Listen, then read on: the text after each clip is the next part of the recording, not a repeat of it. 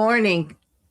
Day 14, witness testimony in New Jersey versus Paul Caneiro.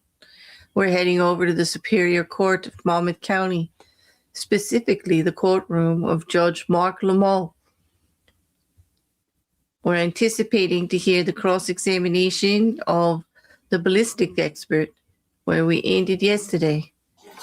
All rise. The court is now in session. The Honorable Judge Marc Lemieux presiding. Good morning, please be seated. Good morning. So here's my question for the day.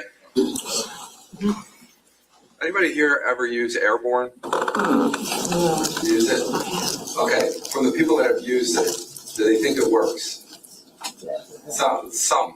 Okay. I don't want to, be an advertisement against something, but I just was wondering if I'm the only one it's not working for as much as it should. What is it? I gotta work on it. Airborne is it's like a vitamin C. You put it into a tablet. If you guys see me up here drinking pink stuff, it's not like lemonade or anything else. It's it's not an alcoholic drink, just so that we're clear. But just keeping us moving along. All right, I digress. This is State of New Jersey versus Paul Caneiro. It's indictment 19-02-0283. Can I have the appearances of counsel for the record? Thank you, Your Honor. Assistant Prosecutor Nicole Wallace on behalf of the state. Good morning, Judge Chris Decker, Assistant Monmouth County Prosecutor for the state. Good morning, Your Honor. Mastellone, attorney on behalf of Mr. Paul Caneiro, who's present. Judge, good morning. Andy Murray from Paul Caneiro. Okay, good morning, everyone. Good morning, Mr. Caneiro. Okay, we are going to continue with the cross-examination. Detective Sergeant Christopher Clayton.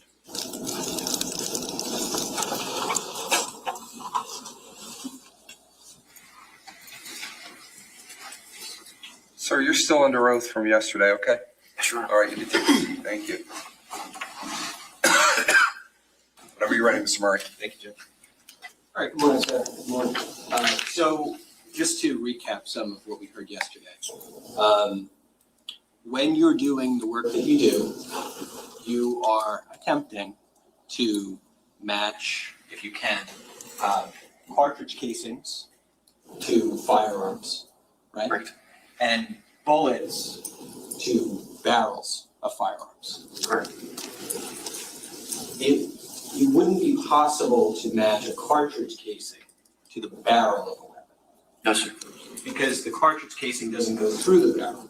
Correct. Only the bullet does. Correct. And that's where the bullet is imprinted with the lands and grooves that are inside of the barrel. The Yes. rifle. Correct. The bullet is obviously it's propelled out of the gun by an explosion, right? By gases, yes, sir. And it's forced through the barrel, and as it encounters that rifling, it begins to rotate. Correct, sir. Okay. And so those marks that the bullet gets are caused by it rotating through the barrel as it's being forced out by an explosion of gas, and begins to rotate because it's encountering that metal rifling. So the marks are being created by the imperfections inside that barrel, the landing and groove impression. So yes, you're right. Okay. So that's, I would imagine that's a higher degree of force that's on that bullet than the amount of force that's on the shell casing as it's ejected from the weapon. It could be. I don't know about the force. Okay.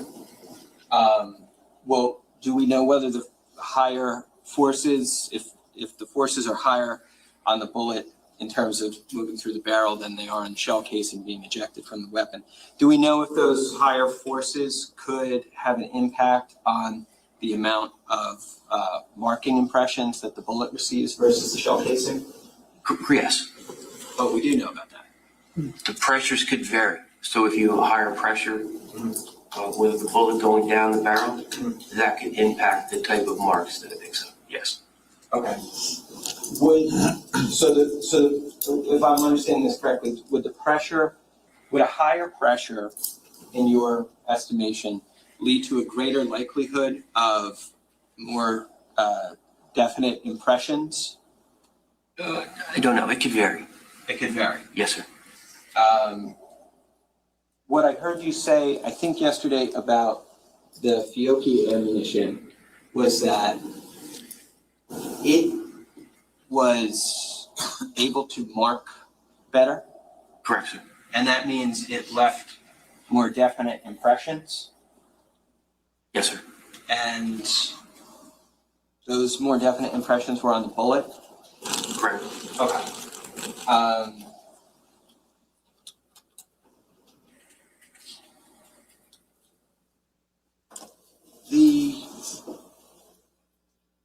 The Sig Sauer S-193, that's the evidence item of it, S-193. That was the weapon that you were able to match to the shell casings found at the Colt's neck scene. Yeah, so that's our item number 15. 15. Did I just show that to you? Yes, sir.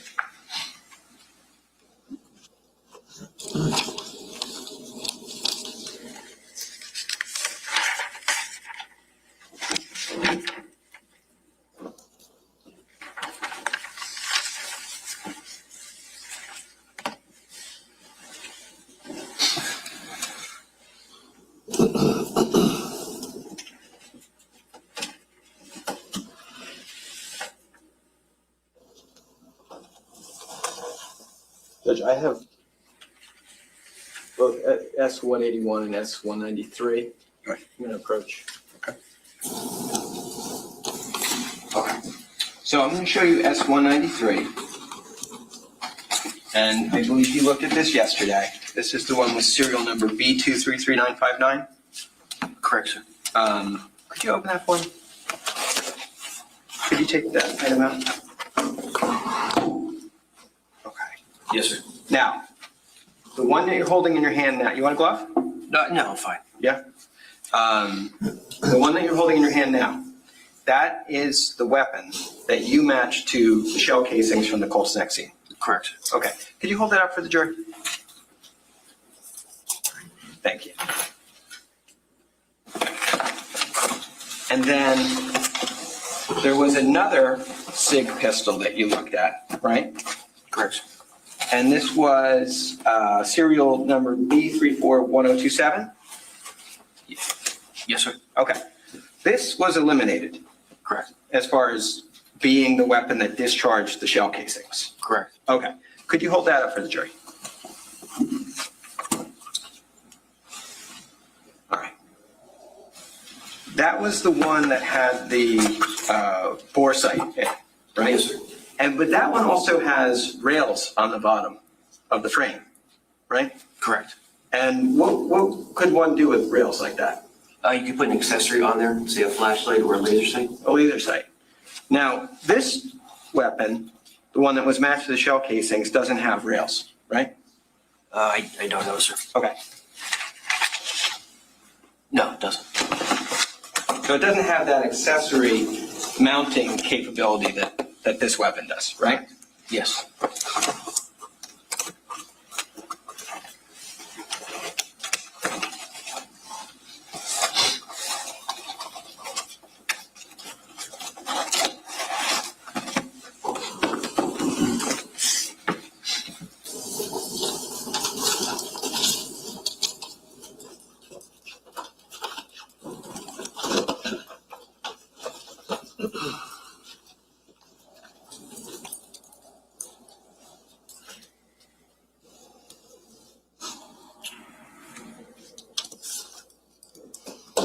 We also saw something yesterday, and I'm not sure what the evidence item for it was, but it was a silencer. Correct, sir. And that silencer was able to be mounted on that barrel, Yes. right? And the barrel, that was the barrel that fit into either of those SIG pistols that we just saw, right? Correct. Okay, so that barrel could be fit into the SIG pistols, and that silencer could be mounted onto the gun, right? Yes, onto the barrel. Yes, sir. Onto the barrel. And then you fire test shots with that silencer, right? Correct. And I think you determined, based on what I see in your report, that silencer effectively reduced the sound of the gun firing. Correct.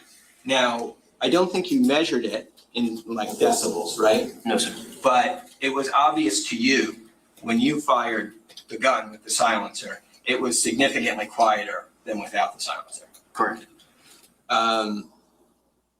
That silencer is also fairly large in diameter. Do you agree with that? Yes, sir. And it kind of, it's round, obviously, it's cylindrical, Correct. and it screws onto the barrel, but it's much wider in diameter than the barrel itself, right? Correct. And it would actually sits over the sights of the gun. Yes, sir. So also, I think we should mention that Fiocchi ammunition is subsonic ammunition. Correct. And what does subsonic mean? So subsonic means that type of ammunition goes under the speed of sound, how it travels. And when a bullet goes over the speed of sound, what does that change about the sound that the bullet makes? You'll hear a crack. It goes over that beat per second or that sound. Right. So you actually hear it breaking the sound barrier. Right. But these bullets don't travel fast enough to do that. Correct. So subsonic ammunition, also used in conjunction with a silencer, would lead to a significantly quieter sound when the gun is fired versus, regular ammunition without a silencer. Correct. Okay.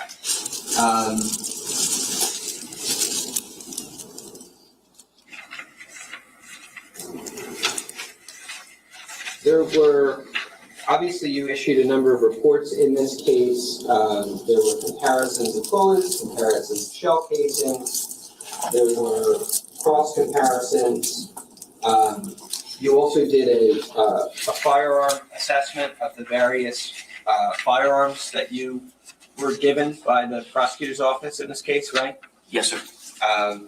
They included various calibers of weapons. It looks like mostly 9mm, right? Correct.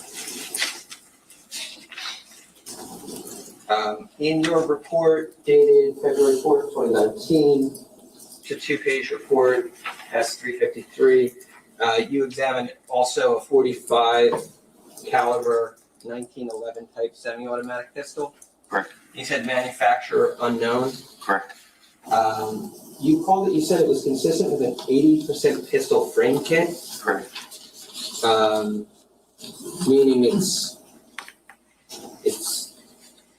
and it was operable, right? Correct, sir. It could be it fired a bullet. Yes. Okay.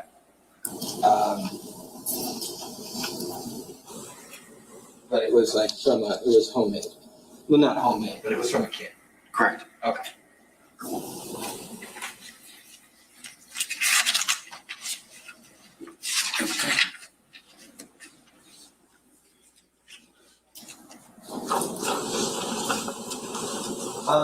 I just want to ask some questions about the actual examination process, because I think yesterday one of the things you said is, to the best of your ability, you want to make sure that you avoid mistakes going out of your lab, right?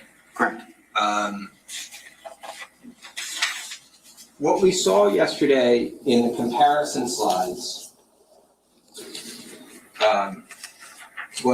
were pictures taken from under your comparison microscope, and there was a dividing line between various bullets and various shell casings that you compared, right? Correct. And all of these were the purpose of them was to demonstrate points of comparison between the two objects, right? Points of agreement, yes, sir. Points of agreement.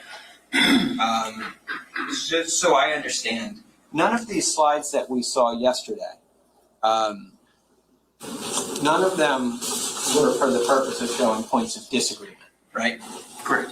All of these are just examples of where you have concluded these two objects agree. Correct. Okay. Some of these, now these points of comparison come from different parts of the shell casing, right? Correct. They can come, you mentioned the breech face yesterday, right? And the Yes. firing pin. Correct. And then there's ejector marks as well, Extractor mark. extraction marks, I'm sorry. And all those are places where you could get potentially an impression from which you could derive a point of agreement. Correct. And what is, like, when you're looking at this, we're seeing grooves essentially cut into metal, right? For the bullet, yes, sir. Okay. Or we might see in a shell casing something like an impression from the firing pin. An Right. press mark, yes, sir.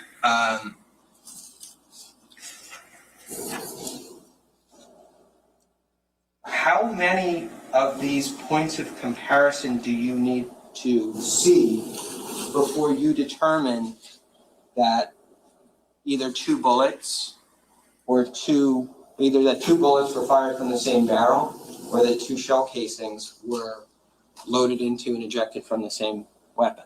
We don't use points of agreement, sir. You don't use points of agreement? No, sir. Okay. So basically, you look at the bullet or the shell casing and decide whether you think that it matches enough Yes, so there's enough sufficient agreement there. enough sufficient agreement. Correct, sir. But it's not, so it doesn't sound to me like there's a number of areas on the bullet or the casing that need to agree. No, sir. And it doesn't sound like there's any area of agreement that there's any metric for the way it needs to agree in order for it to be a comparison. No. And it sounds like then it's kind of just your judgment call about it. Yes, it's my judgment call based on my training and experience. But again, it also has to meet those 2 points to make an identification or a same source conclusion, which would be when you're looking at those two patterns, that's consistent with tool marks that I would expect to see from tools that were produced by the same tool. It's consistent with. And it also exceeds the agreement, meaning that I wouldn't expect to see that type of agreement from two bullets or two cartridge cases that were fired in two different firearms. Okay.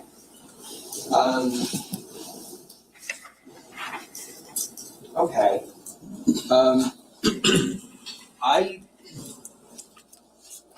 It also appears that this comparison in agreement that is based on your experience, there's no corresponding measurement in terms of the depth of these impressions that you determine to agree, or the width of these impressions that you determine to agree? No, we don't take those measurements, sir. Okay. Would you agree with me that you could take those measurements? No, we don't have that capability in our lab, that type of equipment to take those measurements of the depth. No, sir. No. I mean, but this is the state police's lab. Correct. Okay. And then there was something that was included in the case report, something from Ibis. So that would be Niven, sir. Okay. And that's where this is the database. Yes. This is the database that shell casings and perhaps bullets are input into to see if they can be a match to any national unsolved crime, something like that. Correct. So not the bullet, the cartridge casing. Cartridge casing. And then, so on these IBIS tracks, what we're looking at then is it would still have to be the result of a test fire, right? Correct. And the test fire would produce certain impressions on the cartridge casing. Correct. Either the breech face or the firing pin impression. And then those impressions would be input into Niven. Correct. And those impressions would be used to see if they were similar in character to other casings that had been collected in unsolved crimes. Correct. Okay. One thing that I noticed about these is that it appears that there's measurements of the impressions I don't know, on the sir. weapon. I'll show you. Sure.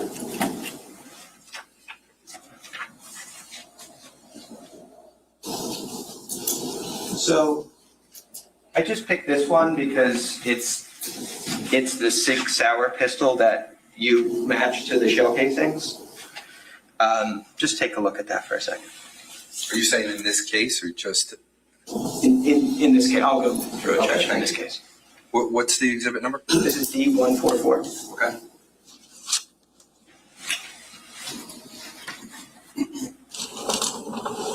So this was one of the test shells from one of the firearms that was test fired. Yeah, I think if you flip the page, you'll see which one it is. Yes, sir. Okay.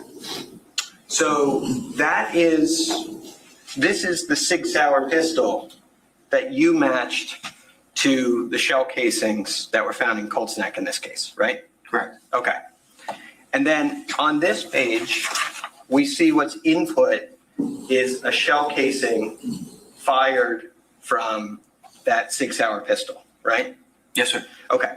At the bottom of this, we're going to see that there's certain measurements for the firing pin outline, the inner outline, and the outer breech face outline, right? Correct. Okay. Then, and so we're clear also, this was fired using a nickel primer brass case shell casing, right? Yes, sir. Okay. Then that same weapon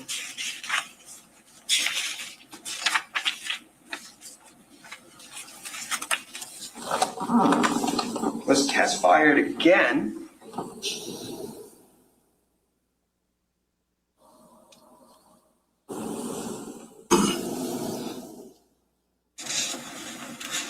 Yes, sir. again using a shell casing with a nickel primer and a brass case, right? It's a different shell, sir. So that's T4. That's T2. Right. Case. Primer brass case. Right. So they're both nickel primer brass case, right? Yes. Okay.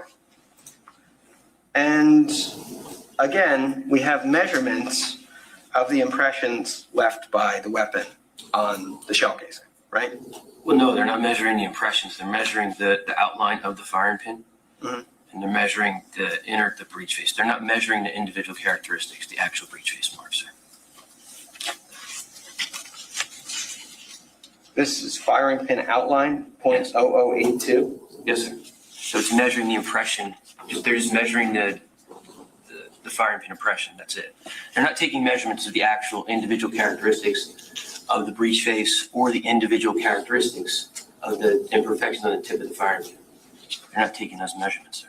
But they're able to take these measurements down to 0.082 inches, right? Yes. And they're able to take these measurements down to 0.077 inches, Correct, sir. right? So I guess my question is, if this thing can do this, if this IBIS Trax or Nibbin can do this, Correct. then this is in your lab, right? Yes. Okay. And doesn't this imply that there is an ability to take measurements of the actual impression on the weapon? No, Or the impression on the shell casing? they're not taking the impression of those individual characteristics, those imperfections. It's measuring either the breech face or just the firing pin. That's all it's measuring. It's not measuring the individual characteristics that I use to make a comparison. Right. But if it can take these measurements, can it look at the shell casing itself? I mean, these are impressions on the shell casing, right? Right, it's not looking at those individual characteristics, those imperfections from the breech face or the imperfections from the tip of the firing pin. It's only measuring the breech face. It's only measuring the firing pin impression. Right. Right, but, okay. I guess my question is, this thing can take these kind of precise measurements, right? No, it's measuring, again, it's measuring the breech face, right, Yeah. that primer, and it's measuring just the firing pin impression. It's not measuring those individual characteristics that I would use to either make an identification or an elimination. This thing is called an Ivistrax HD 3D match point, right? Yes, sir. This is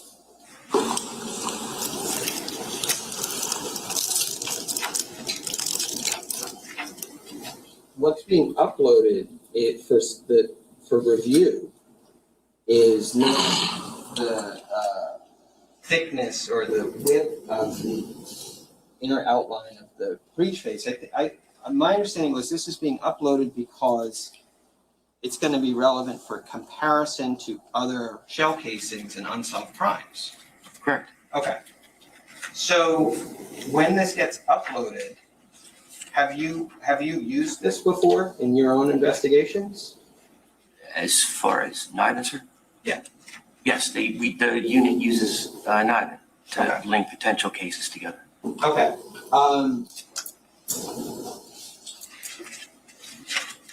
And it's called Ivistrax HD 3D because isn't this software capable of actually taking a full picture of the casing itself? Yes, sir. And it can do a 3D image of the casing, can it? Correct. And then that 3D image can be basically put into 2 dimensions. Correct.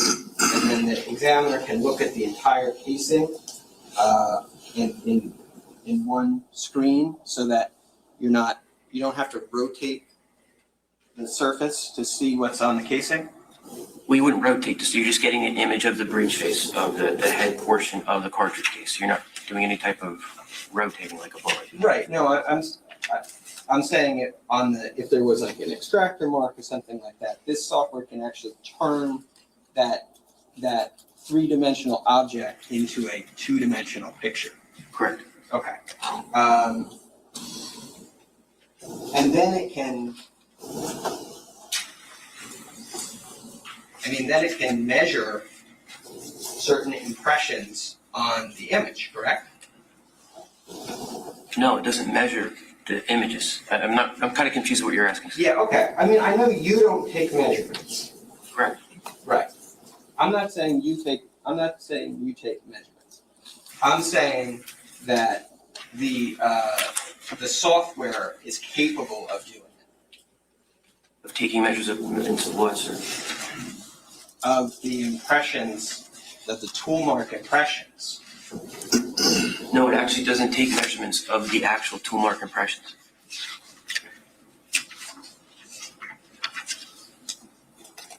Now, okay, well, this is, just so I understand, this is not what you use to do your comparisons in this case, right? No, sir. Okay. And when you have used this before, this software in your casework before, what have you've looked at these impressions and what do you do with them? Do you compare these microscopically?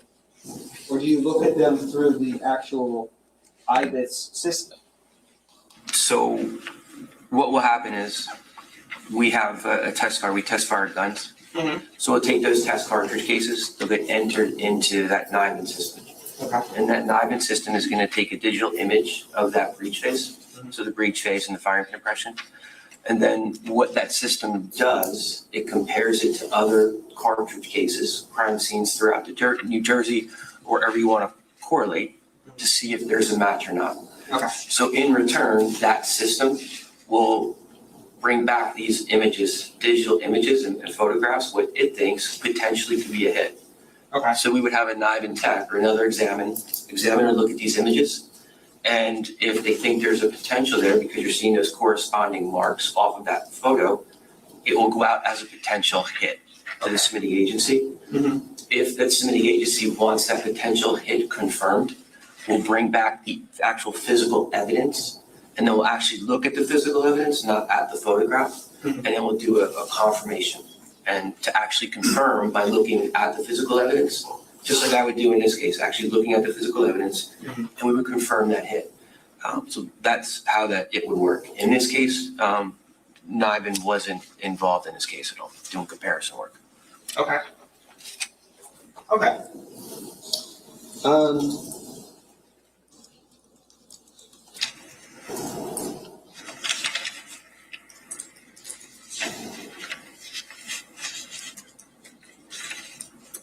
Yeah, I think I understand. So, to go back.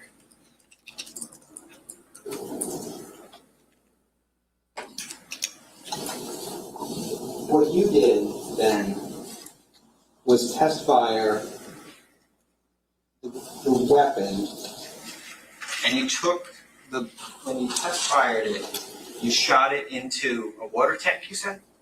Yes, sir. And then the water tank, I guess that's so that you can retrieve the bullet? Correct. Okay. And you test fired it, I think, I don't know if you said this yesterday, I think you had 12 test fires for the SIG pistol, the B233 pistol? Yes, there were numerous test fires. Okay.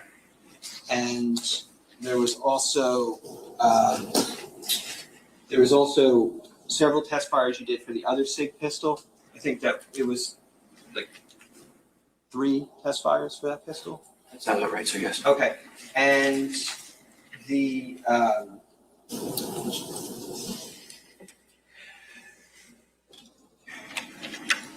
were all those test fires through the barrel that was included?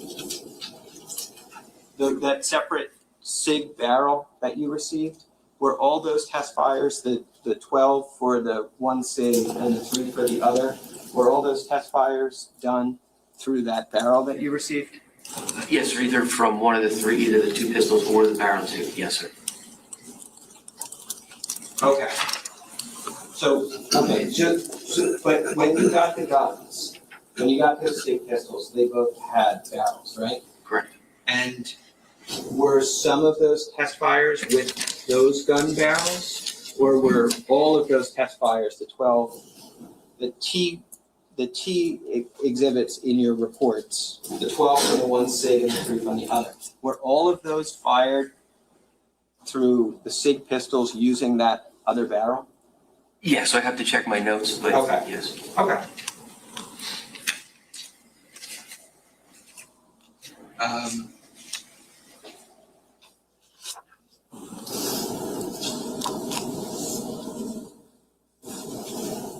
So, is there any particular reason why, when it came to the SIG pistol that you identified as a match to those shell casing, was there any particular reason why you shot the 12 test shots for that particular weapon? No, sir. So again, we're using like ammunition. So I would do multiple test shots. That's common. You're looking for your best exemplar test standard. Okay. So when you're saying you're looking for your best example or test standard, how do you know when you get there? Because you're looking at all the test standards, and you look for your best exemplar. Okay. So does that mean that the test standards can look different, Yes. even though they're fired by the same weapon Yes, sir. at the same time Correct. in a like a controlled setting? Yes. And then the bullet goes into a tank of water, right? Correct. The purpose of that tank of water, I guess, is so that it slows down the bullet, Yes, sir. and then it stops the bullet from, like if I fired a gun and I shot something, if I shot the ground, the bullet could like deform when it hit the ground. You can deform, you can get land impressions that get wiped, they wipe out the tool marks. Okay. Yes. But the water, I guess, the idea with the water is it stops that from happening? Correct. Okay.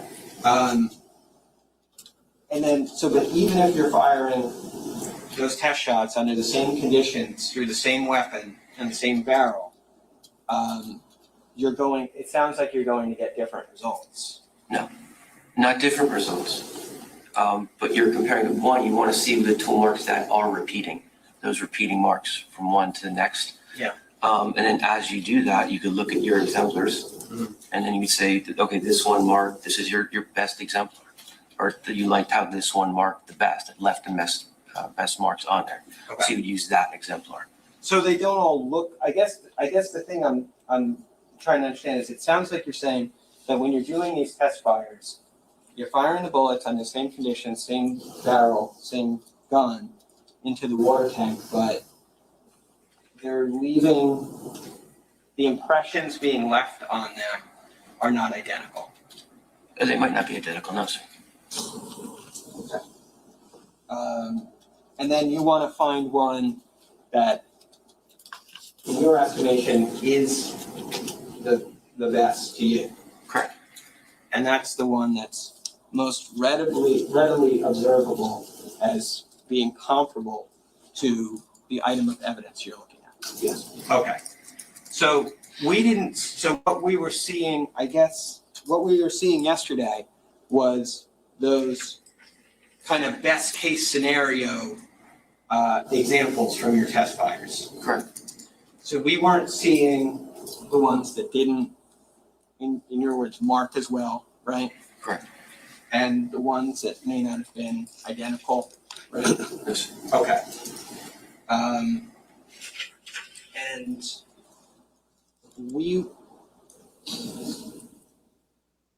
can there be, if you're looking at a shell casing, can there be areas of agreement and disagreement? No, I wouldn't expect to see that. If I would expect to see an area of disagreement and an area of agreement, I want to know why. Okay. Okay.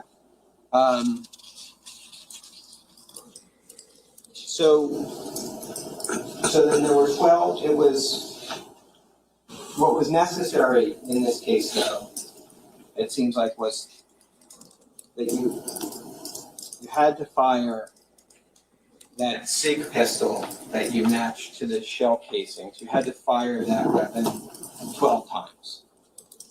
12 times, but it was also too because I was test firing it with that silencer as well.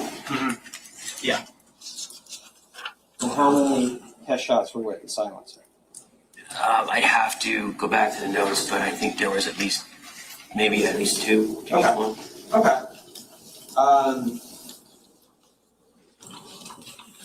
The Fiocchi ammunition, you said that marked better. Correct. So I think that to mean, can you just walk us through when you get these things? I think you first get the first set of evidence on the 26th of November. Sounds right to me, sir. And then, so can you just walk us through what you do once you get that? Once we get the evidence? Yeah. Sure, we evaluate it for its class characteristics. Okay. Class characteristics are the same. Then we go on and we do a microscopic comparison of those specimens to see if they were or were not fired at the same fire. Okay. So when you get the specimens, right, either the shell casings or the bullets or bullet fragments, Correct. is your step one comparing them to each other? No, step one is evaluating each specimen, whether it's a bullet or a cartridge case, and identifying the class characteristics. Okay. And then after you do that, and you say, these either have the same class characteristics or I can't tell, right? Or maybe they don't have them. But in this case, you're examining shell casings, right? And they appear to be the same type of casing. Yes, sir. They were all GFL 10 9x19. Same caliber, same shape of the firing pin, same breech face, parallel breech face marks, Yeah. class characteristics. Okay, I just, what I'm wondering, I guess, is more when you get these things, you've looked at them, these are the bullet fragments and bullets and shell casings. When you look at them and you say, okay, I've determined class characteristics, what is the next step after that? The class characteristics are different, right? You can make an elimination off of the class characteristics. Okay. If the class characteristics are the same, Mhm. then we will go and do a microscopic comparison of either the bullets or the cartridge cases to see if they were or were not fired out of the same gun. Okay. Now, when you say if you go on to do that comparison to see if they were or were not fired out of the same gun, Correct. is that a comparison? That's a comparison amongst the evidence items themselves? Yes. Okay.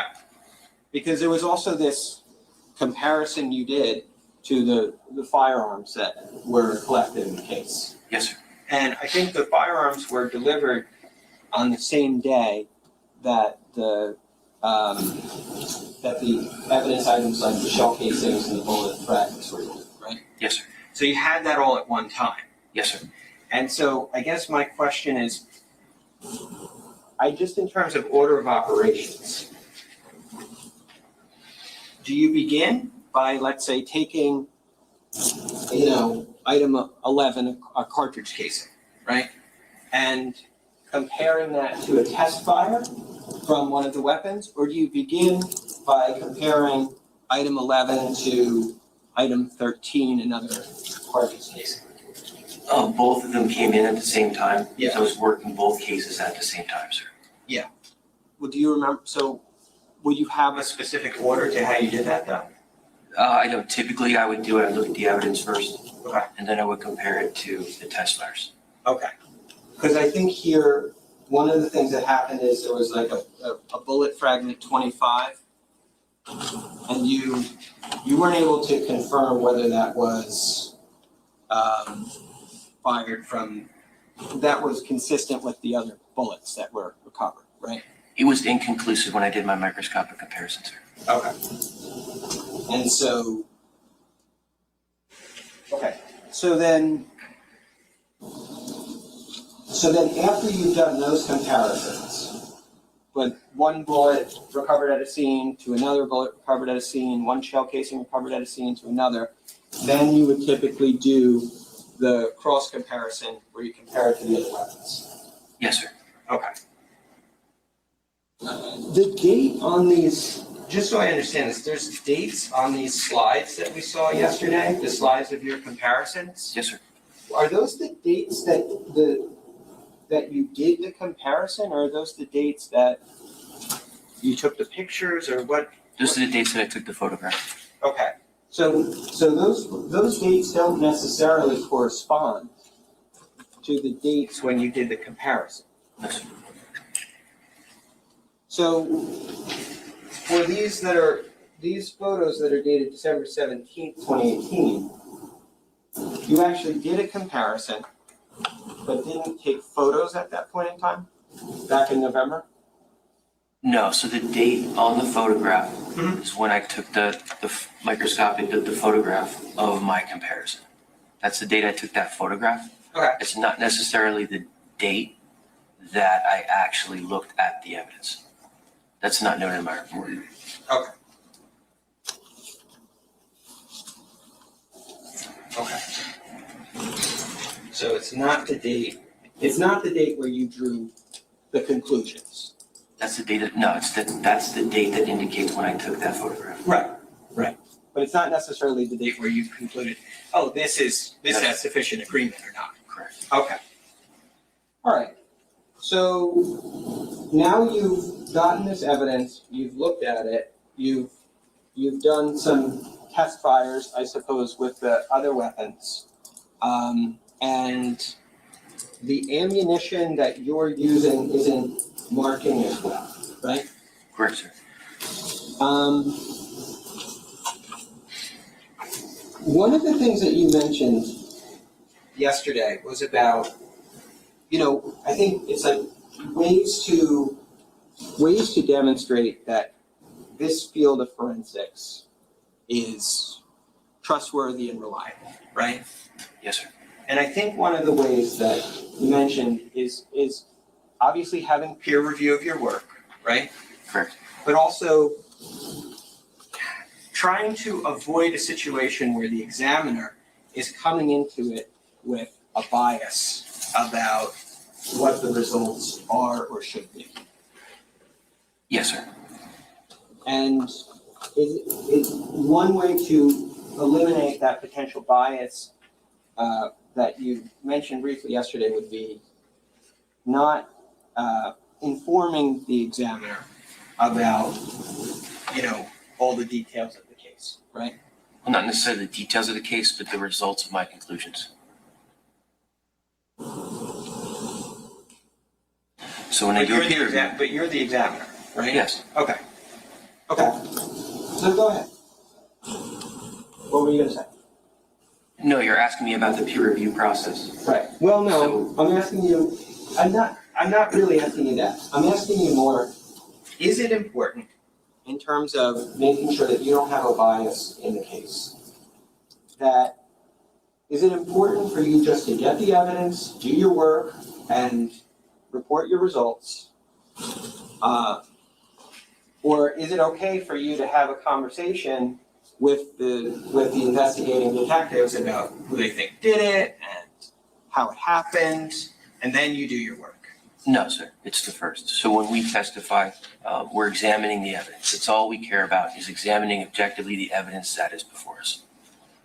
Okay.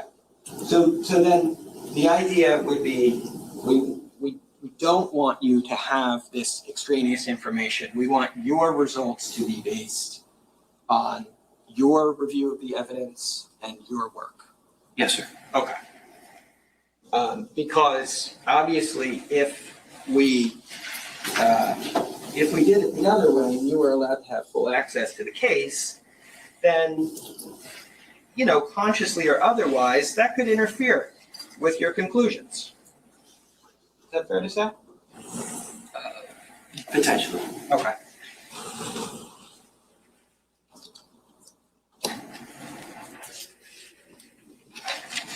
In this case, though, you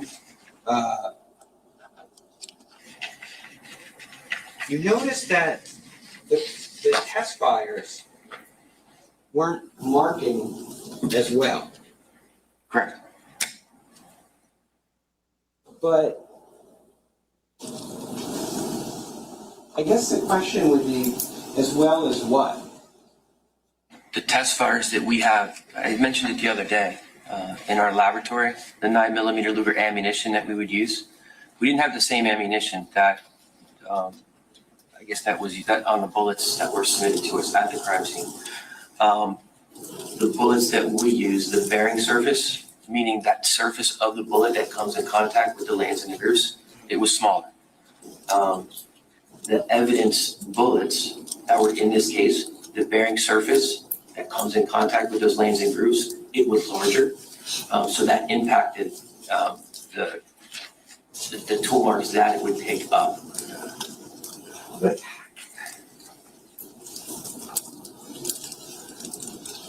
But then even when, so I guess I have some questions about that, but even when you got the Fiocchi ammunition, even some of those were not marking as well as others, right? Correct. That's why you had to shoot those 12 test shots with the gun that you ended up matching, right? Well, again, the 12 test shots were not just from, it was also with that silencer on and with the silencer off. Sure. I think you said 2 with the silencer, right? But I guess what I don't understand is you're saying it's not marking as well, but how do you know that that's the result of having the wrong ammunition as opposed to not having the right gun? Now, the imperfections inside the barrel are the imperfections that are inside the barrel. The ammunition, the reason why you want to shoot like ammunition is because ammunition can mark differently. It depends on the type of propellant, it depends on the weight of the bullet, it depends on the shape of the bullet, the bearing surface like we're talking about. The ammunition the Fiocchi ammunition, we didn't have that in our laboratory. Typically the 9mm Luger ammunition we have, 114, 124 grain bullet. This ammunition, the weight of that bullet, it's a heavier bullet. It's about a 158 grain bullet. We don't have that. It has a larger, again, that larger bearing surface. The best way I can explain this is that if you go outside to the parking lot and that concrete parking lot, it's rough, right? Those are those imperfections that would be inside the barrel. If you take your hand and press it on that concrete and scrape it, you're gonna get those striated marks, right? If I take my hand again and put more pressure on there, more pressure on that concrete and press harder, it's the same mark, same imperfections. They're just gonna mark differently. One's heavier marks, one's a lighter mark. And it's the same idea with using different ammunition. The tool marks, the imperfections inside that barrel are the same, but depending on the type of ammunition, whether it can mark harder or softer, that's where you get that varying degree of variation when you're looking at those comparisons. But the tool marks inside that barrel are the same. It all depends on just how that ammunition comes in contact with those markings. But even with the same ammunition, this is what I don't understand though. Even with the same ammunition, the degree to which the weapon left those markings changed, right? Even with the same ammunition, it was different from test fire to test fire. No, but it's not that different. The variable's not that different. The markings are still the same, but you're taking multiple shots. So, for example, I wouldn't just go into, when I was taking those additional shots, I wasn't just taking one shot at a time. I would take multiple shots at the same time, put them in the water tank, and here's my test standards. And I would use those test standards, and then I would compare those test standards to see how those marks are repeating. Mm-hmm. And then I would just take my best exemplar from that group of test standards, those additional test standards that I took. Right. And then I would use my best exemplar, and then would compare them to the other bullets that were at the crime scene.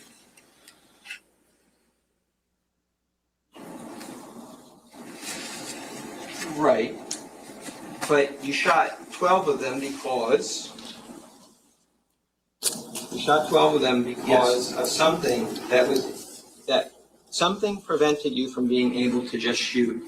For the purpose of comparing the gun barrel, right, to the evidence you had, right? Right. Forget about the silencer for a second.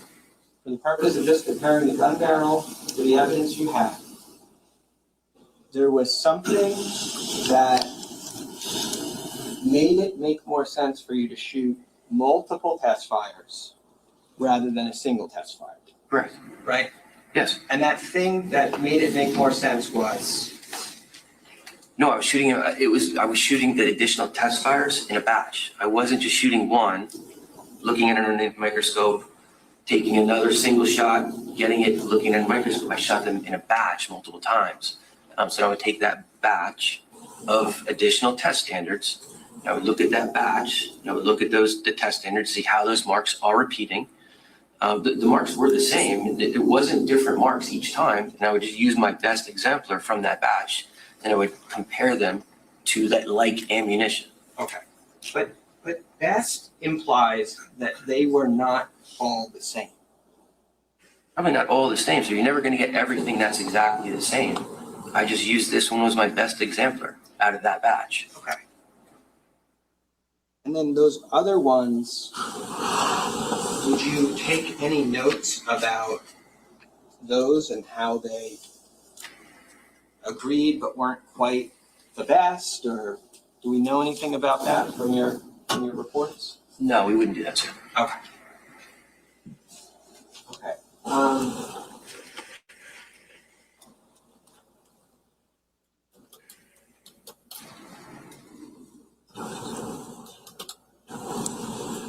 So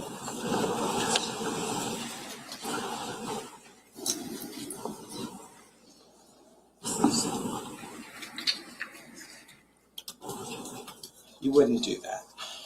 And you wouldn't do that because obviously what you're putting together as far as your presentation is your ultimate conclusions, right? Correct.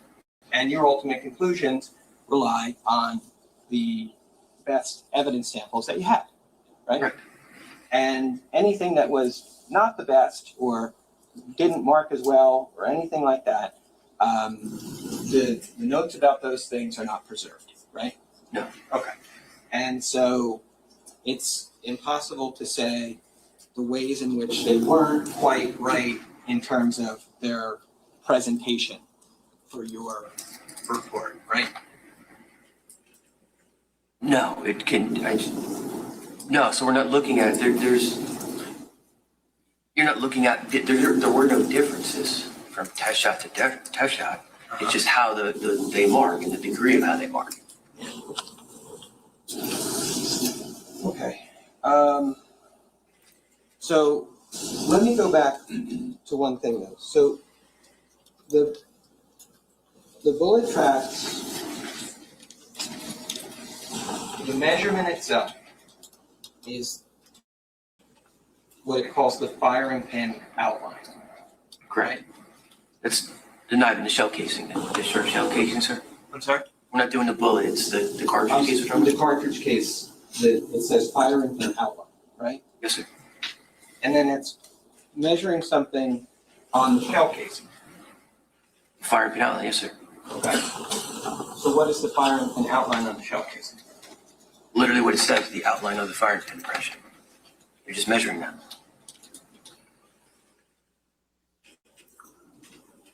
The outline left by the firing pin. Yes. So if you have if you have a firing pin, right? Counsel for a second, please.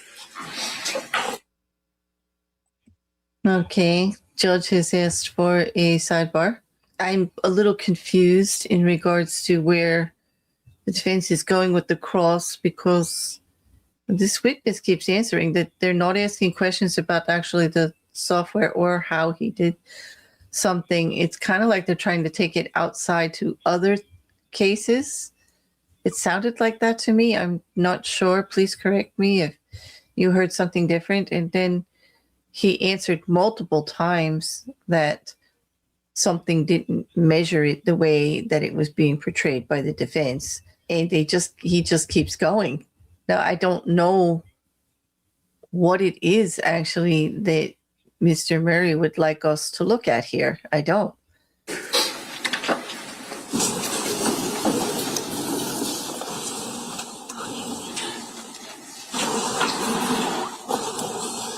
So the firing pin outline is the impression from the firing pin on the shell casing. Yes, in the primary, yes. Okay, it's not a fact about the shell casing. Like when the shell casing is designed, right? It's manufactured, and it is all the shell casings that are manufactured, same caliber by the same company. Those are all designed with certain specifications, right? Correct. Okay. So the statement in these reports about the firing pin outline is not a statement about the manufacturing standard of the shell casing, right? No. It's about the outline that gets left by the firing pin of the weapon. Correct. Okay. So that firing pin of the weapon that we saw, right, can leave different size markings on the same ammunition. No, so that, again, we'll just go over the firing pin, the tip of the firing pin, right? It's a circular firing pin. When you pull that trigger, the firing pin is hitting that primer. It's detonating that primer. That's what fires that cartridge case. Sure. So that firing pin, once it hits that primer, it makes a crater from that pin hitting it.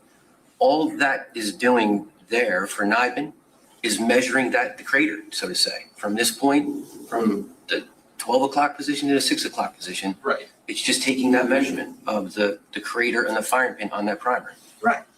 And then but the measurements it takes from shot to shot using the same weapon and still using nickel primer brass case shell casings left different size impressions from the firing pin. It could.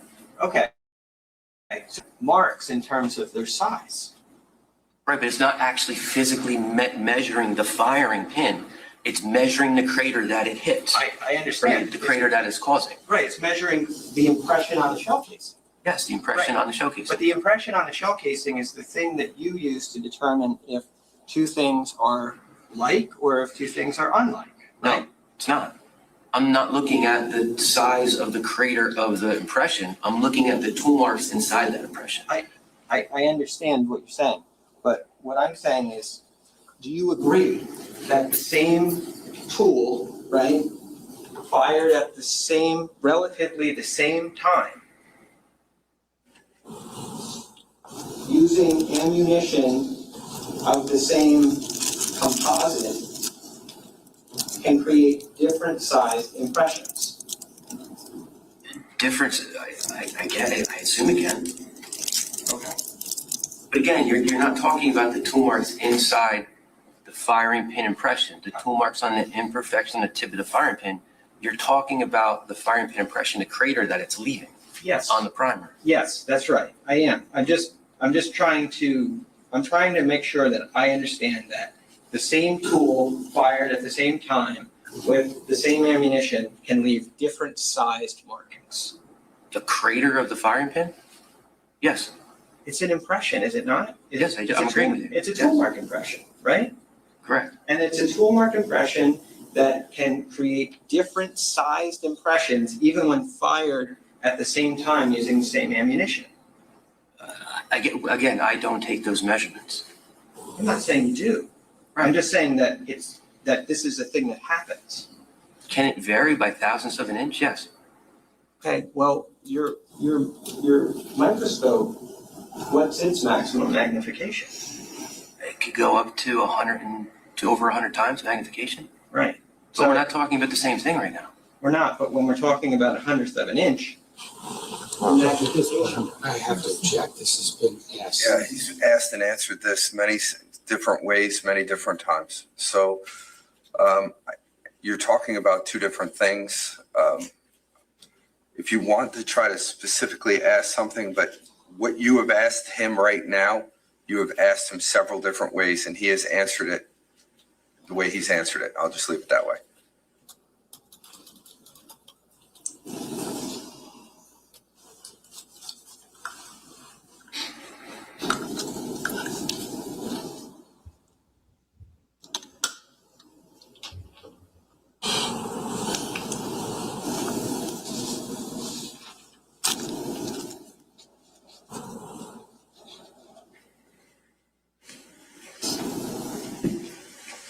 So,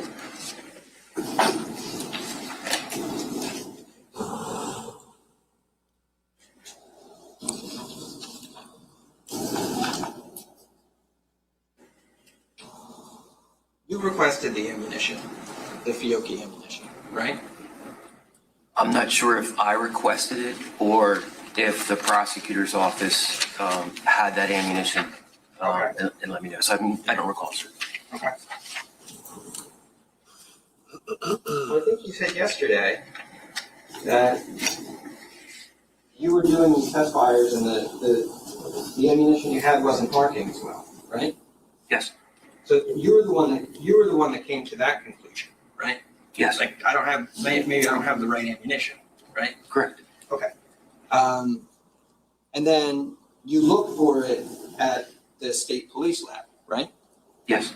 Because you want to use state police ammunition if you can, right? Both. So we use our ammunition, but it's very important to use like ammunition. Yes, sir. Right, but one of the things you said yesterday was that you don't really like taking ammunition from outside sources. Correct. Because you don't know where it's been. Sure.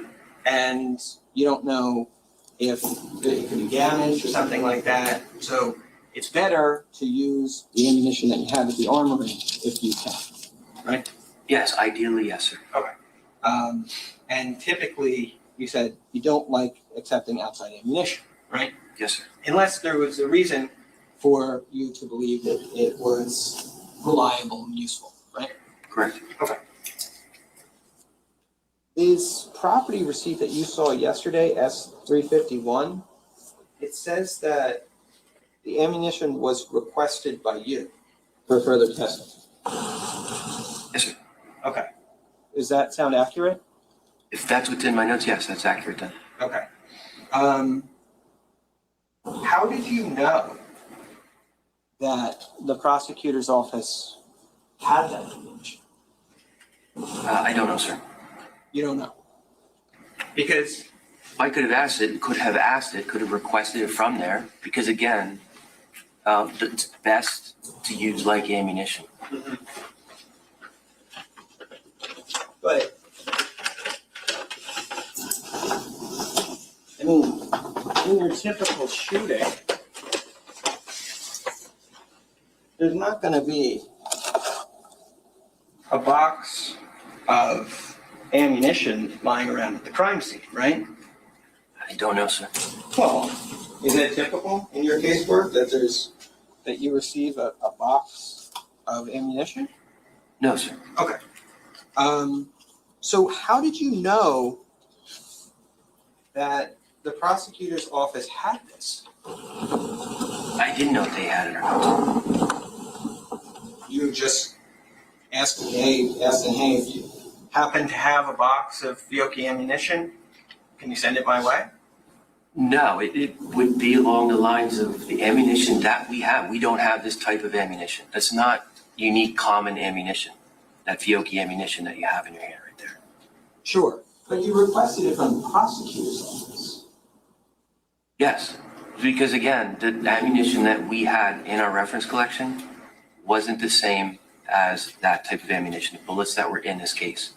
Right, but like there's somebody who works at state police who can tell you, like I'm sure there's some kind of person who can obtain various ammunition, weapons, things of that nature, right? No, sir. There's nobody who can buy ammunition. There's We no can, procurement. What's that? You don't have a procurement division? No, we procure our own ammunition here. Okay. So, but instead of doing that, you asked the prosecutor's office if they happen to have Fiocchi ammunition. Correct, or the same ammunition that was used at the scene, yes, sir. Okay. And I guess I'm just confused because if it's atypical to accept outside ammunition, right?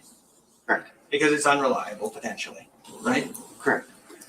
And it's atypical for boxes of ammunition to be left at crime scenes, right?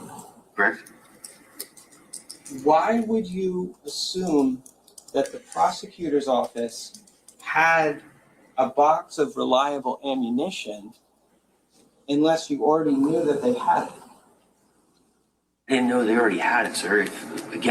If best case scenario, you want to use test fires like ammunition. Typically, you're right, we don't use ammunition from outside agencies, but if there's an instance where we cannot obtain that type of ammunition, we would request the ammunition and use it for test fires. We do procure our own ammunition, but we don't have our own credit card. It's a state agency. For us to get any type of ammunition, it's a process. I don't know where you would actually even find that ammunition from a local store. So for exigent circumstances or under certain circumstances, we would ask if the agency had the ammunition. We would test fire it to make so we're using like ammunition.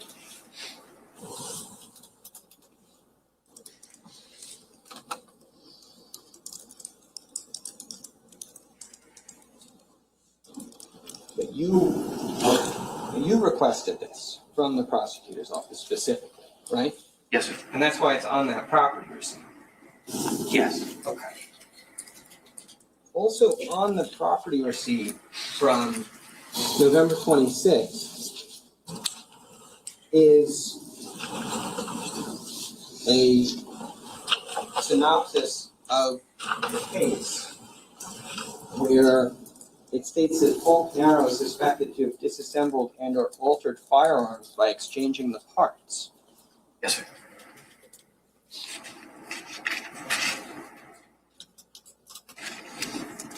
That statement wasn't something that came from you, right? No, sir. Somebody else put that in there. Correct. And that statement wasn't the result of your ballistics investigation, right? Correct. So, and this evidence receipt is from the 26th, which is prior to you having this ammunition, right? Correct. And so that has to mean that whoever put this on here, put that statement on here prior to you doing the testing with this ammunition, right? Yes, sir.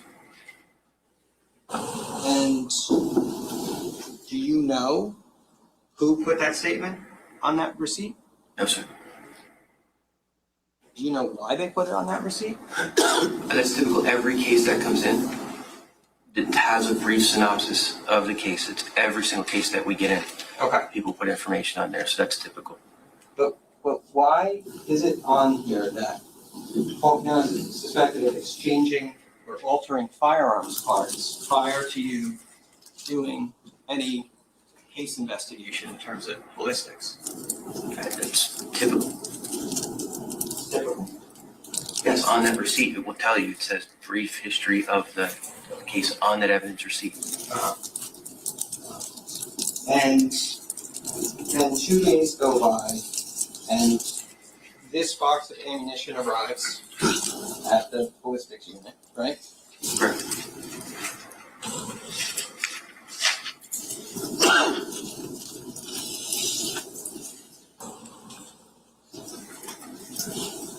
Did you receive, and then all the test fires that we saw as far as the comparisons were fired using the Fiocchi ammunition? Correct, sir. Okay, so none of the slides from yesterday that we saw used anything other than Fiocchi. They might have. Again, I'd have to check the notes, but I originally shot our own ammunition from all those firearms. Yeah. And then I would take additional shots with the Fiocchi ammunition. But the Fiocchi was the best, Yes. because the original ammunition was not as good. Correct, for the bullets, yes. Okay. And so, then all these bullet shots that we see from, the photos are from December 17, 2018. These are actually all comparisons, like one bullet to the other. And the ones dated November 28, 2018. You're not sure whether those are Fiocchi or whether those are the test bullets that you had originally? Bullets are the Fiocchi ammunition, sir. Okay, all the bullets are the Fiocchi ammunition. Okay, got it. To get the bullets, you have to fire the entire cartridge, right? Correct. You can't extract the bullet without firing. Correct. Okay. And then there were 15 test shots between the SIG pistol that with the rails on it and the SIG pistol without the rails, right? It sounds about right, sir. Okay. This was the only box of Fiocchi ammunition you received? Correct. Okay. And then there's only 12 bullets, it looks like, missing from this. 12 bullets missing, sir. What I'm just showing this to you. You see the empty spaces? Correct, sir. Looks like there's There's 12. okay. For the record, that's This is item 21, which is S195. okay. 12 missing from this, Correct, sir. which is the only Fiocchi ammunition that you got from the prosecutor's office. Yes, it's the only box ammunition from the prosecutor's office. Okay. But there were 15 test shots between the two SIG pistols. Right, but again, that's using additional ammunition from our lab as well.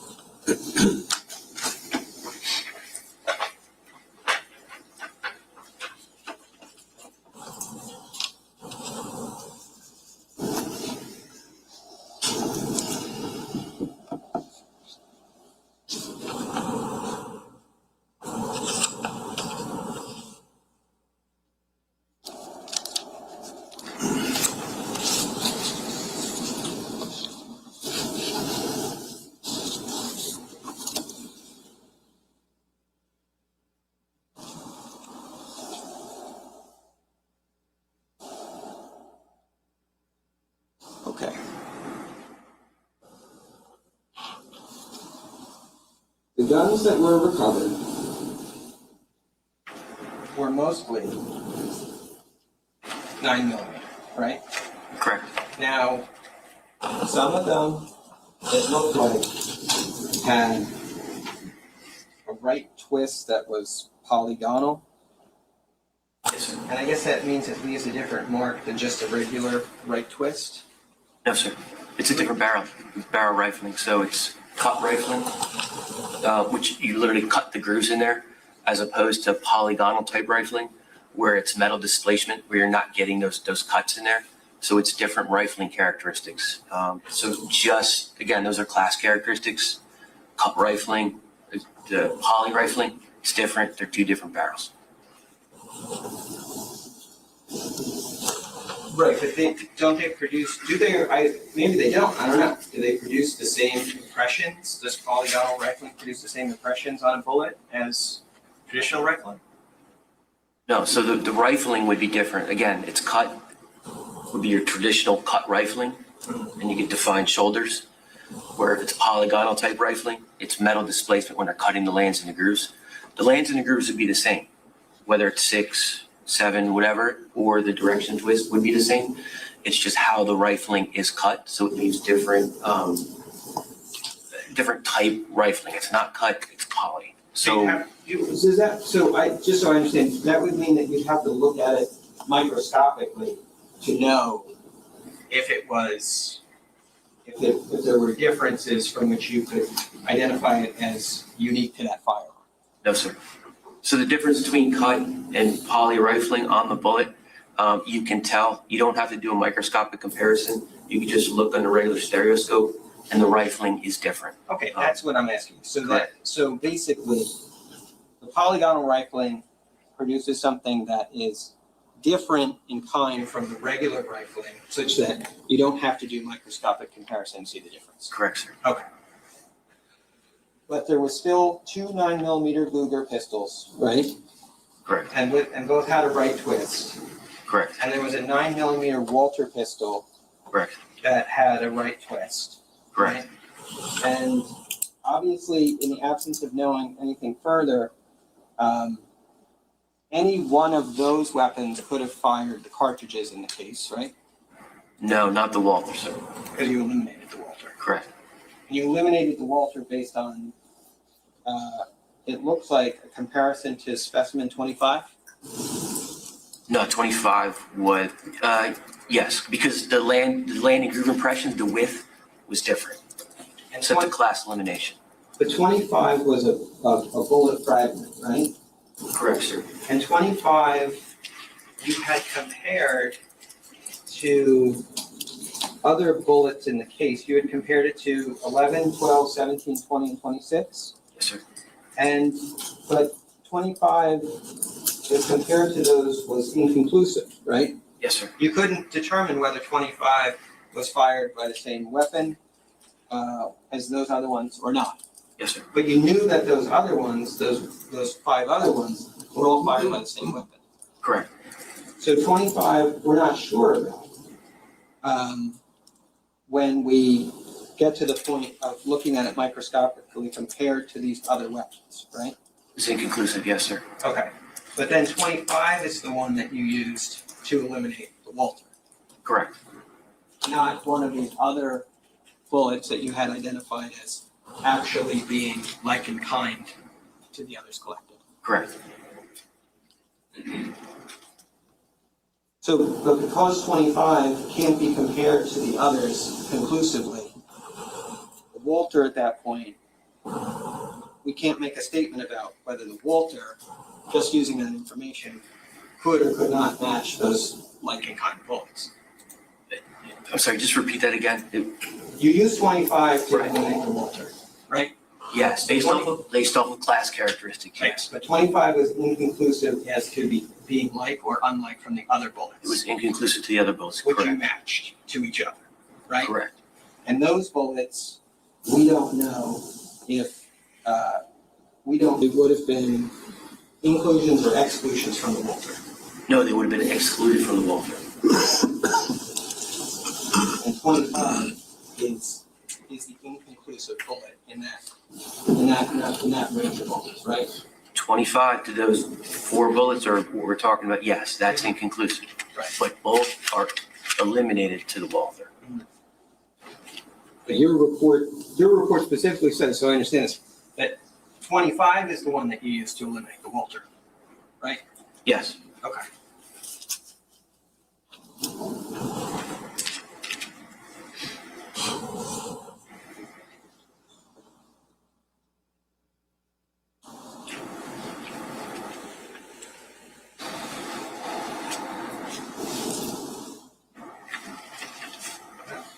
All right. Thank you. Welcome, sir. Redirect. Yeah. Sergeant Clayton, I don't think I heard it yesterday, I don't think I heard it today, but just to be clear, you never testified that the silencer was actually used in this case, correct? Correct, sir. Did you actually identify marks on the silencer?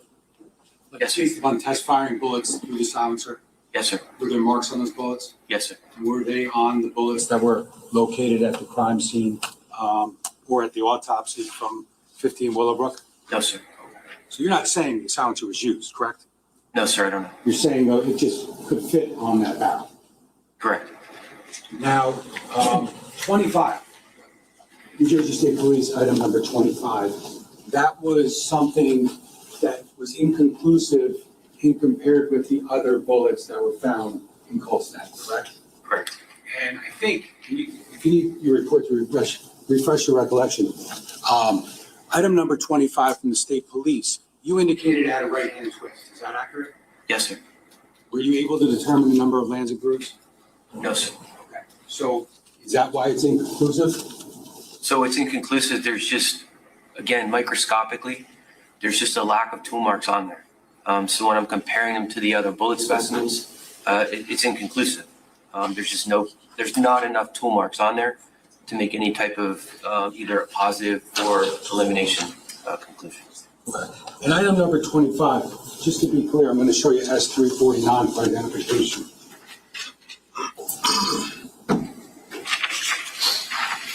Item number 25, where does that come from? Oh, just figure I left my glasses in the car. But yeah, this is a bullet fragment removed from the head of Jennifer Caneiro at autopsy. Okay, so that's a fragment, correct? Correct, sir.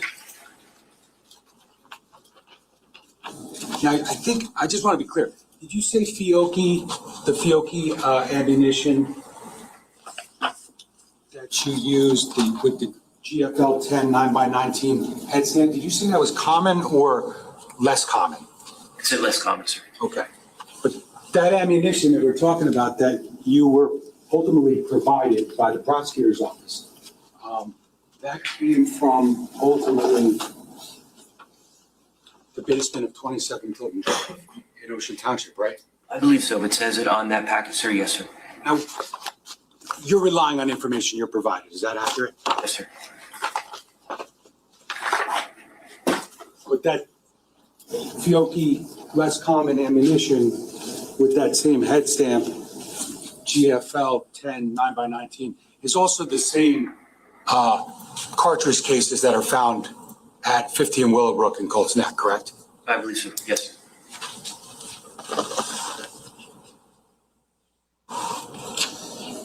Judge, I don't have anything else. Thank you. Cross. 2 questions. So, based on the prosecutor's redirect, what I understand you saying is that your conclusion would be, in terms of the bullets found at the Colts Neck scene, those bullets were not fired through the silencer. I don't believe so, sir. They didn't have the same markings, right? Correct. So your conclusion is those bullets at that scene not fired through the silencer. I didn't have a conclusion on that. Maybe it was, maybe it wasn't. I don't believe it was, but I didn't come to a definite conclusion that either it was or it wasn't. Okay. I don't know, sir. You didn't conclude it was. Right. Yes, sir. Okay. Now, does the state police in general look to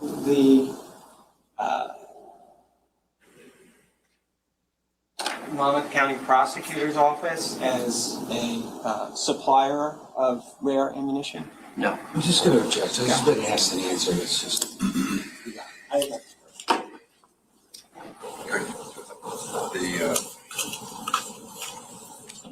The question is being withdrawn, I assume then. So, sir, you can step down. Thank you. Thank you, Your Honor. Ladies and gentlemen, we'll take our mid-morning break. Before we start our next witness, we'll start back up at about 10:20. Thank you. Don't discuss this case. Don't do any research. Mr. Decker, a little help? Okay, taking the morning break.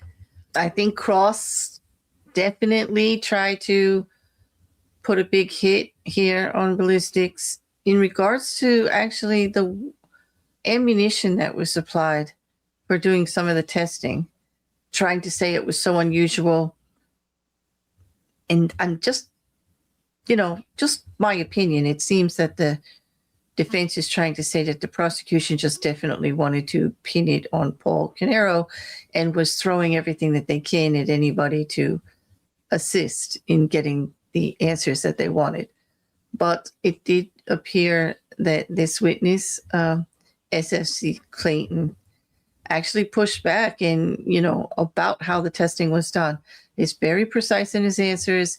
If he doesn't have a definite, he doesn't say so. He really wasn't giving much for the defense to go by. He really put him through his paces, actually, by just clearly answering the questions repeatedly and stayed calm, which I'd have to say, I don't know if I could, if I was asked the same question at least 20 times. It was a tough cross. It was. And I'm not sure much headway got made. I don't know what the jury's going to make of that. I know for me, it was confusing. I don't know what direction the defense was going in and why certain things mattered as much. The ammunition thing, I think maybe they made a little ground with that, actually, but I guess we'll see. Have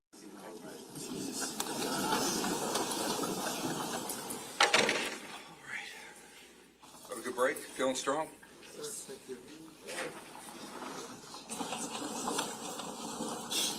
Prosecutor, you ready to call your next witness? Yes, Judge. The state calls Dr. Lauren Thoma.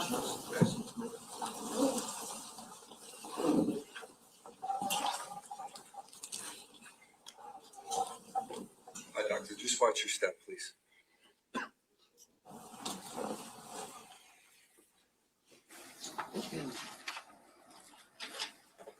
Hate to do it to you, but once you're ready, if you could just stand up for me, but take your time. Put your left hand on the Bible, raise your right hand. Okay. I do solemnly, now I just forgot the whole part of it. Yeah. Do you affirm to tell the truth, the whole truth, and nothing but the truth, so help you God?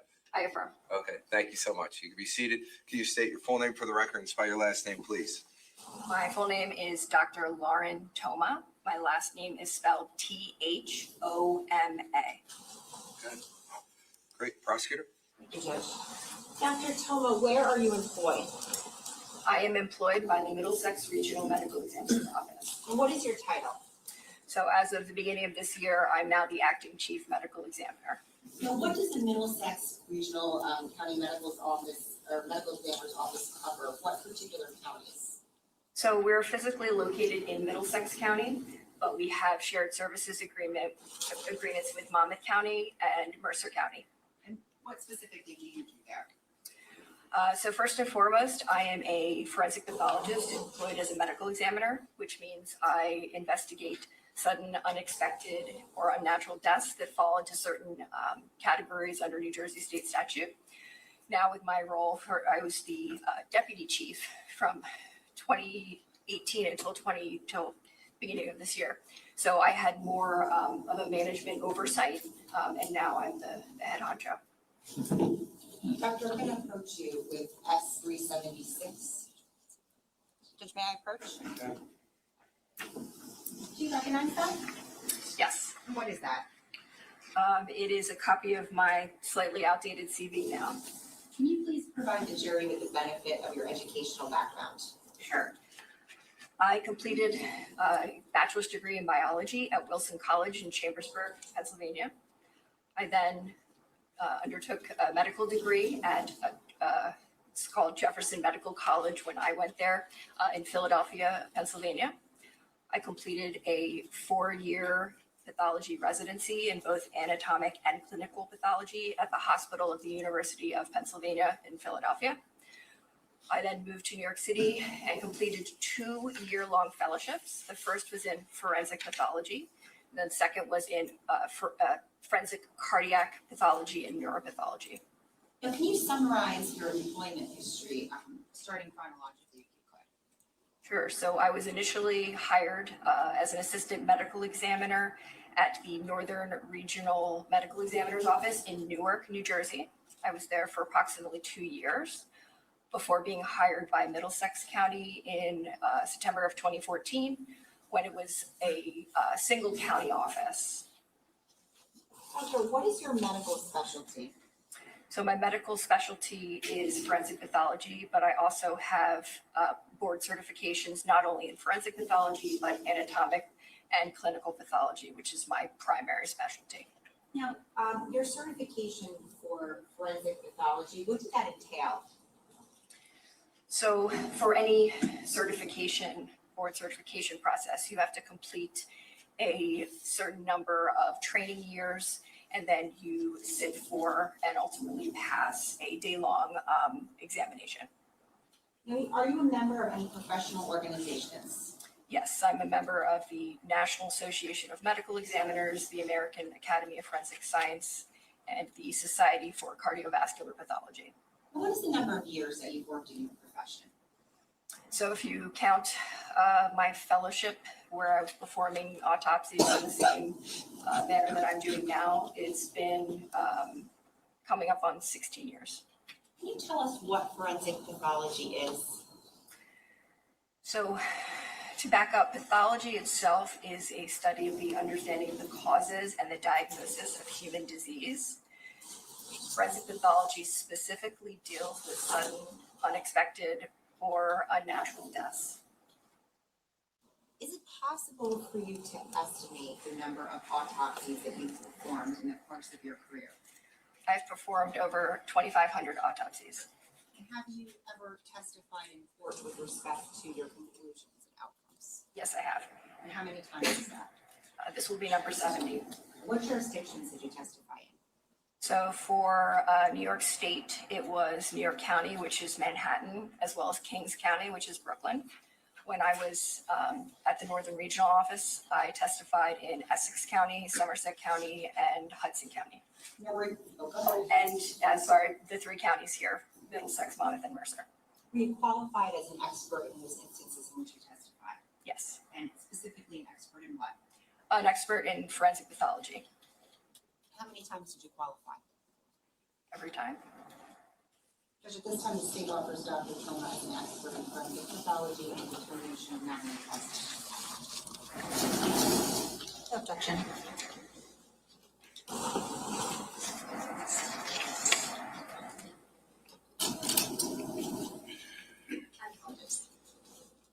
I didn't mean to speak for Mr. Marc. We don't have an objection. If you have an objection, you can, even if she doesn't. No, I understand, but we don't have it. Okay, great, thanks. All right.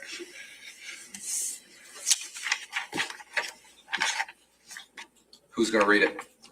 I'll do it. All right. Normally, a witness cannot testify to an opinion. However, an exception to this rule exists in the case of an expert witness who may give an opinion as to any matter in which they are versed. In legal terminology, an expert witness is a witness who has some special knowledge, skill, experience, or training that is not possessed by the ordinary juror, and who thus may be able to provide assistance to the jury in understanding the evidence presented and determine the facts in the case. You're not bound by such expert's opinion, but you should consider the opinion and give it the weight to which you deem it is entitled, whether that be great or slight, or you may reject it. In examining an expert's opinion, you may consider the reasons given for it, if any, and you may also consider the qualifications and credibility of the expert. It is always within the special function of the jury to determine whether the facts on which the answer or testimony of the expert is based actually exist. The value or weight of the opinion of the expert is dependent upon and is no stronger than the facts on which it is based. In other words, the probative value of the opinion will depend upon whether from all of the evidence in the case, you find that those facts are true. You may in fact determine from the evidence in the case that the facts that form the basis of the opinion are true, not true, or true in part. And in light of such findings, you should decide what effect such determination has upon the weight to be given to the opinion of the expert.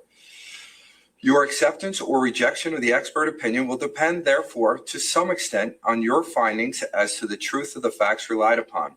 You and you alone are the sole fact finders in this case. You must be persuaded solely by the evidence presented at trial when determining whether the state has satisfied its burden. As the sole judges of the facts, you are to determine the credibility of the various witnesses as well as the weight to be afforded to their testimony to determine whether the state has proven beyond a reasonable doubt all the elements of the crimes charged. With that being said, prosecutor, you can go ahead. The court is accepting this witness as an expert in forensic pathology and the determination in manner and cause of death. Doctor, the term autopsy and the term post-mortem examination, are those essentially synonymous terms? Postmortem examination encompasses exams where we just do an external examination. We don't need to proceed with an internal examination, but autopsy does fall under that broad header. Now, in the present case, State of New Jersey versus Paul Caneiro, did you have occasion to perform any autopsies? Yes, I performed autopsies on Jesse Caneiro and Jennifer Caneiro. I would like to first address your autopsy with regard to Jennifer Caneiro. Did you document your exam in a report? Yes, we prepare a report for every postmortem examination that we complete. And does that report include a body diagram? The report itself does not include that, but I create a body diagram in the autopsy suite to aid with creating the report. I'm going to approach with S378. I'm going to ask you if you recognize this.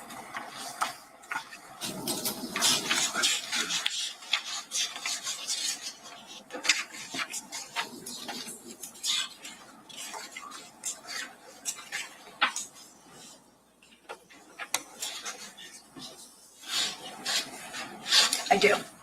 And what is that? So this is a copy of my autopsy report. It's bearing my signature and the date of February 1st, 2019. There's also a copy of the toxicology report, as well as the investigator's report and copies of the diagrams I generated in the autopsies. Now, the date on the report, that February date, is that the date you actually conducted the autopsy of Jennifer? Jesse. Jesse, I'm sorry. Did I give you the? Oh, you gave me Jesse. I'm sorry, I apologize. I'd like to discuss Jennifer first. But let me ask you, does the date that you have on your report, does that reflect the date that you actually conducted the autopsy, or was it done at some different date? Let me just make sure that all the pages that I spoke of before are here.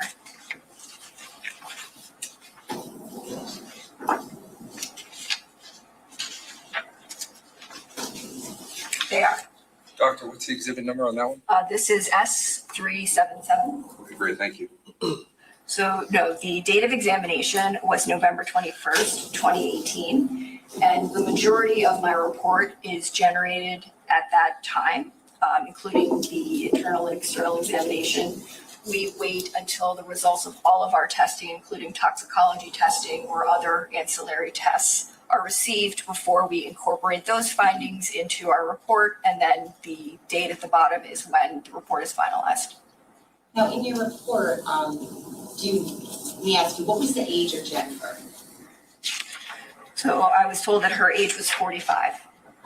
I'd like to draw your attention specifically, and they're not numbered, but it's going to be page number 17 of that report, specifically the body diagram.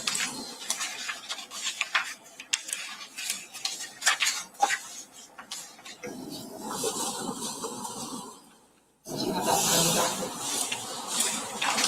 I do. We talked a little bit about it before, but what is the purpose of that body diagram? The body diagram is something that I use during the autopsy to make notations of my observations, both external and internal. Are you making those notations as you go along with your examination? Yes. Now, Is there a protocol that you routinely follow when you perform an autopsy? So every case that gets reported to our office is assigned a unique identifier number, and that is used to label all of the case documentation as well as photographs. So in this case, it's 13-18-1299. 13 is the code for Monmouth County. It's the New Jersey counties in alphabetical order. 2018, the last 2 digits of the year. And the last number means that this is the 1,299th death report we got from Monmouth County in the year 2018. So you'll see that identifying number on all of the documentation. So once I am given, as we know a case is coming into the office, we review the investigators' reports. In this particular case, x-rays were ordered before. We look at those before we go in and do an exam. Then we proceed stepwise through the exam process. That is the same basic process for all the cases we do. And the x-rays, what is the importance of that? So we generally order x-rays in a routine panel of cases. Any case that is charred or there's penetrating trauma or child deaths or people who may not be visually recognizable. Now, can you explain to us the protocol that you follow when you perform an autopsy, as you just discussed, starting with how the body is received? So the body is received in a sealed body bag with a unique case number that is photographed for documentation of chain of custody purposes. Then the seal is broken and we do what's called our first round photographs, which is a documentation of exactly how the body is received in the office. The next step is to remove any clothing that's present, any debris or fluids to get a clean view of any injuries or any identifying features of the body. And we take photographs at that step. Those are called our second round photographs. While my technicians are helping prepare the body, remove clothing, I am documenting things such as hair color, eye color, height, weight, tattoos, scars, anything that could be important for identifying later on. After that, is there an external exam that happens? Yes, that's the general basic items that I just described documenting. I will also note if there's any signs of external injury or any signs of external natural disease. When you write your report, how do you go about documenting any injuries that you find? So if a report, in this case, there are a significant amount of findings on the external examination, I will give those injuries a letter designation, which matches what's on my diagram and in my report, just to keep myself straight. Then I will proceed with following those wound paths and other findings in the body itself during the internal examination. And then when I write my report, I take each individual injury, starting from the outside to the inside, and group them separately. Now, when you do your external exam, are you also noting any potential post-mortem changes that occurred? Yes. And what kinds of things are those? That could be rigor mortis, or stiffening of the body's muscles after death. Lividity, or lever mortis, which is pooling of the body's blood in response to gravity, as well as temperature, cooling of the body after death. After the external exam, what happens next? So then we perform an internal examination, which is a review of all of the body's cavities and organs, from the cranial vault to the chest, abdomen, and pelvis. You mentioned toxicology. Are there times when you take toxicology? Does that happen all the time? Just if you could tell us about that. So we take toxicology samples in the vast majority of our autopsies. It's up in the 90%. Homicides, it's 100% if we're able to get a sample. And how do you do that specifically? Where does that come from? So generally, we take blood from the femoral vein externally through a venipuncture, but depending on the condition of the remains, we may have to seek other sources. So we start peripherally from the legs, from the arms, moved more towards centrally. So blood from the heart, blood from the chest cavities. So it just depends on the nature of the case. Are there times when a DNA sample is taken from the victim or a body? So we prepare what are called blood spot cards on every case that comes in, autopsy and external, and we retain those. Now, the procedure that you just told us about that you follow when you conduct your autopsies, were you able to follow that procedure in Jennifer's particular case? So in Jennifer's case, a lot of the external examination was obscured, the normal external features, by the extensive charring of her body. So I was unable to see any residual hair, any eye color, any identifying scars or marks, fingernail length. There was extensive fire damage to the outside of her body. This made documenting the injuries during the external exam more difficult because I didn't appreciate a lot of them until I did the internal examination because that external appearance had been obscured by the fire damage. Now, was there any clothing or personal items collected from Jennifer's body? No, there were no, I don't know if she was unclad, but there were no clothing remnants that was received with her remains. Were Jennifer's hands covered in white retention bags? Yes, any suspected homicide or other suspicious cases, we cover hands and sometimes feet, depending on the case, with what we call white evidence retention bags. This just protects any potential trace evidence that is in the hands that might be disrupted during transport to our office. Now, were any fingerprints or nail clippings able to be obtained from Jennifer? So again, due to the extensive thermal injuries, she both exhibited pugilistic posturing, which is the drawing of the arms up in response to the heat shortening of the flexor muscles. She also had heat fractures of the hands, so her hand bones were exposed and charred, and her fingerprints, the skin of the fingerprints was, or the fingertips was unable to be printed. It was too damaged. The post-mortem changes that you discussed that you will look for during an external examination, such as lividity and rigor mortis, were you able to observe those in this particular case? So yes, referring to my report on page number 2, this is on the autopsy report. So again, because of that pugilistic posturing, I can't assess the actual rigor mortis that's from the decomposition process because it's obscured by these heat changes.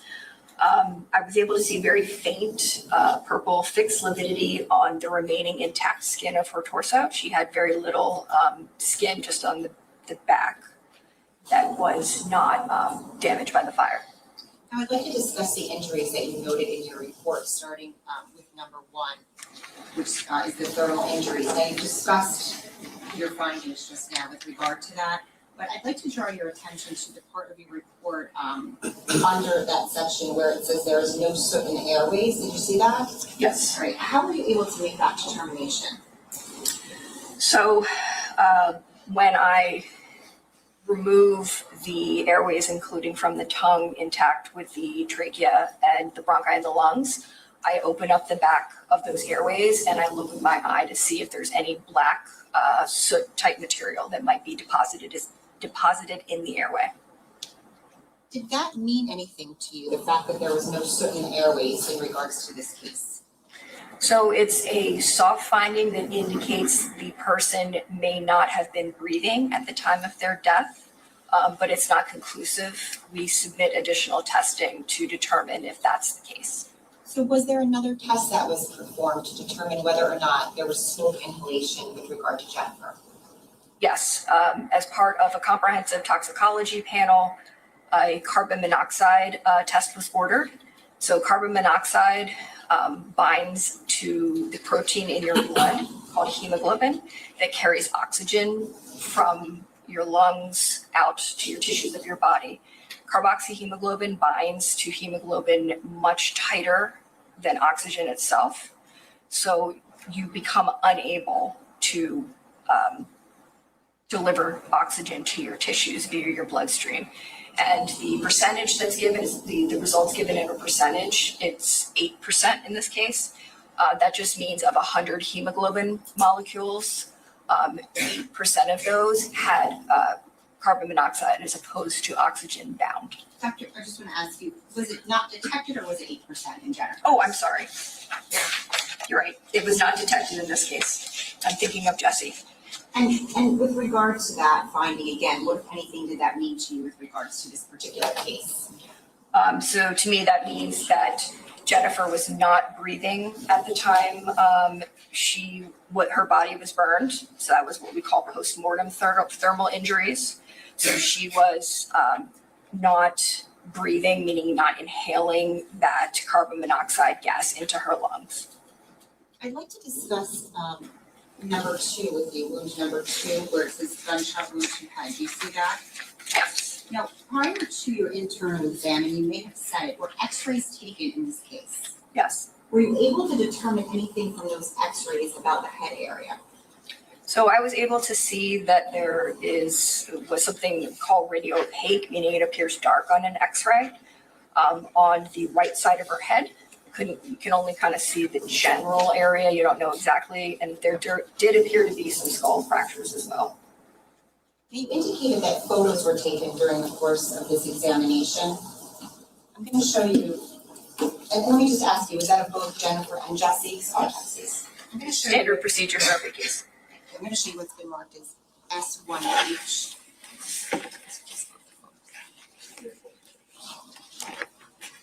I'm going to ask you, Doctor, if you could take a look at these photos. The Jesse. photos. I'm sorry. Yeah, just go all of them and let me know if you recognize those.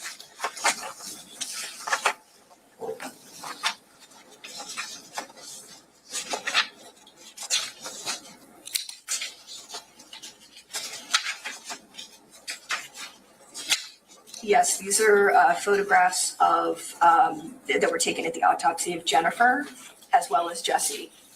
And are the 2 body diagrams also in these photos as well? They are, yes. Thank you. And do those photos fairly and accurately depict how Jennifer and Jesse's bodies looked in those pictures at the time when you performed their autopsies? They do. At this time, the state would seek permission to publish photos. Any objection? Could we just approach briefly? Okay, just a slight sidebar here. We've been waiting for the medical examiner's testimony. This will only be one of 2 medical examiners that testifies, as the autopsies were split between 2 different medical examiners. It's really hard to hear about the condition of Jennifer's body. And at this time, I'm thinking of the family and all who have to hear it again. It's important testimony, though, for the jury. Well, this is the part where a lot of juries have a little bit of difficulty hearing the details and conditions of the victims and what happened to them. Okay. With that request, we're ready to move forward if you want to show pictures on the screen.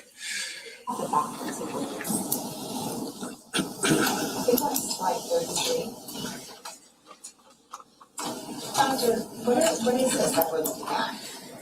So this is a photograph of the screen in my old x-ray suite of an x-ray of Jennifer's head, neck, and upper shoulders.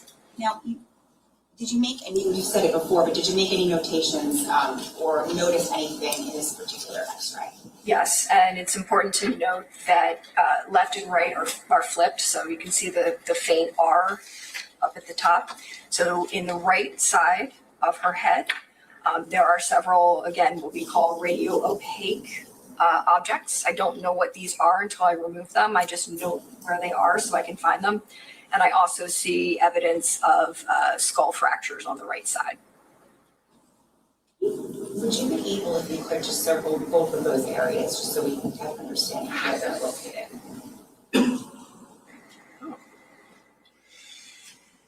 Okay, we'll print that as slide 33.1. Thank you, Judge. once this is printed, if we could have. Dr. Thoma, can you do me a favor? In the bottom right corner, there's an undo button. If you hold it down, yeah, either way. Thank you. We can have slide 37, please. Okay, Doctor, what are we looking at? So this is a copy of the body diagram that I took my notes on for this case. You can see Jennifer's name at the top, that unique case number, which in her case is 13181299, as well as the autopsy date, my initials, and my tech's initials. Now, is the injury that you just noted with regard to her head, is that notated on this diagram anywhere? It is, yes. And where is that? So up at the top, should I circle it? Yes, please. So, or I'll underline it. So I noted where I recovered that radiopaque object, which turned out to be ballistics material from her head. And if you could describe where specifically on her head that was located.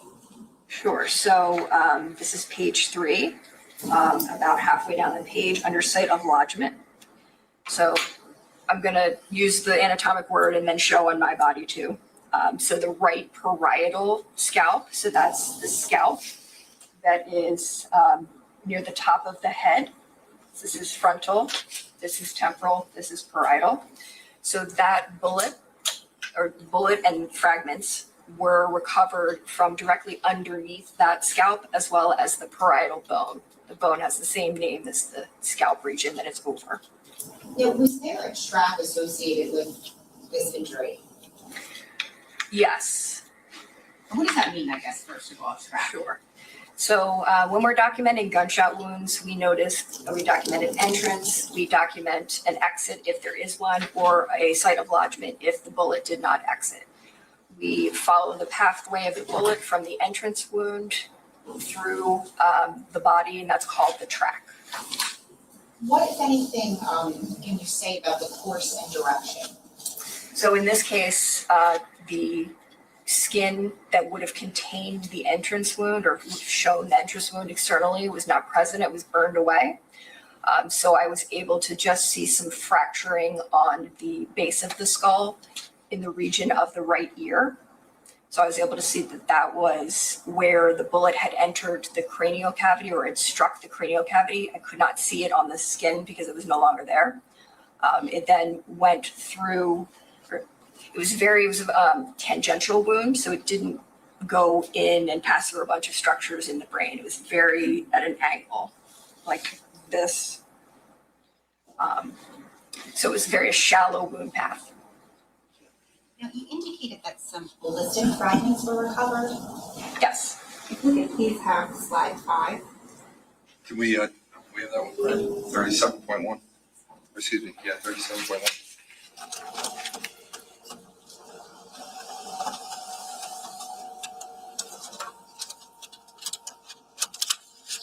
Doctor, this is slide 35. Can you tell us what this is?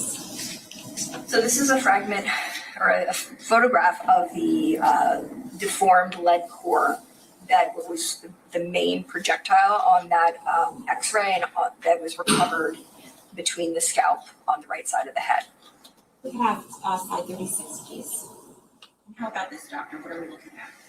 So this is the copper jacketing, as well as the bone fragment here that was recovered within the brain itself. So some bullets have copper jacketing and a lead core on the inside. When bullets that have these characteristics strike bones, especially thick ones at a certain angle, I see this a lot where the core and the jacket become separated. So this is the largest fragment of the jacket that I recovered from within the brain itself. There were 2 other smaller fragments that were in the wound track. What, if anything, was done with those 4 fragments that you mentioned? So each one we collect, photograph, and place into a labeled envelope. Can we preserve 36.1, please?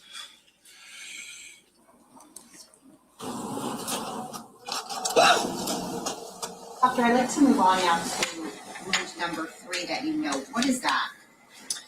So wound number 3, and that's at the bottom of page 3, is a stab wound of the left lower chest.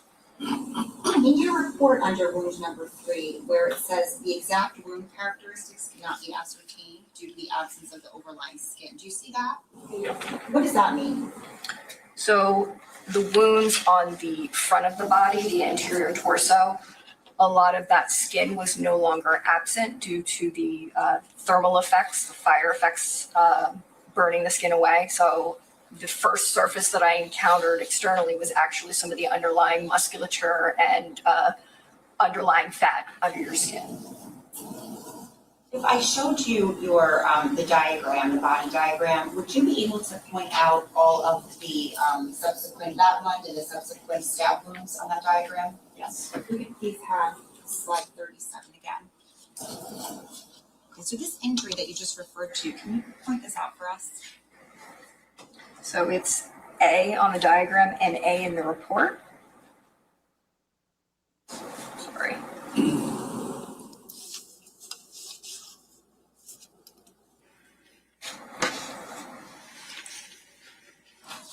Thank you, Doctor. We can move on to number 4. What is that? 37.2. So number 4 is the stab wound of the left lower abdomen. And where is that located on this diagram? That is B. There. And what, if anything, did you note about this particular wound? So this is similar to the above wound A, where I could not examine the external features due to the lack of overlying skin remaining. Now, with regards to these wounds, did you make any notations about the direction of the wounds? And I guess we'll go back if we could. I should have asked you with regard to the first one that you discussed, the number 2. Actually, it would be number 3 in your report. Yes, so this wound enters the chest cavity on the left side and strikes the left lung, a portion of the left lung. This is from and when I state these directions in any type of injury, I'm simply talking about the body in this so-called anatomic position. So I'm looking at the external injury in comparison to the internal track and describing that relation to the standard body axes. This does not mean that anyone was in any particular position. So this went from the front of Jennifer's body towards the back. It went from the lateral or left side of the body towards the midline. And with regard to number 4, the stab wound of the left lower abdomen that you marked, and that, just to be clear, does that correlate to B? It's hard to see. Does that correlate to B, Doctor? It does, yes. Okay. Can you just again describe the direction of that wound and any other observations that you made about it?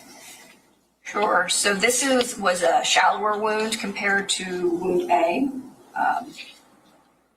It did not enter the body cavity or the inside of the stomach area, what we call our stomach, but the inside of the abdomen, peritoneal cavity. So it did not go through it did go through the peritoneal wall, but it did not strike any of the abdominal organs. Can you say anything about the depth of that wound? It was up to 1 inch, but hard to say because I didn't have the overlying skin. Now, with regard to wound number 5, what is that? Wound number 5 is a stab wound of the right breast that I'm indicating here, marked with C on the diagram, as well as in the autopsy report itself, page 4, about halfway down. And what was the estimated depth of penetration of that wound? This one went much deeper. It was approximately 3 to 4 inches. And can you tell us anything else that you noted about this wound in terms of its characteristics? This wound was associated with injuries to both the middle and lower lobes of the right lung. And there was also, not sure if it'll let me write this. I can't read that, sorry. 900 milliliters of blood in the right chest cavity. What, if anything, does that indicate to you, the 900 milliliters of blood in the chest cavity? So all of these wounds, with the exception of B, clearly have hemorrhage associated with them, both in the wound tract itself, as well as around defects in the left lung and the right lung, and bleeding into the body cavities, which leads me to conclude that she was alive and actively bleeding while being stabbed, or was stabbed and then could bleed, so to speak. The direction of penetration of this wound was what? This is wound 5, so this again is front to back and downward. We could move on to wound number 6. What is that? Wound number 6 is a stab wound of the left mid-back. That is here. The record, I just know you're noting that. I'm noting that. Sorry, this is not a very blunt instrument. And what, if anything, did you know about this particular wound? So this wound penetrated, went entirely through the posterior chest wall and entered the chest cavity. I was able to trace tracks in the lower lobe of the left lung. There was 600 milliliters in the left cavity, but because there were defects from both A and D, it could be from one or the other or both. Can you say anything about the depth of the penetration of that wound? Yes, this was another one of the deeper wounds with the estimated depth of penetration 3 to 4 inches. We could move on to wound number 7 now. What is that? Wound number 7 is a stab wound of the left lower back. It's here on the diagram. It's hard to see, but it's right there. What, if anything, did you note about the characteristics of that wound? So this wound, I was able to get a better look at. The skin was preserved. So I was able to give when we describe stab wounds, we describe the length of the wound on the surface of the skin with skin tension. So sometimes the wounds get pulled apart by the natural fibers in your skin. And without skin tension, so I cut around those and sever those fibers so I can get a truer appearance of how long the wound is on the skin surface. So this one was an inch long on the surface, both with and without tension. Were you able to do that with regard to the other stab wounds? I was able to do that with the stab wound D of the left mid-back. The other stab wounds on the front of the torso, A, B, and C, again, the overlying skin was no longer present, so I could not give an estimate of how it appeared on the skin. We could have slide 34, please. Hold on, so let's print, can you go back for a second? Can we print that as 37.3, please?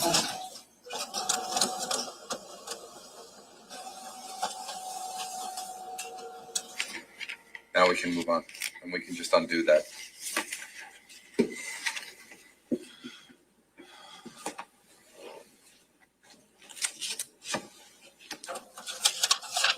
Yeah, we can go to slide 34, please. Doctor, what are we looking at here? So this is the skin of the lower back. This, it's hard to tell because it's zoomed in. Usually the number indicates the feet.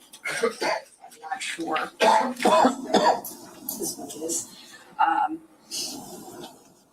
just making sure that if it's D or E.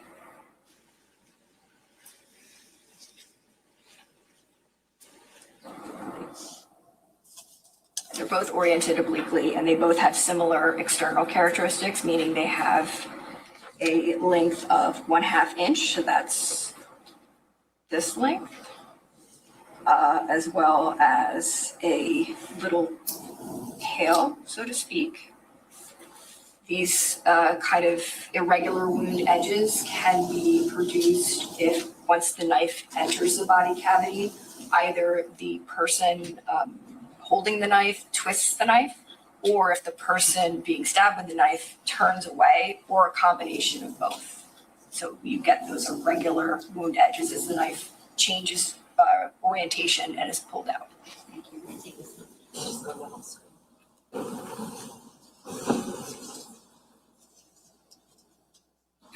We just have to print that.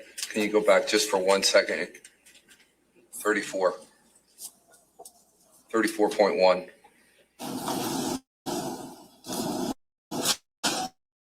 Thank you. Doctor, could you determine, as a result of your examination, whether at the time of her death she was suffering from any natural diseases?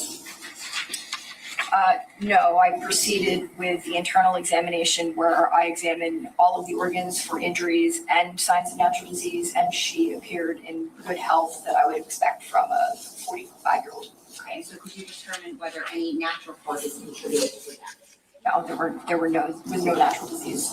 Now, based on your examination of Jennifer, and in light of your education, training, and experience, were you able to come to a determination as to the cause and mechanism of her death? So for the cause and manner? Yes. Okay, so yes, I was. Okay, what was the cause first? So I'm going to talk about mechanism, which I don't normally do because it's not specific, but the mechanism in this case is blood loss. So that's the specific physiologic derangement that causes somebody's life functions to cease. So because you can have blood loss from a bunch of different factors, we don't leave that alone on a death certificate. But because the mechanism involves both types of injuries that cause blood loss, the gunshot wound to the head, as well as bleeding internally from those stab wounds, I combined them in my cause of death statement, and I listed it as gunshot wound of head and stab wounds of torso. And on what did you base that conclusion? So there was a significant amount of blood in both chest cavities, and so-called softer findings, such as organ pallor. So one of the reasons your skin and your organs appear certain colors that you have circulating blood. So if you're losing that blood volume, you can look very pale, as can your internal organs and your mucosal membranes. Now, based on your examination of Jennifer, in light of your education, training, and experience, were you able to come to a determination as to the manner of her death? Yes, I was. And what was that? So the manner of death is just basically a shorthand way to explain how the cause of death came to be, so it's the circumstances. So since these injuries were inflicted by another person or persons, the manner of death is classified as homicide. Okay, and then what did you base that conclusion? In my opinion, she did not do this to herself, and it didn't happen accidentally, and it's not natural because it's injuries. Thank you.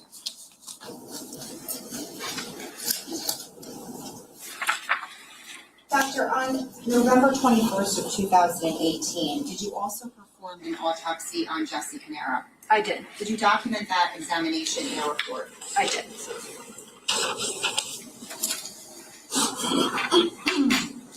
I'm going to show you, showing counsel what's been marked as S378. Do you recognize that? So this is the report that I previously looked over and has those same components: the autopsy report, toxicology, investigative report, and additional body diagrams. Now, what is the date of that report? So the report was signed on February 1st, 2019. And does it document the date and time that the autopsy of Jesse was performed? Yes, I performed the autopsy on November 21st of 2018 at around 2 p.m. And what was the age of Jesse? So I was told that Jesse was 11 years old. And did you take notes on a body diagram with respect to Jesse's autopsy? Yes, I did. And if I showed you that diagram, that assists in explaining his injuries? Yes, it would. And we talked earlier about the protocol for performing an autopsy. Were you able to follow that protocol in Jesse's? Yes, I did the same basic steps. During your examination of Jesse's body, did you know anything about his physical condition, including any clothing, height, weight, etc.? So starting at the top, I noted that he was only wearing light colored briefs that were blood-stained and also very wet. He had no personal property that was on his body, but a blue earring was found within the body bag. How about his weight? He was 95 pounds. What, if any, other observations did you make about Jesse during that external examination? So he had some what we call skin slippage or loss of the overlying layers of the skin. These can be caused by decomposition where the bonds break down. But in this case, my opinion is that it's caused by exposure to heat, not obviously as direct exposure to as Jennifer's body was, but there was some heat near him. He's that's superficial blistering is another word for it. And there's also some brownish discoloration, not quite charring, but just some changes of the skin on the body. What, if any, post-mortem changes did you note about Jesse's body? So he had rigor that was able to be evaluated. It was moderately difficult to break. He had purple posterior lividity that was slightly blanching, and his body was cool, but both bodies had been refrigerated. I don't know if you explained it, but just lividity, what is that? It's cooling of the body's, of the blood in response to gravity. So in whatever position you die in, your heart's no longer pumping, the blood is going to settle downward to, gravitational forces. After a certain, or before a certain period of time, it's still located within the blood vessels themselves. So you can actually push on the body's surface and move, physically move with your hand, the blood out of those vessels. It's called blanching. After a certain period of time, those blood vessels themselves start to break down and the blood seeps into all of the other body layers, so the fat, and that's called fixed because it's not in a blood vessel anymore. So in this case, did the lividity tell you anything at all about Jesse? Honestly, we document these things because they're part of the standard protocol, but they're very rarely useful in practicality because there's just so many different variations and factors. It's unfortunately not like you see on TV. Now, on page 2 of your report, do you begin to document Jesse's injuries, both external and internal? Yes, it is.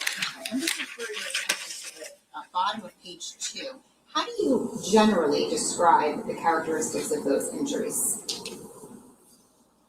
Can you clarify? Yeah, I think there's 3 different things there, beginning with stab wounds of the torso. Understood, yes. So in all of my reports involving injuries, I give kind of a summary statements of what type of injuries you see and what general body regions you see them in. So in this case, there are stab wounds of the torso and left upper arm. The torso is just the trunk of the body. An atypical appearing wound of the right side of the chin. I can describe that later. I couldn't classify it into one particular injury category, as well as evidence of smoke inhalation. You could please have slide 31. Doctor, what is this that we're looking at on the screen? So this is a copy of the body diagram that I used during my external examination. I can see Jesse's name up at the top, his unique case number, which is 1300, as well as my initials, the date, and my tech's initials. Are all of Jesse's wounds, or at least stab wounds, noted on this diagram or these diagrams that we're looking at? Yes. Can you go over them on this diagram for us, just pointing them out, and then we'll go through each one? Okay. So starting from the left side, there's wound A, there's wound B, and then further down on the left side is wound C. On the right side, the top of the shoulder is wound D. Then moving to the arm, there are 4 different wounds, but many of them are paired because the knife went through one side of the arm and came out the other side. So there's E and F on the bicep, and then there's H, I, J, and K that are on the top of the arm or around the axilla. And then there's also a wound near the left nipple, G. We could have slide 28, please. Doctor, what are we looking at in general here? This is a photograph of Jesse's body. You can see his case number up at the top. You can also see this purple discoloration here. That's lividity. Of the wounds that we looked at on the body diagram just previously, which of those wounds in terms of how you characterize them by their letter. Which of those wounds are we looking at on this picture? So this is A. This is B. This is C. You cannot appreciate D. It's under, Where would that be? it's under the black box. This is very roughly the top of the shoulder up there. And then let me look at my report to see if this is E or F, just because the arm is rotated. So this is F. In your report, under injury number 1, stab wound, back of left shoulder, do you see that on page 2? I do. Which injury does that correspond to on here? What letter? So this is letter A. Can you describe for us what you noted about that injury? Yes, so it's slightly obliquely oriented or at an angle. There's no discernible blunt edge. These are standard descriptions that we give of these external wound characteristics. The measurement on the skin was 1/2 inch long with the tension, 3/8 of an inch without the tension. Now, after penetrating the skin, which direction did the knife proceed through? So this went through the shoulder blade in towards the front of the shoulder and soft tissue of the left shoulder area. And the estimated depth of the penetration is what? So this went approximately 3 to 4 inches through the body. It did not enter the chest cavity. It was straight through, kind of towards the axle, if you will. I'm going to refer you to injury number 2 in your report. What does that say? So this is stab wound of the left upper back. And can we see that in this photo? Yes, it's lettered B, both on the photo and in the report. Can you describe anything that you noted about this injury? This injury does have some bruising around it, or some hemorrhage of the blood that's entered the soft tissue. And how is it oriented? So it's slightly obliquely oriented, but the other direction. It is 1/2 inch long on the skin surface with tension and 3/8 of an inch without tension. Can you say anything about the direction of penetration and or the estimated depth? Yes, so unlike in my report, which has a typo, it's actually back to front. The knife goes through the skin surface and struck a spinous process of the vertebral column. These are projections of bone that stick off the back of your vertebra so that muscles can attach to them. So because the knife struck the bone, it only went approximately 1/2 inch to 3/4 inch deep. We can move on to wound number 3 in your report. What is that? So wound number 3 is the C, the back of the left shoulder. What, if anything, did you note about this wound? This is a very similar appearance. It's obliquely oriented. It measures 3/4 of an inch long on the surface of the skin and 3/8 of an inch without tension. After penetrating the skin, can you explain the direction that the knife proceeded? Yes, it went through the soft tissue of the back and through the back of the chest cavity. It entered the chest, but there are no injuries that I saw to internal organs in the left side of the chest. Let's move on to injury number 4. What is that? That's D. That's the one that is obscured by this black box. Okay. And what, if anything, did you note about that injury? So this injury has a different appearance. It's 1.5 inches long with tension and 1.25 inches long without tension. The wound edges are slightly irregular, leading me to think there's more of that pulling of the knife and or twisting of the body while this injury is happening. And is that different from the other injuries that you just described? The appearance is different, yes.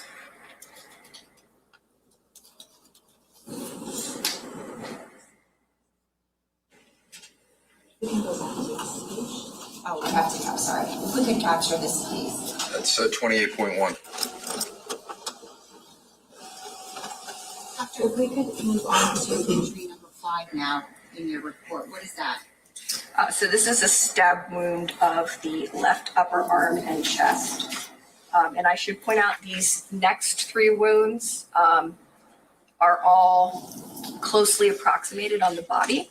So they're all involving the left shoulder or upper arm and involve a trajectory or a track that enters the axilla or armpit, as well as the chest, both in the axilla and then on the chest itself. So meaning to me that his arm was held in a position where it's against his chest, because I can follow 3 separate wound tracks in that direction. So are you saying that the wound would have gone through the arm and come out the other side? Several do, and then are associated with almost a re-entry stab wound on the torso. So went completely through the arm, and then the knife went straight into the torso. Understood. Now, doctor, the slide that we just looked at, were you able to see those wounds on that picture? I could see wound F, which is the inside of the upper arm. The arm is very tricky because I'm observing someone in this position, but obviously they can move their arm all around, and it can be difficult to measure as well as document the inside of the wounds. So I have a lot of pictures of different orientations so I can see which wounds match up to which wounds. Now, doctor, of the pictures that you and I looked at, is there another picture that depicts those wounds that you just referred to? Yes, I believe there's at least one picture that gets a large, most of the groupings of the wounds. If we could please have slide 29. Doctor, what are we looking at? Okay, so this is the left upper arm. So we are not seeing that wound on the back of the arm. That's lower down. This is just the very top of the shoulder and upper arm. And these wounds actually all connect. So this is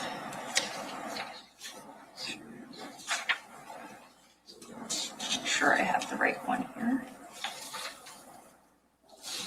That's H. Yeah. This is wound 4. So the line that you have, the purple line with the arrow, is the outermost one? I'll let you say it. Yeah, sorry. It's okay. It's hard just with the one photograph and not seeing the zoomed out picture to orient. So you have I, K, and J. Yes. Now, is that the order? Is that the order of the wound, sort of, in terms of Yes. entry? So the knife entered the outside of the upper arm, went through the front of the upper arm. So in front of the, just make sure.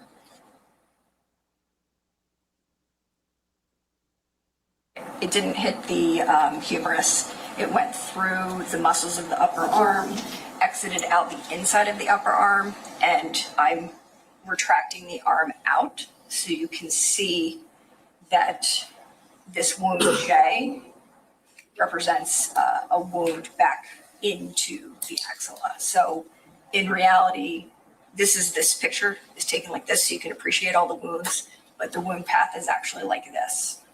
Doctor, in your report, do you make certain notations about each of these wounds in your report? I don't understand the question. I'll refer you to. So, wound number 5 in your report. Yes. What is that wound referred to on this picture? So wound number 5 is not visible. That would be down here, and F would be down here. So that's a lower down stab wound that is not visible in this one photo, where the knife went completely through the muscles of the back of the arm and exited out the front. After that, when you line all of these wound tracks back up, it lines perfectly with the stab wound in the left chest. Doctor, if we can move on, and I want to get to that, but to wound number 6, what is that? And do we see it on here? Wound number 6 is right here. This is H. This is the stab wound of the left upper arm. It's quite close to the top of the shoulder. This is is one of the more atypical appearing, or not atypical, but one of the larger wounds on the skin surface. It measures 2 inches long with that tension and 2 1/4 inches without the tension. And this is another wound that it's difficult to appreciate on this photo, the exact pathway, because that knife actually goes in the arm and just travels through the musculature of your axilla and your upper arm. So it looks like it's connected to some of these, but it's actually just the knife goes in, doesn't come back out. And then wound number 7, do we see that on this photo? Yes, this is this complex of wounds that I highlighted here. The IKJ. Yeah, so IKJ, yes. Okay, go back to the diagram. Hold on, don't do that yet. Slide 29.1, please.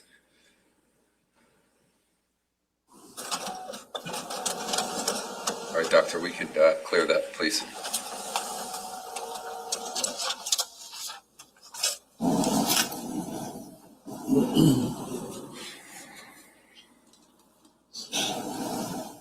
Doctor, on this diagram, the third one down, facing the photo to the right, where it says G. Yes. Can you just tell us about that? Because I don't think we saw that one. No, that's not represented in any of the pictures we have. This is associated with these wounds here, E and F. So that's also under, that is supposed to be a Roman numeral V. So this is the knife going through the upper arm into the chest wall. And after this went through the chest wall on the left, it entered the chest cavity, but did not cause any internal injuries other than some bleeding into the chest. Thank you, doctor.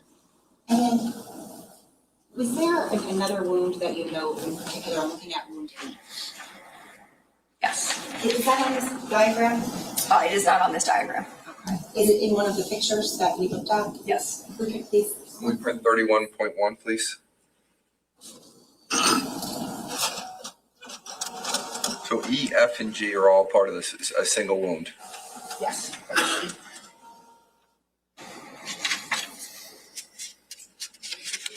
So you can erase that when you get a chance, doctor, and then we'll do the next. Okay, so we have slide 30. Doctor, what are we looking at in this slide? So this is this wound 8, wound of right shin. So the feet are towards this way. This is the mouth is up here. Okay, the head would be towards the top of the screen. And this wound is very shallow. It does have some features that I would lump in the gunshot wound category. So it's got a central punched out defect. As I say, gunshot wound, entrance wound category. And then this, so this is the hole. And then this is what we call a margin of abrasion, meaning that the bullet struck the skin at an acute angle and scraped the skin off. But because this is such a shallow wound and there's no track in the body, I was not comfortable classifying it definitively as a gunshot wound. But with this appearance of the outside, and there's a depressed fracture of the underlying mandible of the jaw, I think this is very reasonable to believe that this is some type of what we call atypical gunshot wound. Doctor, can you just orient us on yourself? Whereabout is that wound? So it's about here. Thank you. For the record, the doctor pointed to the right side, just below her lips, down towards the bottom part of her jawbone. Slide 30.1.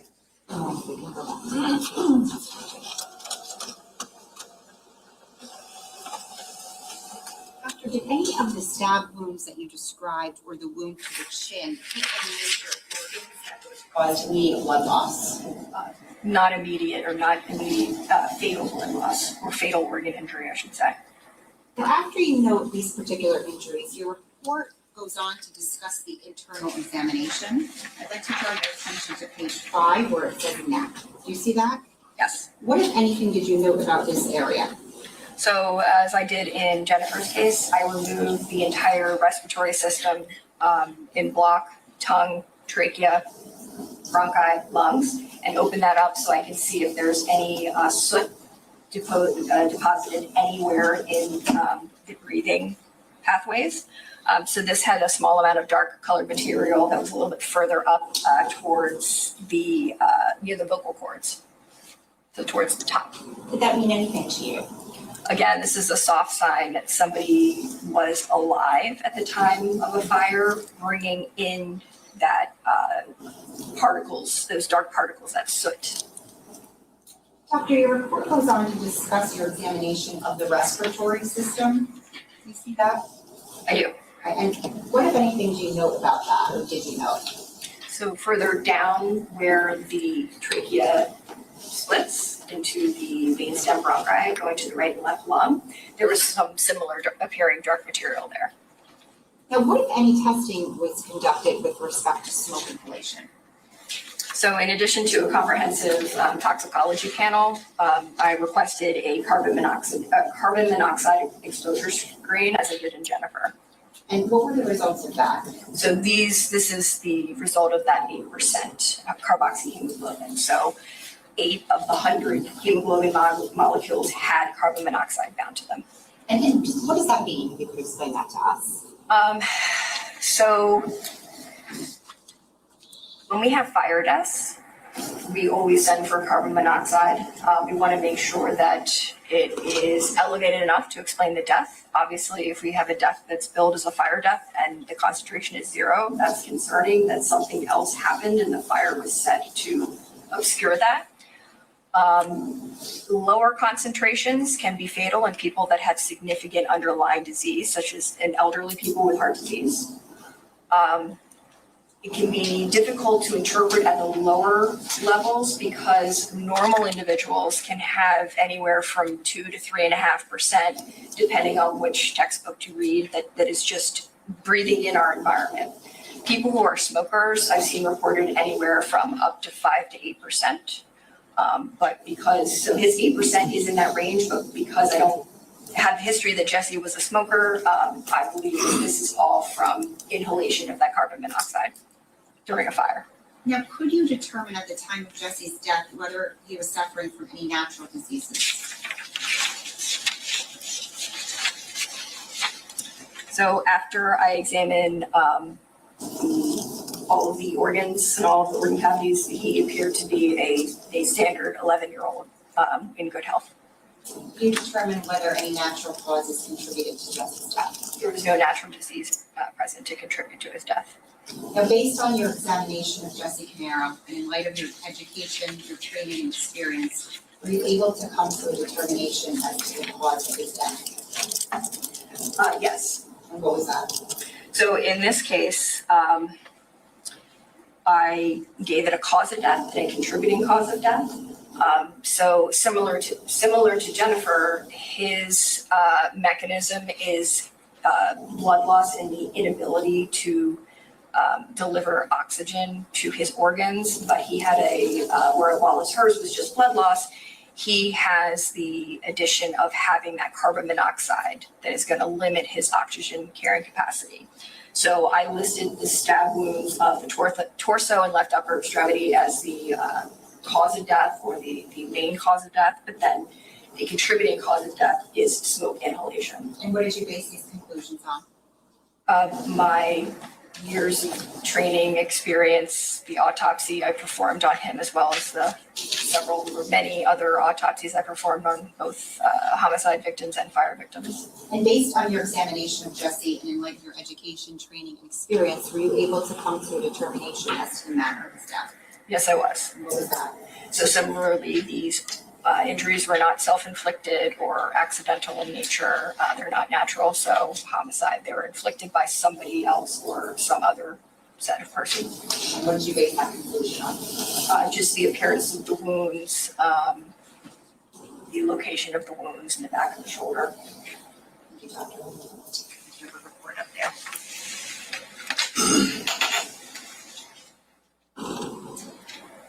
And nothing further, Judge. Ross? No questions. Okay. Doctor, you can step down. Thank you.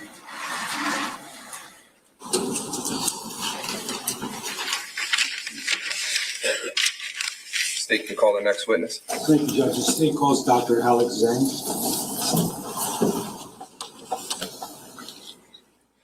I'll help you God. Yes, I will. Okay. You can sit down and be comfortable. Once you're comfortable, you can state your full name for the record and spell your last name, please. My name is Alex Zhang. Last name is Zhang. Thank you. Prosecutor? Thank you, Judge. Dr. Zhang, good morning. Good morning. Can you tell us where you currently work? For the Chief Medical Examiner Office of New Jersey. Okay, and what is your current title? I'm acting Chief Medical Examiner. Okay, for the entire state? Yes, indeed. Can you tell us what your current responsibilities are as the acting chief medical examiner? As Chief State Medical Examiners, I set up policy and also evaluated the doctors and the office to see them follow the policy of like a medical examiner act. Okay. Now, I want to just approach real quick. I want to show you what's been marked as S379 for identification. Doctor, do you recognize that?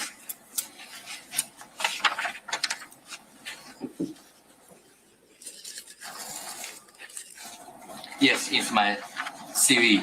Okay. Does that document your education, your training, and all your experience? Yes, indeed. Now, can I just ask you, as a starting point, to tell us about your educational background?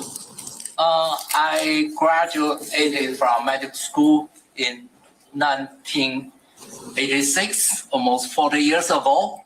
I did 3 years pediatric pathology in the largest children's hospital in Beijing. After that, I did like 6 years is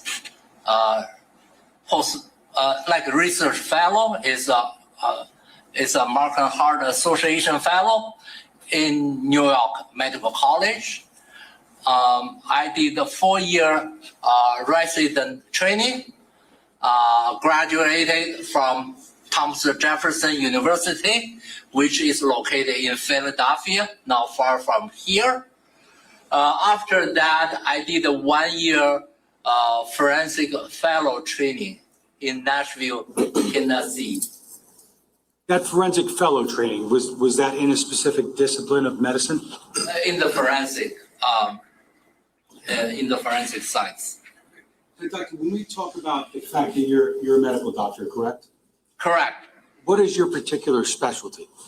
I was trained in the field anatomic pathology and also in the field clinical pathology, and also I was in this specific topic is forensic pathology. By the way, I'm board certified physician in that 3 fields. Right. So anatomic pathology, clinical pathology, and forensic pathology? Correct. Can you just first tell us what pathology is generally and then what forensic pathology is? Yes, it's a pathology, generally speaking. They make diagnosis, why the person have disease. And in this specific subject will be why the person died. Forensic pathology is a combine the medicine and the law together.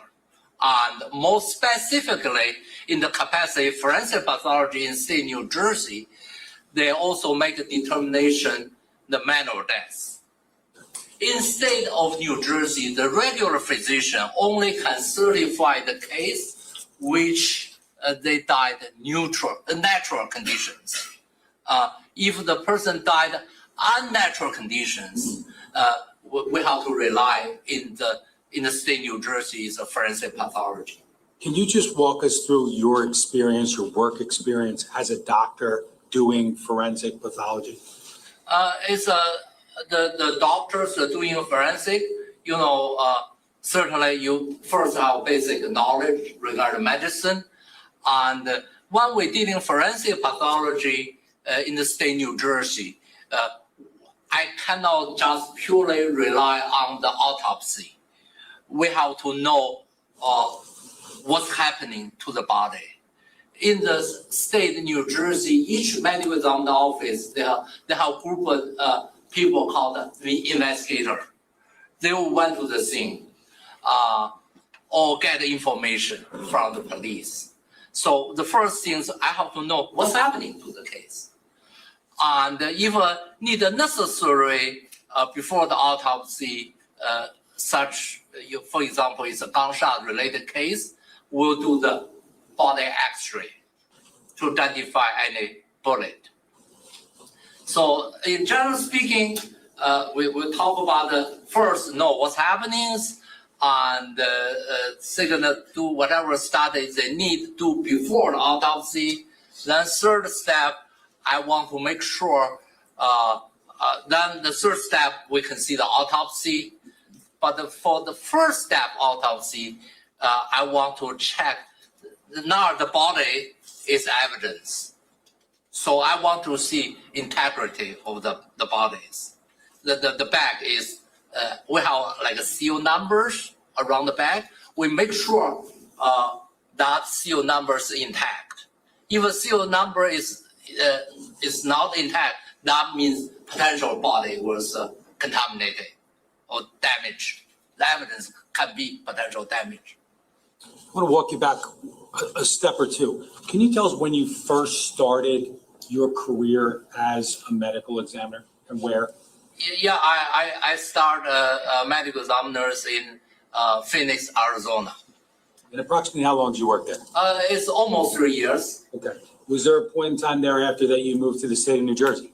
Yes, indeed. After that, I did, it's almost 3 years in the Northern Regional Medical Examiner Office, which is located in Newark. They dealing the 4 counties in that specific office. Most, especially serve the county of Essex, Hudson County, Passaic County, they have high concentration homicide case. And certainly in the Phoenix, they have a much high volume of homicide case in that specific county. It's a high volume. After your time at the Northern Region Medical Examiner's Office, where'd you go then? I went to Middlesex County Medical Examiner's Office. Initially, when I went to that office only concentrate on the county of the Middlesex County. Then later on, they become a regional office. I was still there, that become regional office. They cover not only Middlesex County, and then they have like in also for Monmouth County.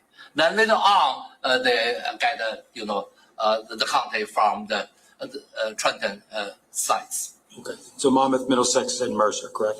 Correct. Okay. So Doc, based upon your experience as a forensic pathologist and as a medical examiner, excuse me, is there a way that you could approximate the number of autopsies that you performed? Around 5,000. Okay. Now, during the course of those 5,000 autopsies, approximate, was the point of that to come up with or determine cause and manner of death? Yes, indeed. Okay. And as a result of those approximately 5,000 autopsies, were you ever asked to testify in a court of law regarding conclusions that you made? Yes, indeed. And have you ever qualified as an expert in forensic pathology? Yes, indeed. Approximately how many times? It's 250 to 300 in that capacities. Have you qualified as a forensic pathologist, an expert in forensic pathology in the state of New Jersey? Yes, indeed. Have most of those qualifications been in the state of New Jersey? Yes, and also some in the federal court, in the Arizona and here, and some cases I was in the Phoenix area. I just lastly wanted to ask you briefly, you talked about some training that you received in Beijing, China, correct? Correct. And what was that specific training that you did there? That is like after finish medical school, I was in Beijing Children's Hospital. Again, that is in backup like 35 years ago or 36 or 7, like 40 years ago. That time the hospital around 5,000 to 6,000 outpatient. And my personally did a baby autopsy each year around 250 cases. You said baby autopsies? Yeah, children autopsies. I'm sorry. No problem. Now, Your Honor, at this time, the State would offer Dr. Zhang as an expert in the field of forensic pathology and determination of cause and manner of death. No objection.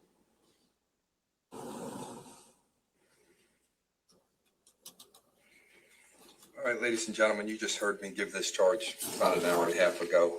Does everybody remember that charge? Yes. Okay, thank you. I'm not going to give that to you again, considering I just gave it to you this morning.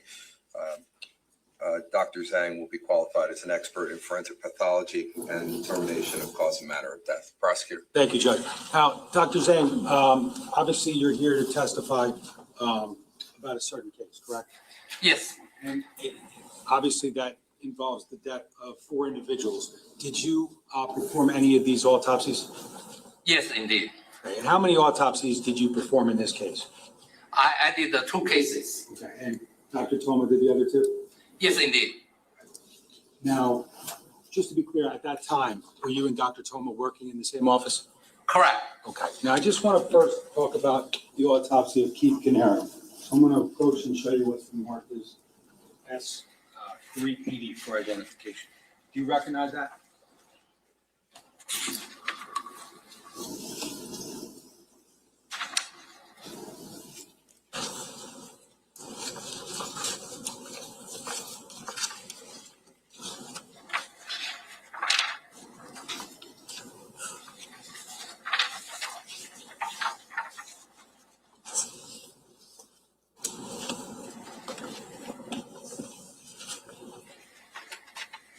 Yes. Okay.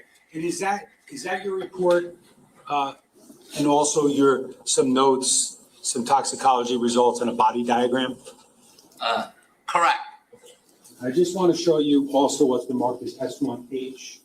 I think we've discussed that some photographs were taken during the course of the autopsies of Jesse and Sophia Caneiro. Is that accurate? Can you just look and tell me if you recognize all of these photographs that are contained in here?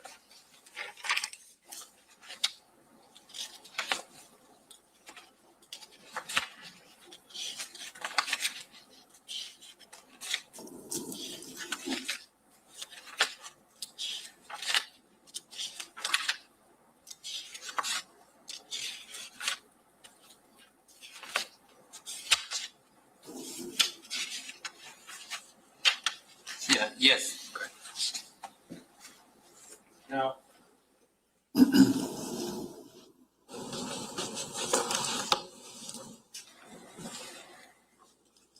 with respect to the autopsy of Keith Caneiro, can you just walk me through how the initial steps of the autopsy, from the beginning, starting with X-ray and external examination?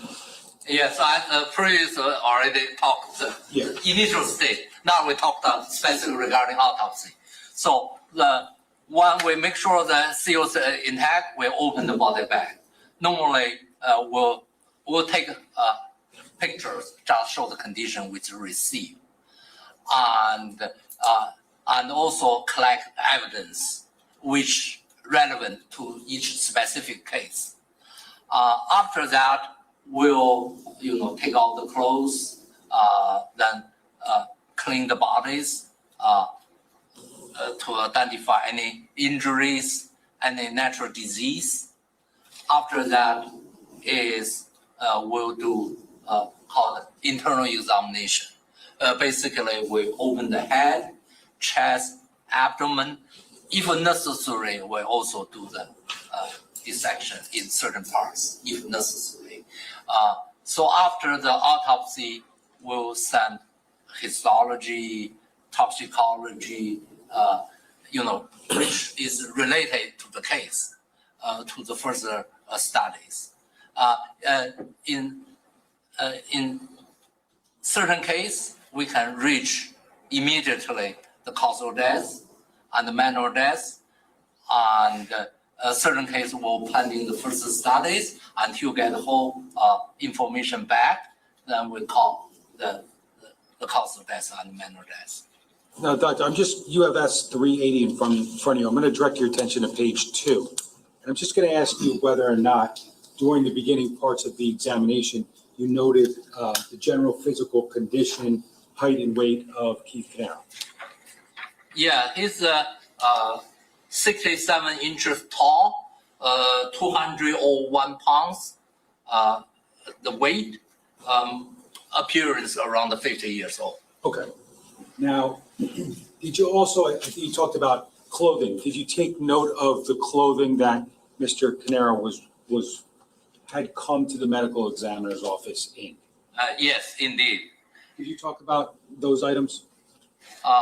One is a black winter jacket with hoodies. There's a large amount of blood inside the hoodies, and also multiple gunshot related holes around the hoodie area.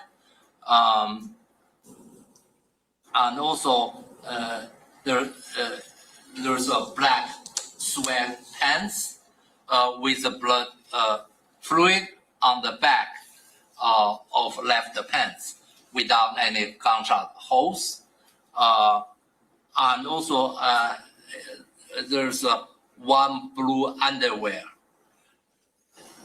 On the blue underwear, on the upper top of the underwear, there's a defect, which later on identified, which correlated gunshot wound at the lower back and upper buttock area.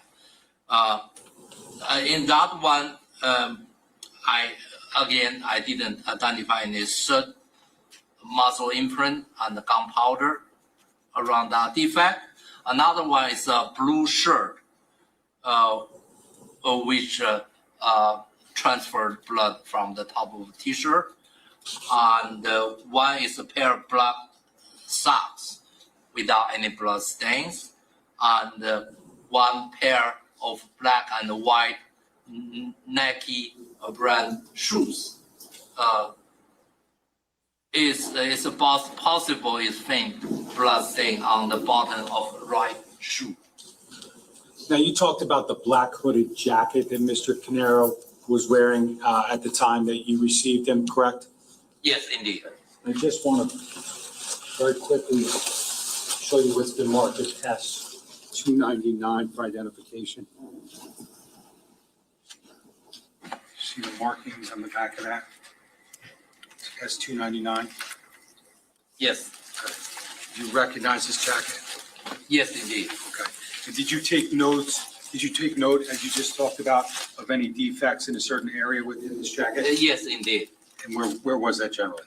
Yeah, just the holes on the back of the hoodie area.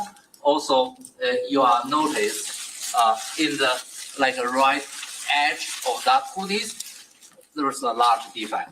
Okay.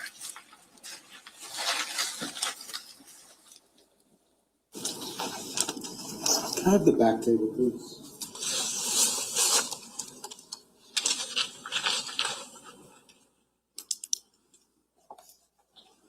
Can I have slide 10, please? Doc, do you recognize that photo? Yes, indeed. And what does that photo show? As I mentioned before I start autopsy, the first thing I want to know what's happening. And this case, I was doing other autopsy during the daytime. I didn't went to the scene. But Sorry, Doc, I just took it down briefly while you were talking. the investigators went to the scene. So they took photos, reflect what's happening at the crime scene. So we can see, the person lying face down on the grass level. Also investigating report not far from the garage. It was found face down with gunshot wounds. Okay. Now, Doc, just briefly, can I have slide 11? What are we looking at here specifically? On the scene photo, actually you can see this green is grass. On the hoodie, the right side hoodies, you see a relatively large defect. And even Sorry, I don't want to leave it up too long. I know you're. okay. So I also want to show you, because you talked about a defect in the underwear. Is that correct? Correct. Can I have slide 5, please? Do you recognize that photograph, Doc? Yes, indeed. And what are we looking at there? It's look at the underwear put on the table. Look at on the back of the underwear. There is a short blood stain, more concentrate on the upper portion. There is a small defect. Now, Doc, when we talk about defects, like the one on slide 5 in the underwear and the one that we just saw on the hood of the jacket, as part of your autopsy process, do you try to line up defects in clothing with injuries on a body? Correct. Okay. Were you ultimately, I'm not going to ask you what that is yet, but were you able to do that at times during the autopsy? Yes.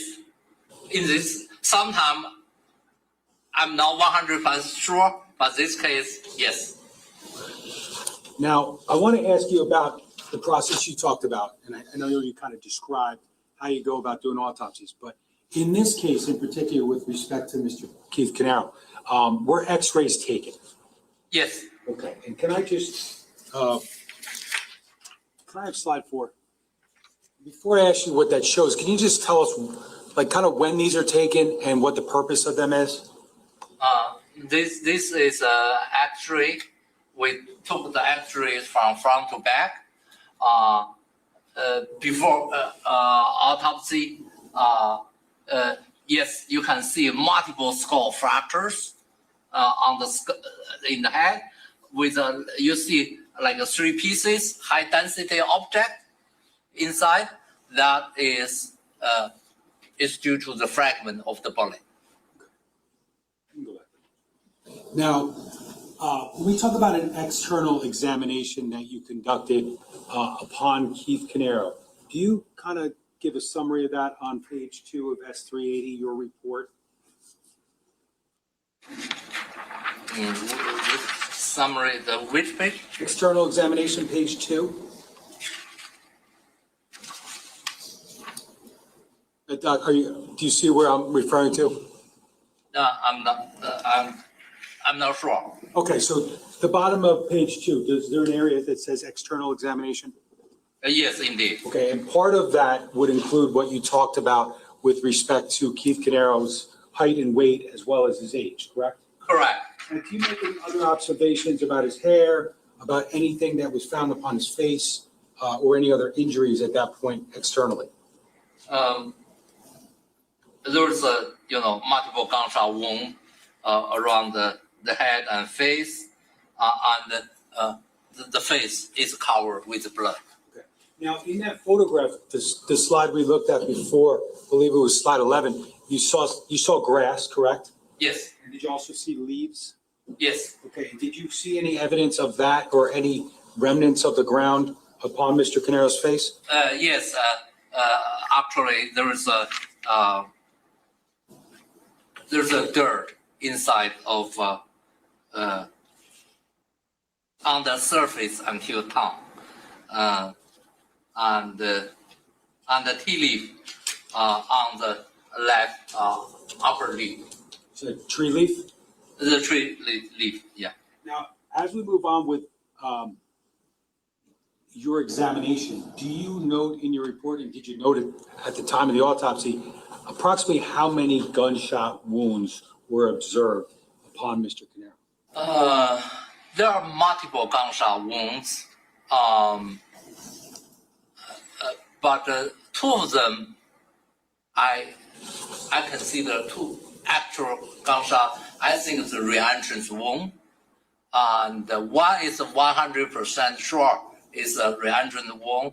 Another wound can be another shot. So, so my interpretation, so there are 5 gunshot wounds. When you classify 5 gunshot wounds, does that include certain ones where there's entry, exit, and possible re-entry? Correct. Okay, so just to make that clear, I want to specifically refer you to the first gunshot that you classified, or the first area of gunshot that you classified in your report at page 3. Do you see that? Page 3.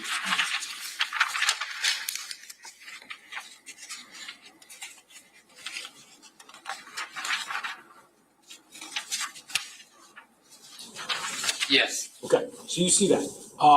Doc, when you talk about the fact that you numbered them 1 through 5 in your report, you did that, right? Correct. Now, do those numbers, do they relate, or are you making any opinions as to the chronology of those gunshots or the sequence of them? No. Okay. Is 1 through 5 for ease of explanation, so to speak? Yes. Okay. Now, when we talk about that first gunshot wound, could you tell us, can you tell us where it is and the actual wound track and that sort of thing? Yes, this gunshot wound is in the left lower back on the junction with the left upper buttock, close on the left side, close to the vertebral bodies. There's entrance wound, and there's also on this wound I didn't see third compound sticking or muscle imprints around the wound, and on the right abdomen I see the exit wound. So the gunshot, through the, and another thing that I want to mention to you guys, when I mentioned the direction, the bullet travel is based on the body is in anatomic position. I'm going to identify what is anatomic position. It's basically you stand still, you face forward, you palm forward, you both feet forward, called the standard anatomic position. Whatever I mentioned direction is based on that, not based on real when the body was shot. The body can move around. The direction also can be changed in certain degree. So, thank you. You want to me? I'm sorry, Doc. So you talked about the gunshot wound number 1. Correct? Yes. Where does it enter the body? It's on the left lower back. Is like a left upper buttock sides. Okay. And Doc, once that bullet enters the lower back area, where does it go? You see on the left lower buttock area. So the immediately fractured called the sacrum bone is the middle bone on the pelvic area. The fracture that sacrum bone, then before in front of the sacrum bone is rectum. They perforated the bone, then perforate the rectum, then they perforate the urinary bladder, and the travel from back to the front,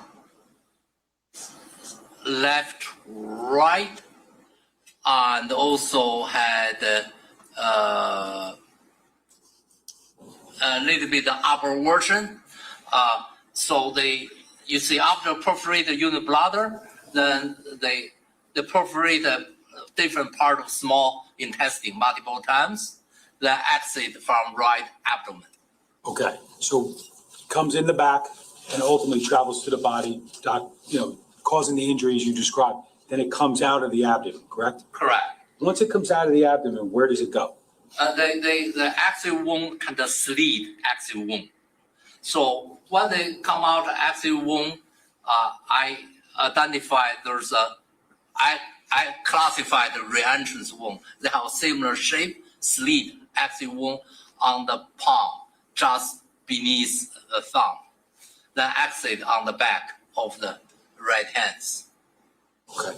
Can I just briefly have slide 6? Doc, do you recognize that? It's yeah, it's just yeah, it's a Doctor, you have the- back, yeah, since You have it in front of you too, if that yeah, helps. it's an entrance wound. Okay, is that the entrance room on the rear of the lower back of Mr. Caneiro? Yes, indeed. Now, can I have slide 7, please? Do you recognize what that shows? This is the active wound I mentioned in here. I'm sorry, in here in the abdomen, Okay. and also I showed the re-entrance wound on the palm surface. So I consider when they come out from here, the hands happen to be in front of the bodies. They re-entrance from palm surface, then exit from the back of right hands. Ron, can we preserve that as 7.1? 7.1? Thank you. Sure. And Doctor, on the bottom of the screen, once that you hear that printing, you can hit undo.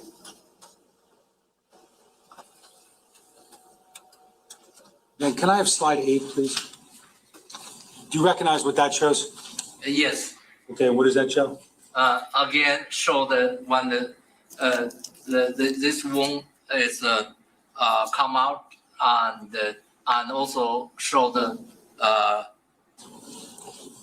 yes, show the exit wound on the back of right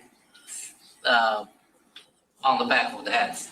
So doctor, despite seeing marks of injury on the lower back, the right abdomen, the inside of the hand and the outside of the hand, Yeah.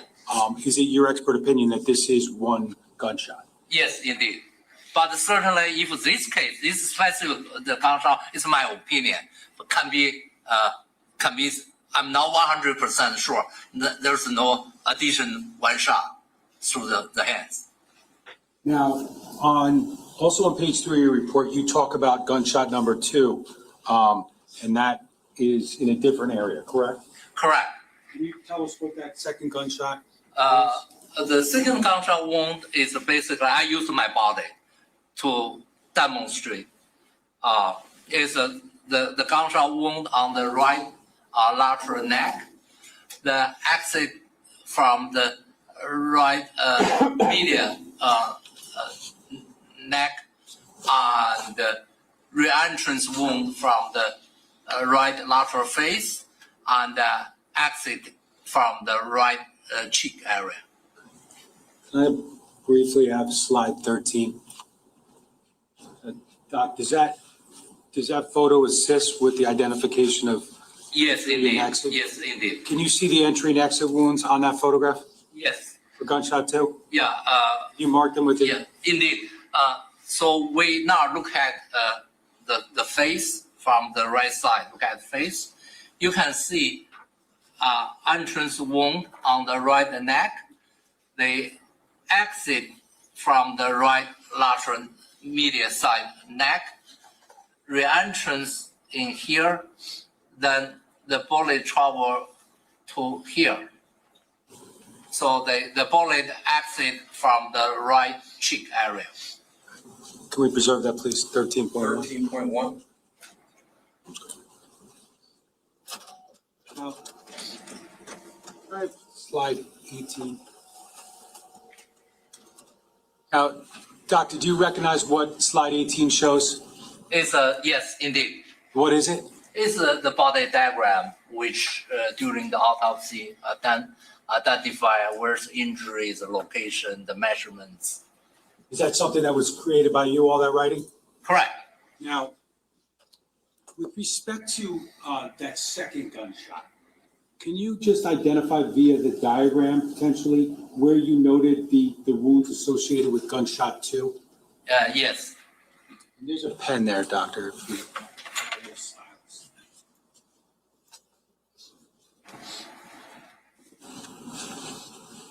I'm sorry, my hand's shaking. I mean, that like entry down there is shot from there. The shot from right. Yeah. Just put a number 2 under there somewhere.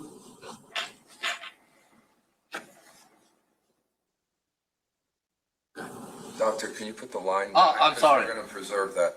I'm sorry, I can That's okay. put there.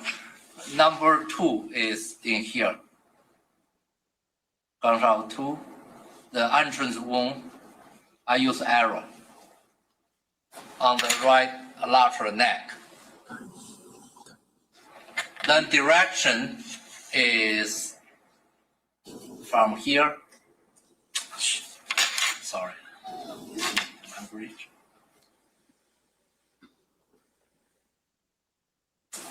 It's not very sensitive, but anyway, I'm not going to line the line, just confused. You see from the right lateral neck, the exit in the right cheekbone area. 18.1s.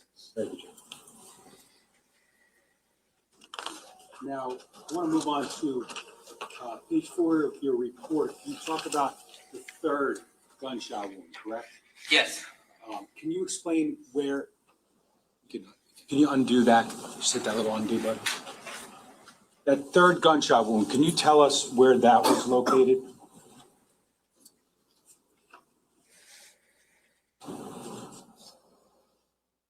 Is this on the right lateral face? I use the dots.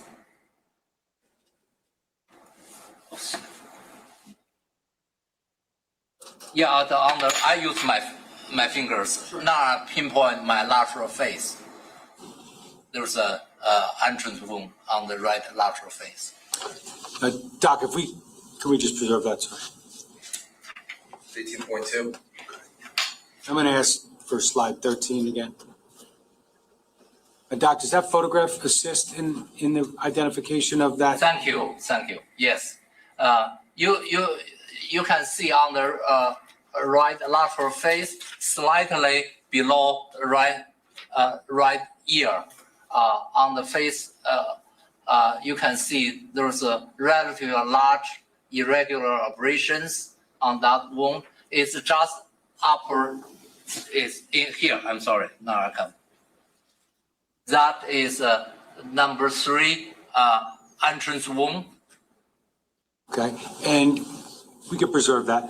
Where does that wound, Slide 13.2. Doctor, where does that wound ultimately exit, the 3rd one?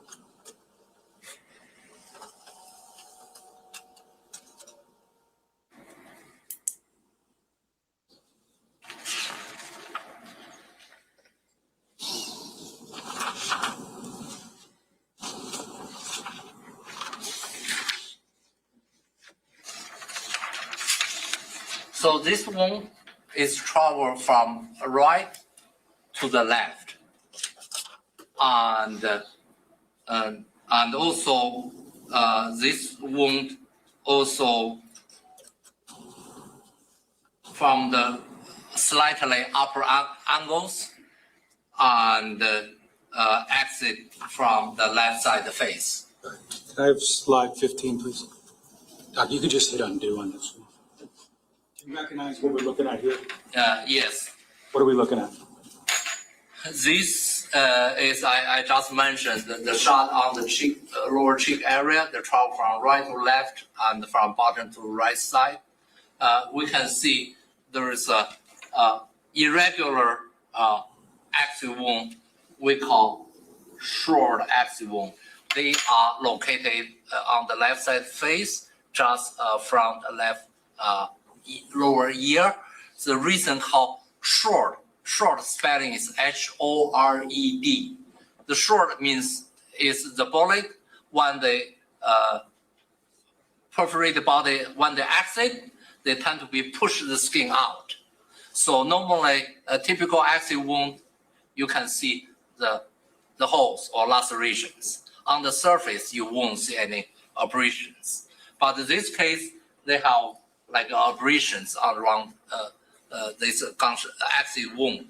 They can kind of mimic entrance wound. So what's happening is anything is blocked, the bullet come off the skin.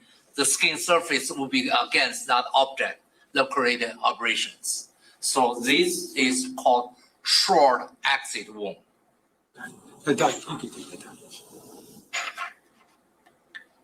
Now, Doc, with respect to that third gunshot wound, the one that went in the right side of the face with the short exit wound to the left side of the face, did you evaluate that in conjunction with?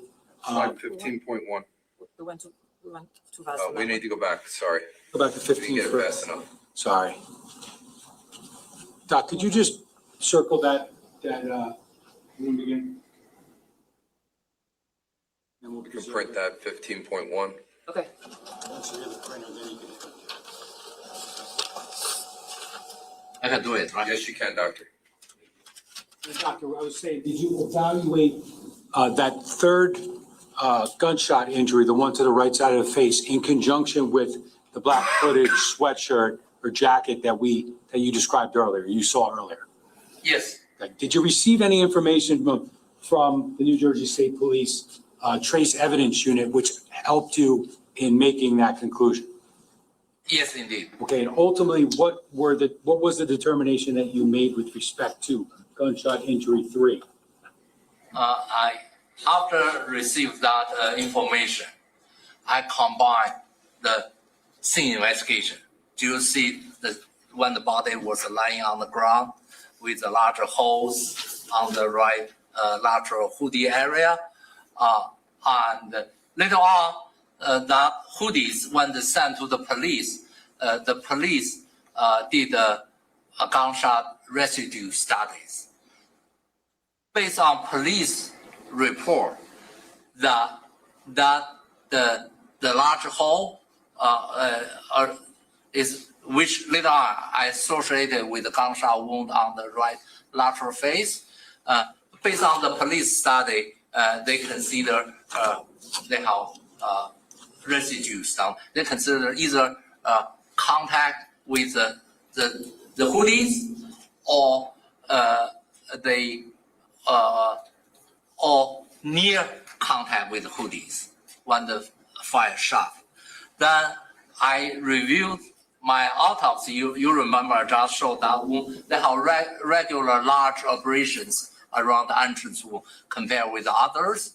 I consider that irregular abrasion may be associated with muzzle imprints. When the gun against your face, you can create irregular abrasions.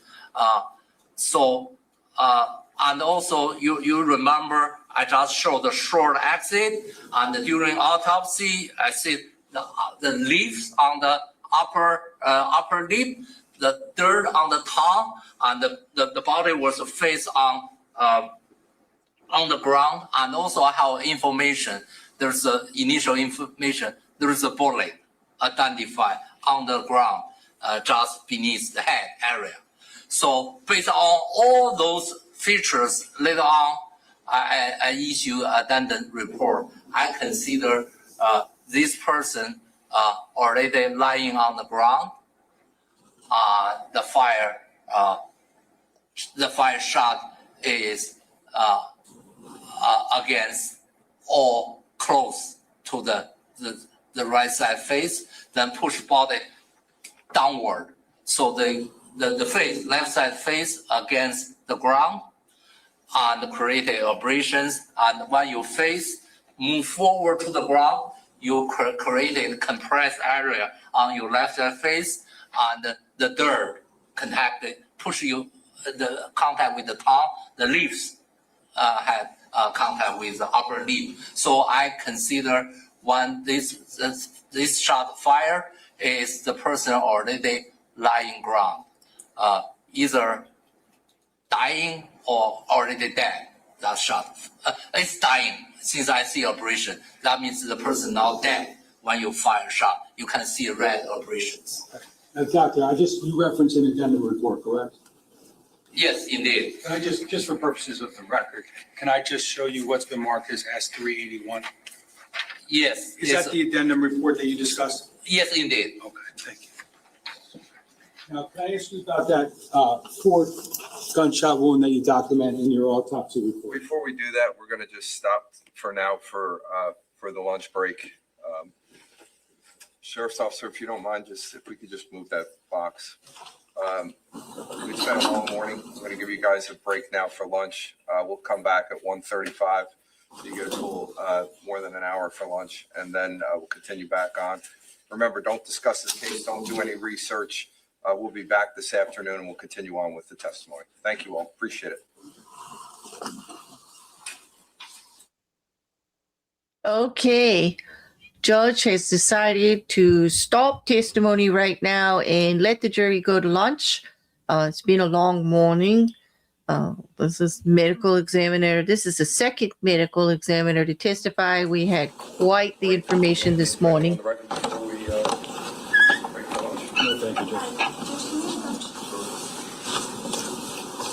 Monika Mastellone asking to approach the bench before they go on the lunch break. They'll be going for an hour.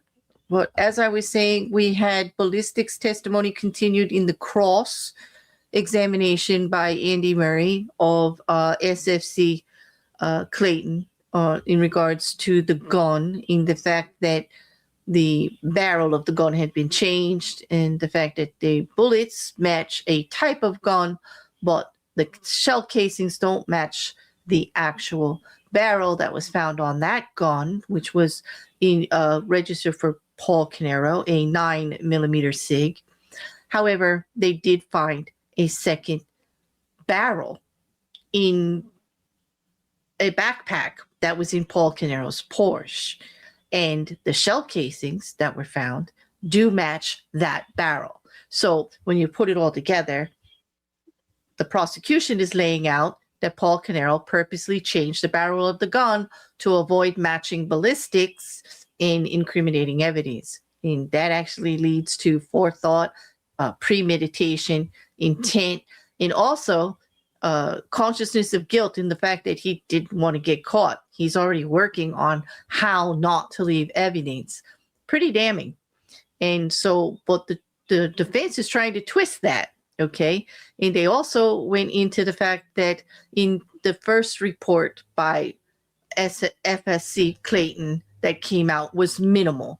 It did not go into great detail on how his testing was done. It just gave his conclusions. And this came up in pre-trial, and they hotly contested it, defense, that they couldn't use it because they didn't know how he did anything. And the judge decided at that time, after FSC Clayton was able to actually orate to him during this pretrial conference that they had on the evidence, how he did everything, that she should have the opportunity to still testify as an expert, and they could cross him in that manner.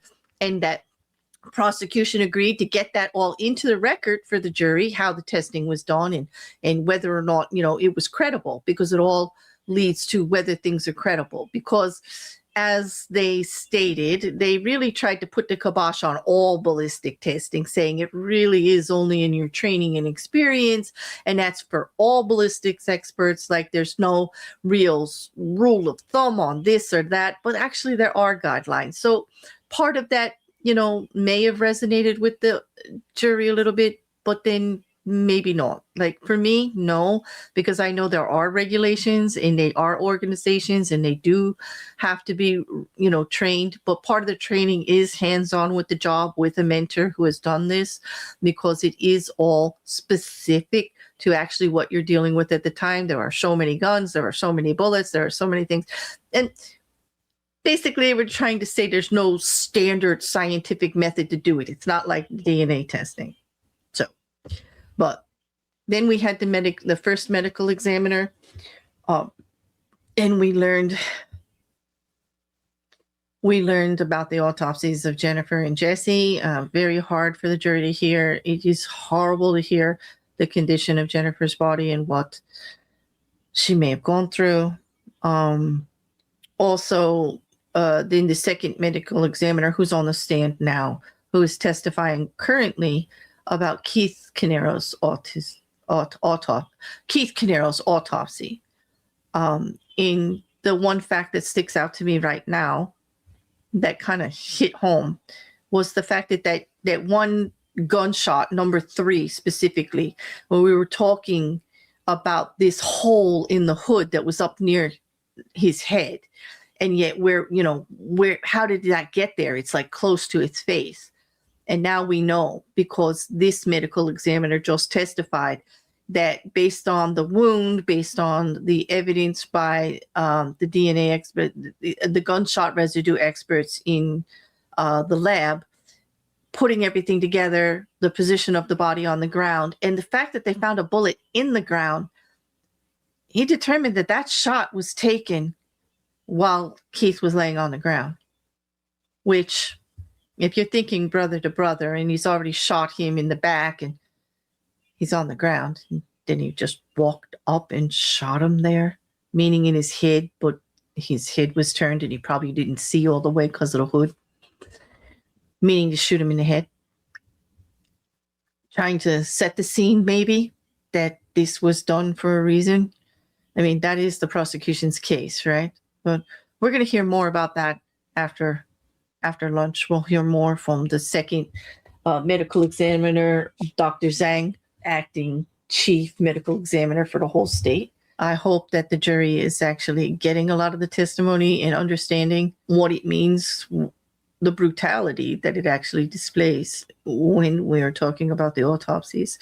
It's not all just gruesome because of the pictures and the descriptions, but the actual act that was done, horrible.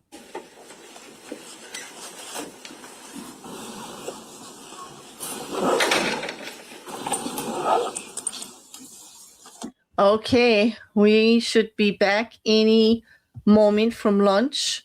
Hopefully you all got a good break, a good stretch. And if you fast forwarded, hopefully, I'd like to hear from you in the comments about the morning session. There was a lot of information. I do enjoy your comments. I am trying to answer everything the best I can. Please contact me. Go ahead, reach out to me in the comments. I really want to hear what you're thinking about each side, the prosecution, how they made their case, the defense. Are they really hitting on anything? Prosecutor Nicole Wallace on behalf of the state. Good afternoon, Judge Presiding for the state. Good afternoon, Your Honor. Monika Mastellone on behalf of the state. Who's present? Okay, and good afternoon, Mr. Caneiro. All right, we're ready to continue with the direct examination. Prosecutor, when you're ready. Thank you, Judge. Where we left off, I think we were beginning to discuss the fourth wound that you noted in S380, which is your report. You still have that up? Yes, indeed. Now, the fourth wound that's noted on page 4 of your report, can you tell us what you documented in that regard? There is a gunshot wound on the right lateral back of the head. The entrance wound. Okay. And the exit wound is on the left side, frontal and the temple area. Can I just have the back table, please? I'm going to go to S1H again. And can I have slide 14, please? Now, gunshot wound 4 that you describe in your report, can you tell us where that is? Yes. Now we look at the body lying on the autopsy table. You notice there is one entrance wound just above right side ear. It's considered number 4 gunshot wound entrance side. Can we preserve that, please? 14.1. Then can we go to slide 16, please? And do you see anything on 16 with respect to the exit of that injury? Yes. Okay, where is that? It's on the left, I just mentioned the frontal and the temple area. Above the left side ear, there is a exit wound. Can we preserve that 16.1? Then you can, that's like 15. Is that a closer shot of that wound? Yes, it's a close shot for entrance wound of gunshot wound 4. Now, with respect to, I think when you described in your report on 4, you mentioned that this was, there was a partial exit wound. Is that accurate? In this wound, yes, it's a partial exit wound. Yes. Okay. There's What does that mean? Basically, we mentioned perforating gunshot wound is through and through, the entrance wound, exit wound. This wound, they created exit wound, maybe partially bullet, exit from exit wound, but majority, and small, still, I don't know majority, still 3 fragments of the bullet, including 1 jacket, 2 core of the bullet identified inside of skull and the head area.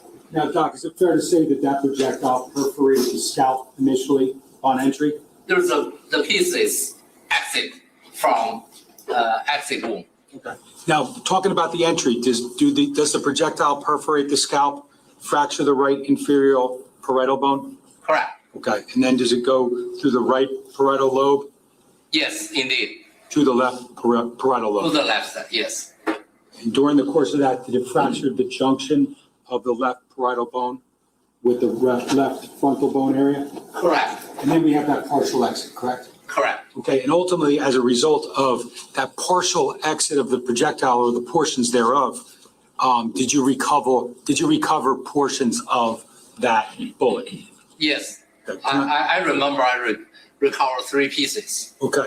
Can I have slide 17, please? Do you recognize that? Yes, you can see on the top is the yellow color, is the jacket of bullet. There's a metal color or lead color is the core of the bullet. Certainly you can see the fragment of the bullet severely deformed. Okay. Now, Doctor, ultimately, as a result of the recovery of those 3 portions of the bullet from the brain of Mr. Caneiro, was that provided to one of the detectives who was there from the prosecutor's office to assist with documentation of the autopsy? Yes, indeed. Now, Can we preserve that 17.1? now just going to, we can go back to that. I'm going to ask you about the 5th gunshot wound. Can you just undo that, Doctor? I'm sorry. Can you click the undo button? Thank you, sir. Now, the 5th gunshot wound, is that also documented in your report? Yes, indeed. Okay. And could you just indicate how you describe that 5th gunshot wound? You just remember the 4th entrance wound on the right, lateral the head.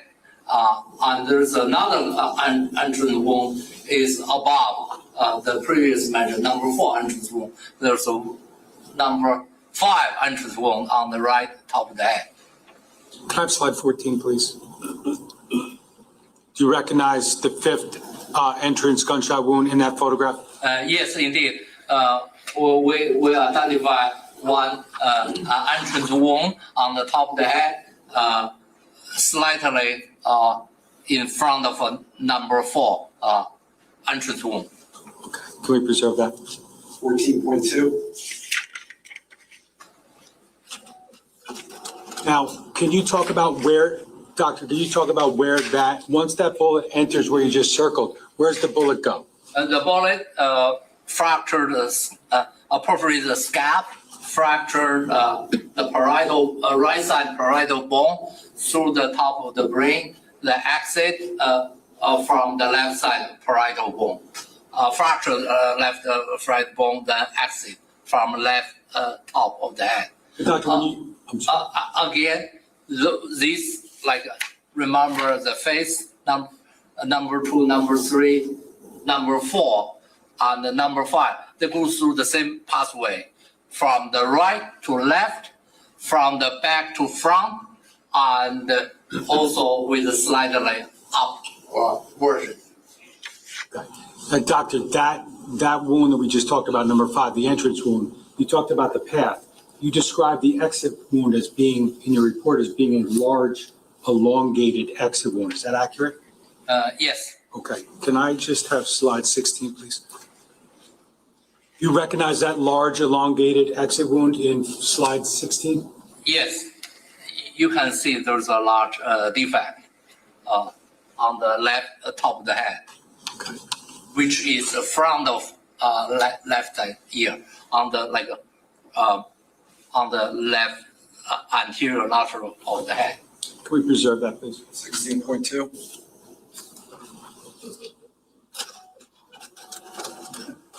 Doctor, you described somewhat before lunch and now five gunshot injuries sustained by Keith Caneiro, correct? Correct. Now, the first one we talked about was in the lower back area. That's where it entered, correct? Correct. Okay, and then it exited through the abdomen, went through his hand and exited again, correct? Yes.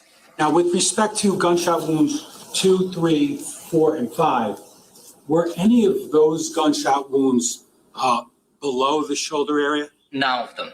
They were all above the shoulder area? You are right.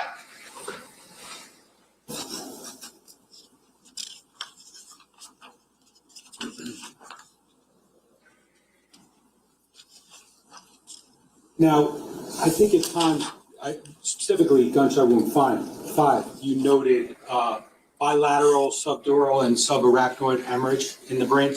Actually, number 4 also notice the both lead to the subdural subarachnoid hemorrhage, brain lacerations, brain contusion. One push the brain, the bullet down there.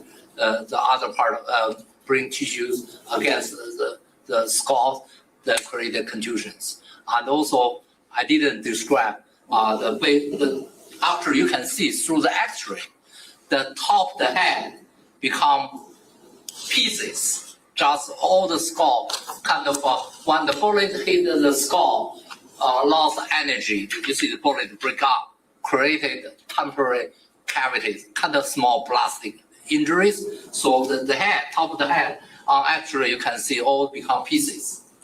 Can I have slide 4? Is that the X-ray that you're referring to, Doctor? Yes, you see the black gap is air. I mean, you can see the head is deformed on top of the head. And you see all the gap, it means each individual fracture bones down there. Okay, good thing. Now, as a result of your autopsy process, both external and internal, and that which you've testified to already, did you determine whether or not, at the time of his death, Keith Caneiro was suffering from any natural diseases? No, Okay. Did you note something regarding coronary artery disease? I identified the case has some heart conditions. We call coronary artery, they supply the blood and the nutrition to the heart. Did that cause his death, Doctor? No, in this case. Okay. Now, I just want to ask you also, with respect to this autopsy, did you at some point take a DNA or a blood sample from Keith Caneiro during the autopsy? Yes, indeed. Okay, and was that provided to that same detective who took the projectiles? Correct. Okay. Now, with respect to toxicology panels, did you order those as well? Yes, indeed. Okay, and did you ultimately receive back toxicology results regarding Keith Caneiro? Yes, indeed. And ultimately, were those negative? Let me double check. Sure. Yes, you are right. Okay. Now, based upon your autopsy, and in light of your training and experience that you described previously, were you able to determine or opine as to a cause of death for Keith Caneiro? Yes, indeed. What was that? The cause of death is multiple gunshot wounds. Okay. And with respect to the manner of death, were you able to make any conclusions there from your autopsy? Homicide. Okay. And what does homicide actually mean? That one person killed another person. Okay. Now, that cause and manner, those cause and manner opinions that you just talked about, are those based upon the performance of the autopsy, the things you saw in conjunction with your education, your training, and your experience? And also including investigation. Including investigation, because that's part of the process, correct? Correct. And that's why it was important for you to talk about what you saw photographically at the scene at 15 Willowbrook. Correct. Now, Doctor, I want to ask you about the second autopsy that you performed on that same date, which was November 21st, 2018, right? Yes, Okay, and that was with respect to Sophia Caneiro, correct? yes, And did you, as part of the culmination of that autopsy, did you draft a report? correct. Okay, and did that report ultimately include toxicology, the actual report, as well as your body diagram and some other notes from the investigators? Yes, indeed. I'm just going to show you what's been marked as S382 identification. I'll ask you if you recognize that, doctor.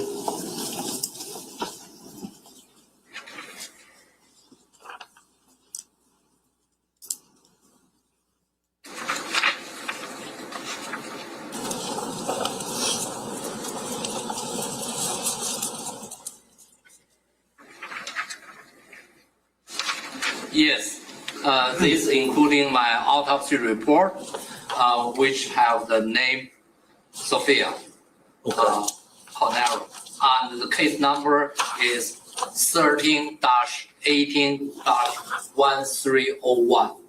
The case 13 is the county of Thoma County. The 18 is the year of 2018. Case number 1301 is a specific related to this case. So in all the following photos, they all have this label associated with this case. Doctor, with respect to the autopsy that you conducted or performed upon Sophia Caneiro, did you do it in a similar manner to which you had done for her father, Keith Caneiro? Yes, indeed. Okay. Did that include x-rays that were taken prior to any real internal or external examination? Yes. Okay. Can I have slide 20, please? And doctor, do you recognize slide 20? Yes, indeed. What do we see there? We show the body was lying on the table. We take the photo of the bodies. On those, there was to show the EKG leads on the shoulder area. Also, is also a little bit high density. The pieces, actually, they are not bullet. They are just gravel stones. Since the initially body was found the first landing between the first floor and the second floor, they moved the body from the fire side to the gravel surface. So those stones is contamination basically on the ground, and show the injuries on the you can see on the right side chest. If you compare the left side the chest, it's all quite black. That means the person also have what we call the pneumothorax, the air into the right chest. So the compress the right lung. Normally, the chest cavity is negative pressure, so you can expand the lung. So, and also the lung is collapsed and kind of push the heart towards to the left side, the bodies. And yes. Okay. Can we preserve that, please? 20.1. Doc, you can undo that if you don't mind. Doctor, as part of any autopsy, and specifically this one, did you take note of any clothing that Sophia Caneiro was wearing at the time? Yes, indeed. Okay, and there was two items, correct? Yes, What were they? they were. One is a shirt, one is underwear. Okay. and did The you- shirt is which is covered with blood. Okay. Now, can I just have slide 21? Do you recognize that, Doc? Yes, What is that? it's basically, in this case, later on, I will introduce other evidence. So they are in the fire scenes. So you can see the clothing already partially burned. So So I have cut on the surface, lateral surface, in order to preserve the evidence. So basically, this shirt on the purple one is on the back. The body is protected, clothing be burned or burned. So on the top is a front shirt. In the front shirt and also on the back, you see a lot of empty space that later on correlated with the stab wound. When you perforate the body, create a defect on the clothing. Now, Doc, during the course of the beginning of your report, specifically page 2 of that document, you go on to describe your initial impressions of Sophia Caneiro, correct? Yes, And that included the fact that she was 48 inches, right? yes, 45 pounds, correct. and she was how old?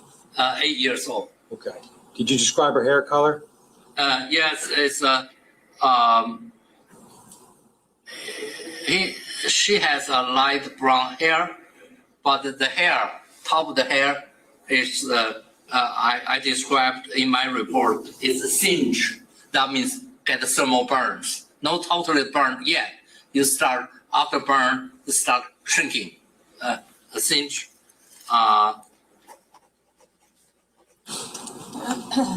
Doctor, were you able to evaluate or determine her eye color? Since with the thermal burns, you really cannot see real color since have a thermal burn effect. Did you document that there were large stab wounds on the left side of her nose? Yes, indeed. There's a multiple large stab wounds on the left hand. Okay. And did you note something regarding the upper frenulum? Yeah, the upper frenulum is a small ligament between in the front line, in the upper lip area. So that small ligament is teared. Did you make any observations of whether or not there was any blood in her mouth? Also, there's a large amount of blood in the mouth. Did she have multiple cuts and stab wounds to the chest? Yes, indeed. And was her face covered with blood and soot? Yes, indeed. The whole body covered by soot. So make me, in this case, very difficult doing the autopsy since the soot and the dry blood cover the wound. So we have to really carefully clean the wound in order to identify the nature of injuries. Did you note at times in different places radiant heat burns? Yes, the whole body, especially in the front, show the radiant thermal burns. On the back, get partially burns, but a certain area is still preserved, especially when the body against, like buttock area, against the floor. They are kind of protected by body positions. In those areas will be less burn. Now, Doctor, or amber. Doctor, during the course of the report, you document evidence of injury. Is that accurate? Correct. Okay. And you described in the beginning, part 1, you described evidence of sharp force injuries. Is that right? Yes. What did you mean when you said sharp force injuries? Generally speaking, we talk about sharp injuries is by sharp instrument, either with a pointing or sharp edge. So those injuries is due to cut, not by force. The blunt force injuries by force that break the tissue, tear tissue. The sharp force injury is cut motion into the body. Okay. Now, Doctor, if you recall, is it accurate that you documented under sharp force injuries 17 injuries or groups of injuries? I artificially divided like 17 groups based on locations, but now means 17 injuries. It's 17 group injuries. Now, I know that you document a lot. We just said it was 17, but I'm going to refer you to that report that's in front of you, if I can.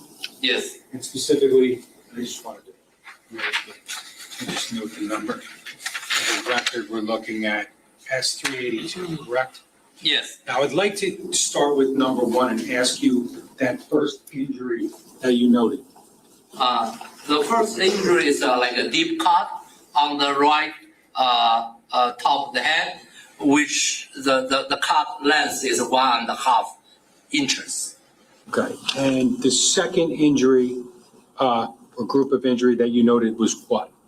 Is injury, the stab wound on the back left armpit area, which 7 1/8 inch in length and 1/2 inch in width. Normally, we mention the stab wound. If I mention the length of the wound, tend to correlate the width of the blade. And the depth wound tend to associate the length of the blade, but certainly not the injury will be fully penetrated. But they're correlated a certain degree down there. So this, and again, I mentioned to you, majority thermal burns in the anterior surface. On the back area, some area is less burn or unburned. In that injuries, I try to identify the length of the wound. In the thermal area, I just mentioned whatever size. Doesn't mean is the shape of the wound. So let me go back to, I'm sorry, I have to tell the jury whatever the preconditions. So this wound is a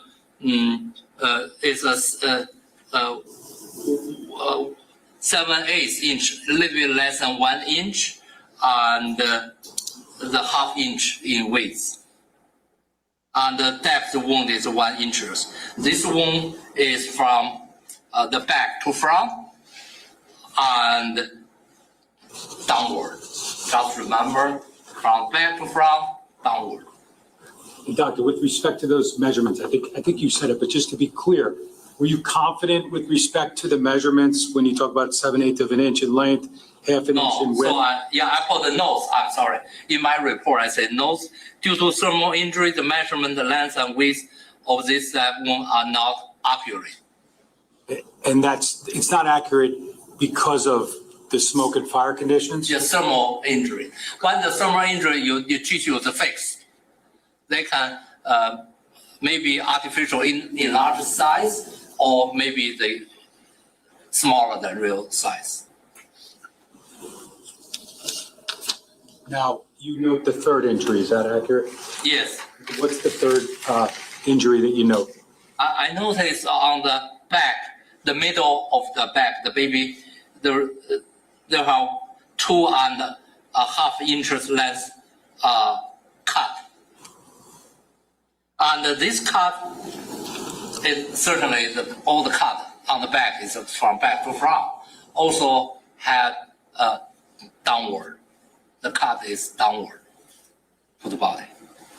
And then the fourth, I note that you indicate there's 2 stab wounds, correct? Yes, there's a 2 stab wound on the right lateral buttock. The top stab wound measure 3/4 by 1/2 inches. The lower stab wound is located at a little bit non-thermal injury area. So this measurement is more accurate, like real injury patterns. I mentioned the length of that wound is 1.8 inch in length, 3/16 inch in width. And when you look at that shape of the wound, there's 1 sharp edge, 1 blunt edge. So indicate the weapons, whatever stab to the buttock area, most likely is a single edge blade. Again, is that what you just described? Is that back to front? Yes, this wound is the from the back to front and the top to bottom. So downward. Downward. Now, number 5, you talk about a superficial vertical cut at the right posterior lateral thigh measuring 3 inches in length, correct? Correct. Okay. And when you talk about right posterior lateral thigh. Can you tell us where that is? It's basically, I said, all the base standard position is on the lateral side or right side, on the back lateral side. Now, that sixth wound, again, I think it's 2 wounds at least, correct? Yes. Can you tell us about the sixth wound? These 2 stab wound on the left side the nose, measuring up to 1 inch in length. The wound direction is front to back, slightly maybe on the left side. It's slightly right when I'm talking to the baby, the child, from the right to left, and slightly that is on the face, slightly from the bottom to top, slightly upward, and these 2 wounds cut through the nose, cut through the nose, and through the sinus. And since I just remember on the left side nose, this wound from front step on the back, little bit upward. So when the wound into the left side, the face through the sinus, the hit the bottom of the skull, the brain inside the skull. The bottom skull we call left frontal fossa. On the base of the skull, there are frontal fossa, middle fossa, and posterior fossa. So the knife penetrated front to back from slightly from the right to left and slightly upward hit the bottom of the skull and fracture the base of the skull. Can I just very briefly have slide 22? You recognize that, Doc? Yes, indeed. Is that consistent with the injury you just described? Yes. Moving on to number 7, you document 6 cuts or stab wounds. Can you explain that?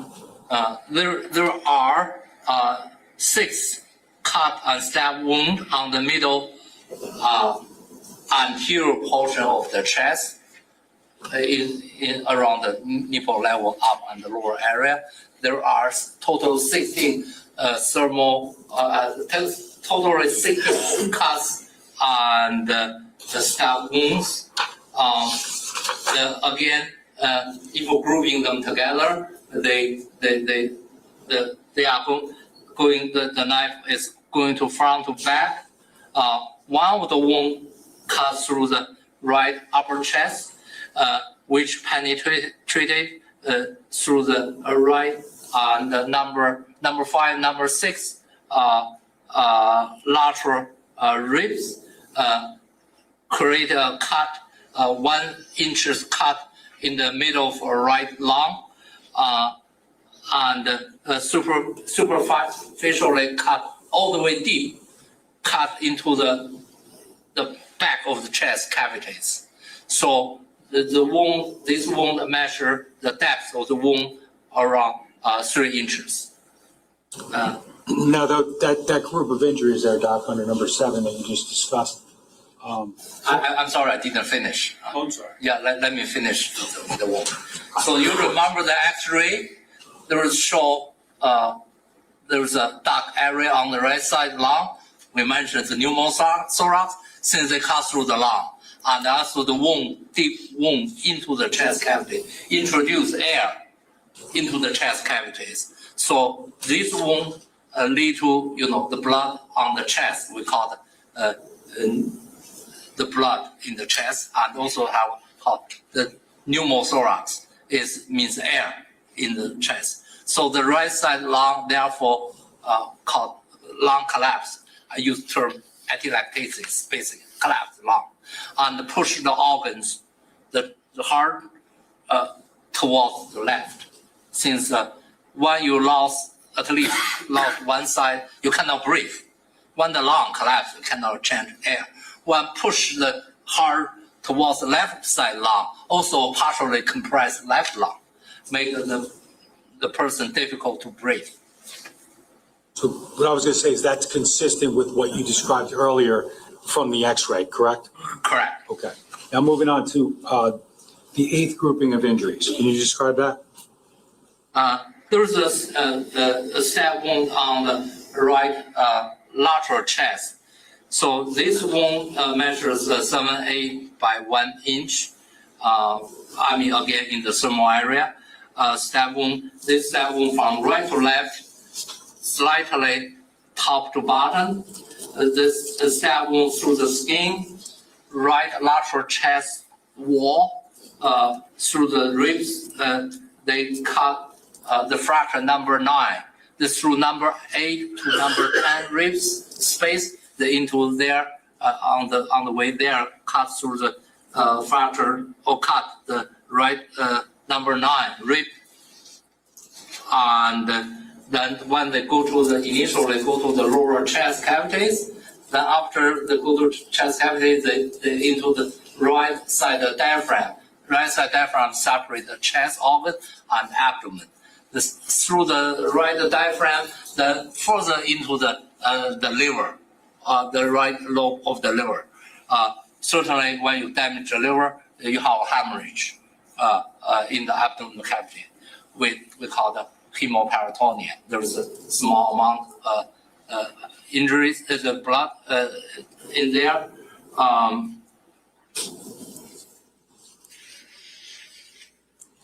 So this wound depth is around 3¼ inch in depth from the cut through the, we talk about baby, through almost through the right to the midline area. 3¼ inch in depth. Thank you. And the 9th group of injuries, you talk about 1 stab wound to the anterior right thigh, correct? Correct. And also 1 stab wound on the left thigh, correct? Correct. Okay. And the direction of those wounds was what? From the front to back. And did you also measure those? Yeah, this is again the front leg was burned. So I measure 3¼ by 3/4. Another wound measure 3/4 by 1/4. Now, number 10 is 2 vertical cuts on the medial surface of the right lower leg and 1 vertical cut on the medial surface of the right ankle. Is that Correct. Okay. And they measure 2 to 3 inches in length? Correct. Now, number 11, you talk about a stab wound on the left anterior upper arm, correct? Correct. What's the direction there? The direction wound is front to back.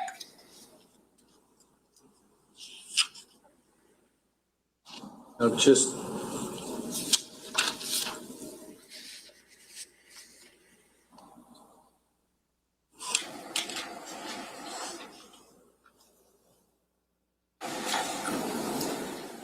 number 12 is a perforating stab wound of the right forearm.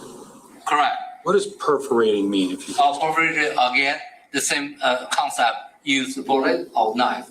That means the knife enter the body, then exit from the body. that perforating stab wound of the right forearm, what else did you note in that regard? So this, just remember, this entrance wound is located on the posterior lateral of right forearm, on the back lateral of the forearm, close to the elbow. Okay. And measures 1 inch by ½ inch. So this wound direction is back to front, and top to bottom. I mean, from shoulder is top, the hands the bottom. It's remember back to front. It's a little bit downward. And just to that area, very briefly, Doc, can I have slide 25? Now, you talk about injury to the right forearm. Is that accurate? Correct. And you also Yeah, talk- I'm going to label. Okay. So the elbow is here. So the closed elbow on the back of the and the lateral of right forearm. And Doc, just very quickly, do you see some of the chest injuries that you described earlier? Yes, you see multiple gapping stab wound and all cut. Can we preserve that and take it down? 25.1. Doc, talk about, if you could undo that, Doc. Talk about number 13 being a faint cut on the right forearm. Is that essentially in that same area you just described? Yes, Like between the perforated stab wounds you just described? and also there's a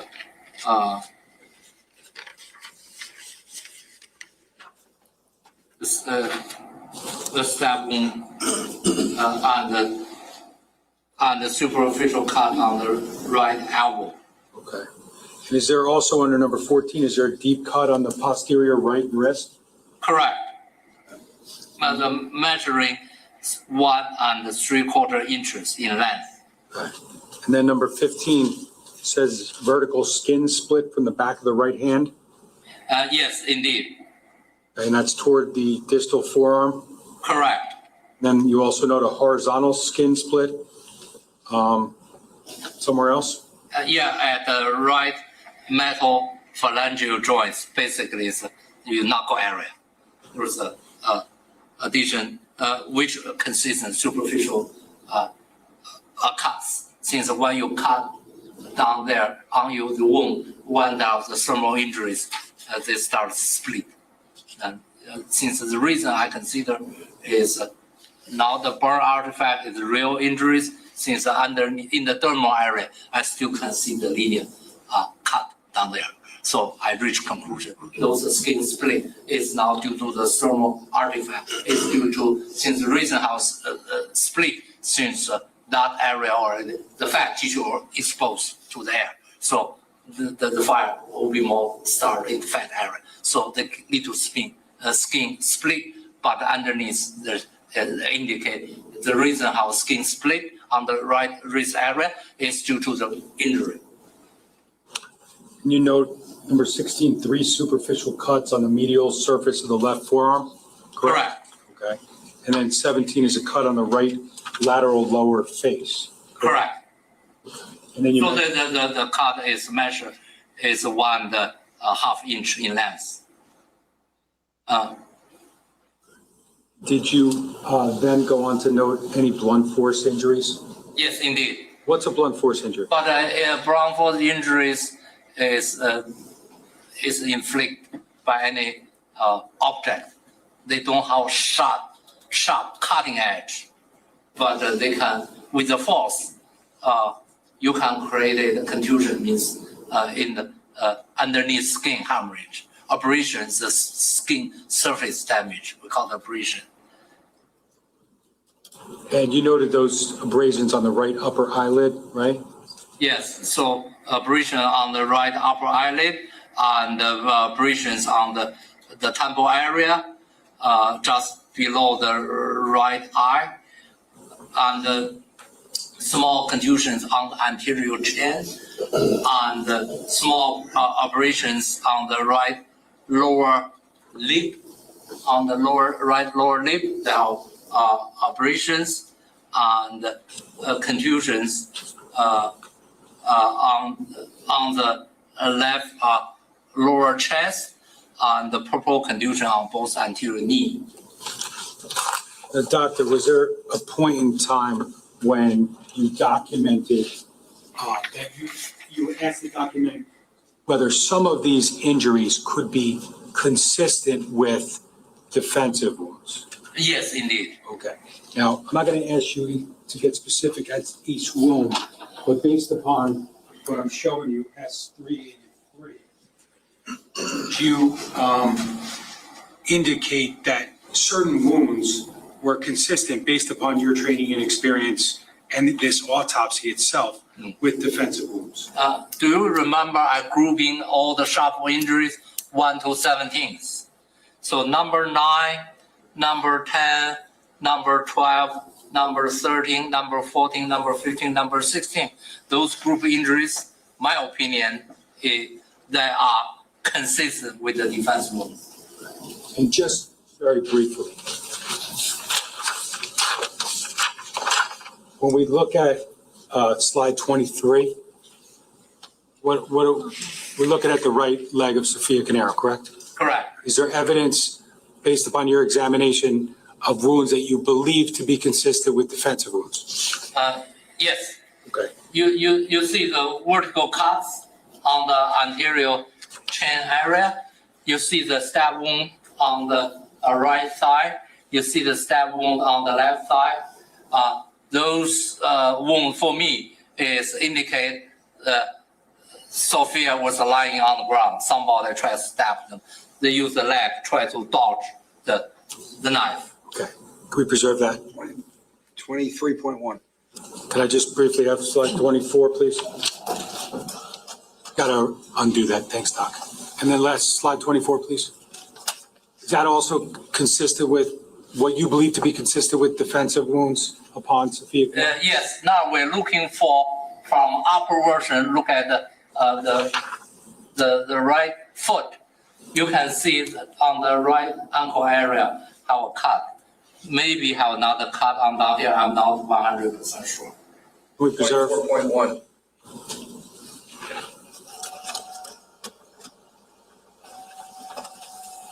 No.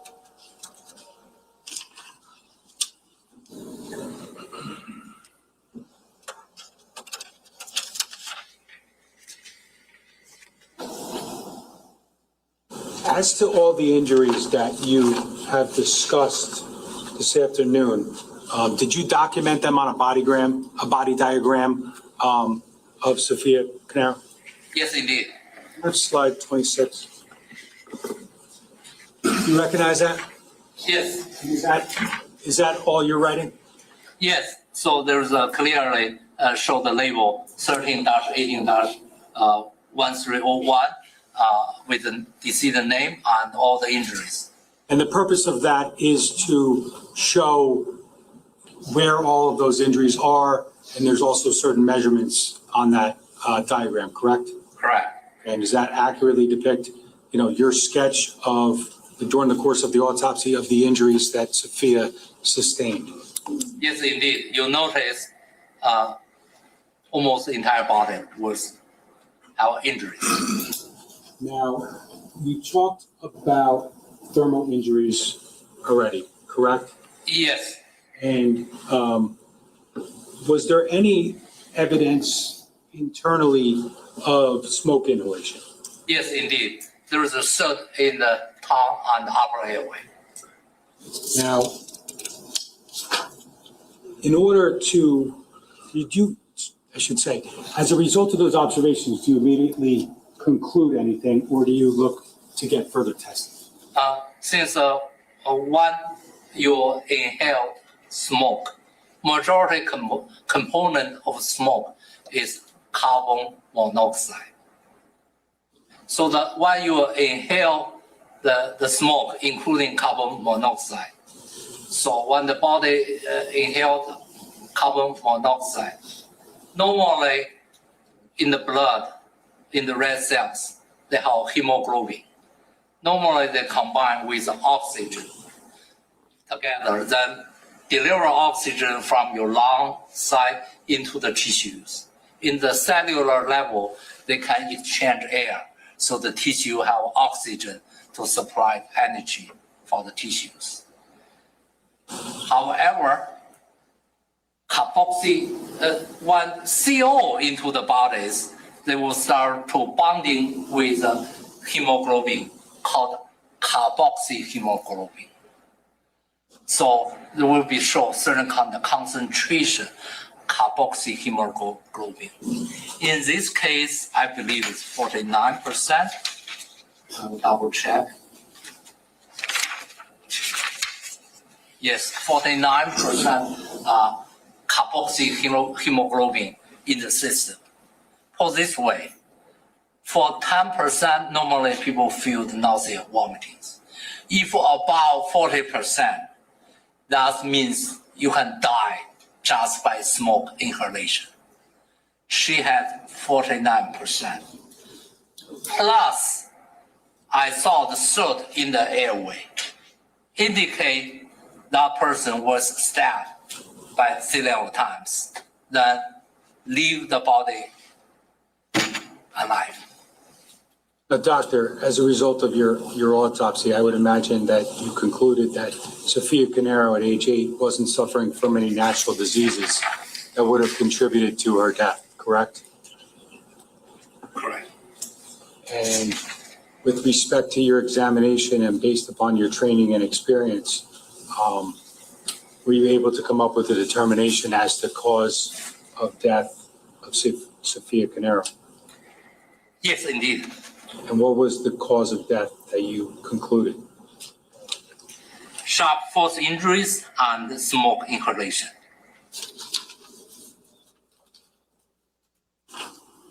Again, as a result of your training experience and your autopsy of Sophia Caneiro, were you able to come up with a determination as to the manner of death? Homicide.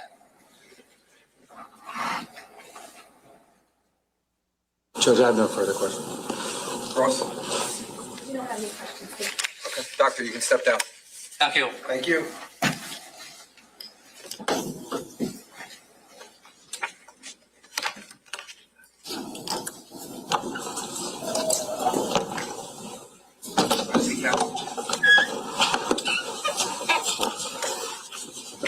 Judge asked to see the counsel at the bench, and that was absolutely grueling. For the record, Jennifer Caneiro's family has been in court many days, but it is also when it comes to the grueling testimony that they will leave and then come back. But it does appear that they stayed today for some of it, and I can only imagine how they must be feeling to hear the graphicness and to hear that Sophia Caneiro's body attested to the fact that she had defensive wounds, that she had so many wounds, that her body was covered with them. And a good portion of them were defensive. That child fought, in my humble opinion, and she ran as evidence from the kitchen that her own blood is all over there. It may have been her that was running around the island and being chased, and that she went to go up the stairs. The blunt trauma to the head could have been falling up the stairs as she's being attacked. Legs with defensive wounds, hands with defensive wounds. Horribly graphic. And I would imagine it's a tough day for the jury. And if I had to lay odds, I would say that the judge is calling it for the day after the two medical examiners' testimony, as long as they're on track. There was no cross-examination by either of the medical examiners, which is a strategic move by the defense. They do not contest to how the four victims in this case have died. It is homicide. They were stabbed. They were shot. There's no contesting that. And there will be no cross-examination of the medical examiners that state so. Strategically, that is good for them. It shows courtesy to the families. It also shows courtesy to the jury, because actually going against the medical examiners in this case, when there is actually no contesting how they died. So I think that's one of the stipulations. There's no nothing to contest in the manner of death in this case. Only in maybe how they got to their conclusions. Both of the medical examiners are experts, had done many, many autopsies, and there's really nothing that they would be gained. If anything, they would just lose the favor of the jury. I'd also like to note that Paul Caneiro seemed most visibly distressed whenever they were speaking of the children's autopsy, and especially Sophia. I saw him wiping tears in his nose. And he's either a really good actor or he's remembering that instance as they talk about it. And I don't know how he could sit there speaking on the wounds and knowing the child is only 45 pounds and 8 years old, suffering that much damage. I wonder what the jury's thinking right now. But I would imagine the judge is going to release us for the day, but we'll wait until they come back to find out. If so, I just want to remind you that there's no court tomorrow, and that will resume. They will resume with testimony on Friday morning at 8:30. And that, well, as hard as all of this was to hear, we have to stay focused on the fact that Paul Caneiro is innocent until a verdict of guilty comes in.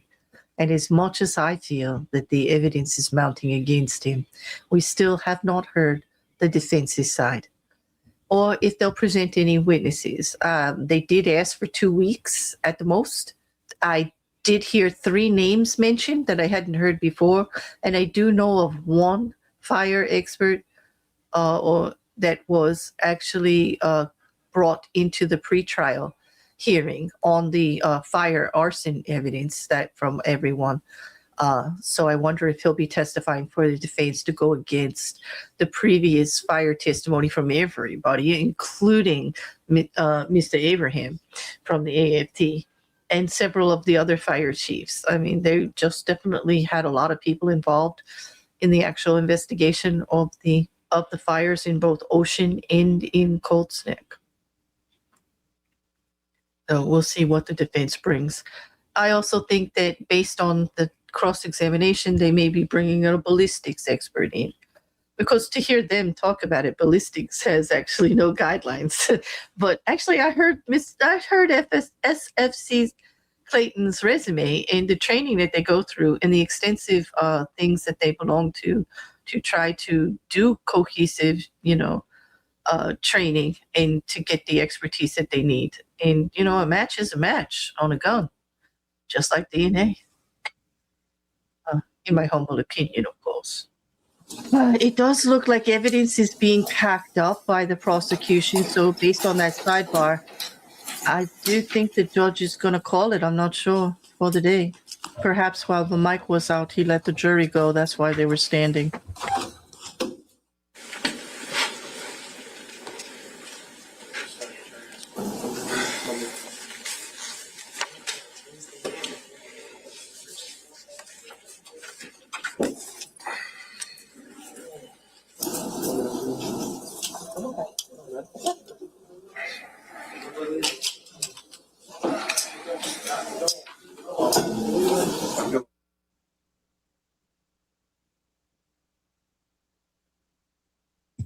It's very frustrating with the mic going on and off, but I'm sure that we'll hear from the judge. I do think that perhaps something's going on with the jury. They gave them a quick break, and then he's bringing them back in. I don't know. It's with the way that the prosecution was packing up evidence, I thought maybe we were done for the day, but we shall see. Just remind them all Friday morning, 8 o'clock. I will. Can I see the attorneys back up, please? And now he's calling the attorneys back up. I do believe they released the jury again, and he did just give instructions to the clerk to remind them about Friday at 8 o'clock again. So I do believe the jury's been dismissed. Whether for a break or for the day, I can't really say. Well, after that testimony, I would imagine he's letting them go for the day.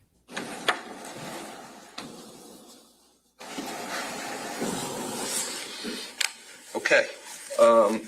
We have concluded the testimony for today. It was a long day, so concluded for today. I've decided to do that. We will start back up on Friday morning, same time, same place. It'll be 8 o'clock on Friday morning. We start at 8:30, and we'll continue on with the testimony at that point in time.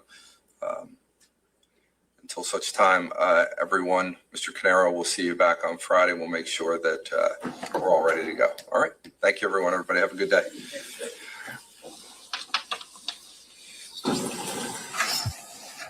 Okay, so the judge has called it for the day, as I had suspected he would, based on the testimony that there was in everything that has gone on today, what the jury had to hear and digest. It's reasonable.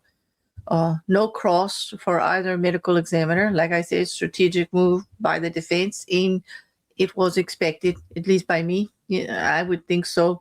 There was no way to contest the manner of death. And there was really, with such expert witnesses with such experience, what are they going to go at? Nothing happened in the transport of the bodies. It was just horrific. It's just something the defense it had to be put out to the jury. Defense just has to take it on the chin for that. No denying it was graphic and horrifying to hear, and very graphic and distressing. And it takes a lot to hear and digest that. And I would imagine not everyone is in their feels. I did see members of the Caneiro family that stayed. And I was surprised because this is the most horrifying testimony. I have noticed them leaving and saw it reported by journalists who are covering it that they had been leaving on and off during distressing testimony. But to be there for the autopsies, I guess in a way, it's a way to honor them and then to know actually what happened. And I just, to take a moment, because we often forget in the trials the families of the victims as the testimony and all is going on. Like, we're all focused on the defendant. What is he doing? What did he do? What's the defense doing? Or what's the prosecution saying? Well, at this moment, after hearing the testimony of the medical examiners, I think it's the right time to just take a moment and pause and remember that justice serves the victims and the victims' families also. And it's not only Paul Caneiro who has rights as the defendant in any legal matter here. They also do. And it's Judge Lemieux's job to make sure the trial is fair for both. Justice on the side of the victims and their families, and also for the defendant. And I think he's doing a good job of laying it out and not letting either side go too far, or definitely not letting them go anywhere near violating any law or procedure of court. He's kept his humor. He does have care for the jury, which is his charge. He's going to make sure that they're hearing everything clearly. He does his best to make sure things are documented properly. And when there's any concern over what they're looking at or need clarification on to what someone's saying, he does come in and have them restated. So it's very clear for the jury later. My thoughts are with the families tonight. All the families. Because even the defendant's family is suffering on a day like today. On that, we'll begin again on Friday. And we are still on the state's case. I did not see them rest their side today.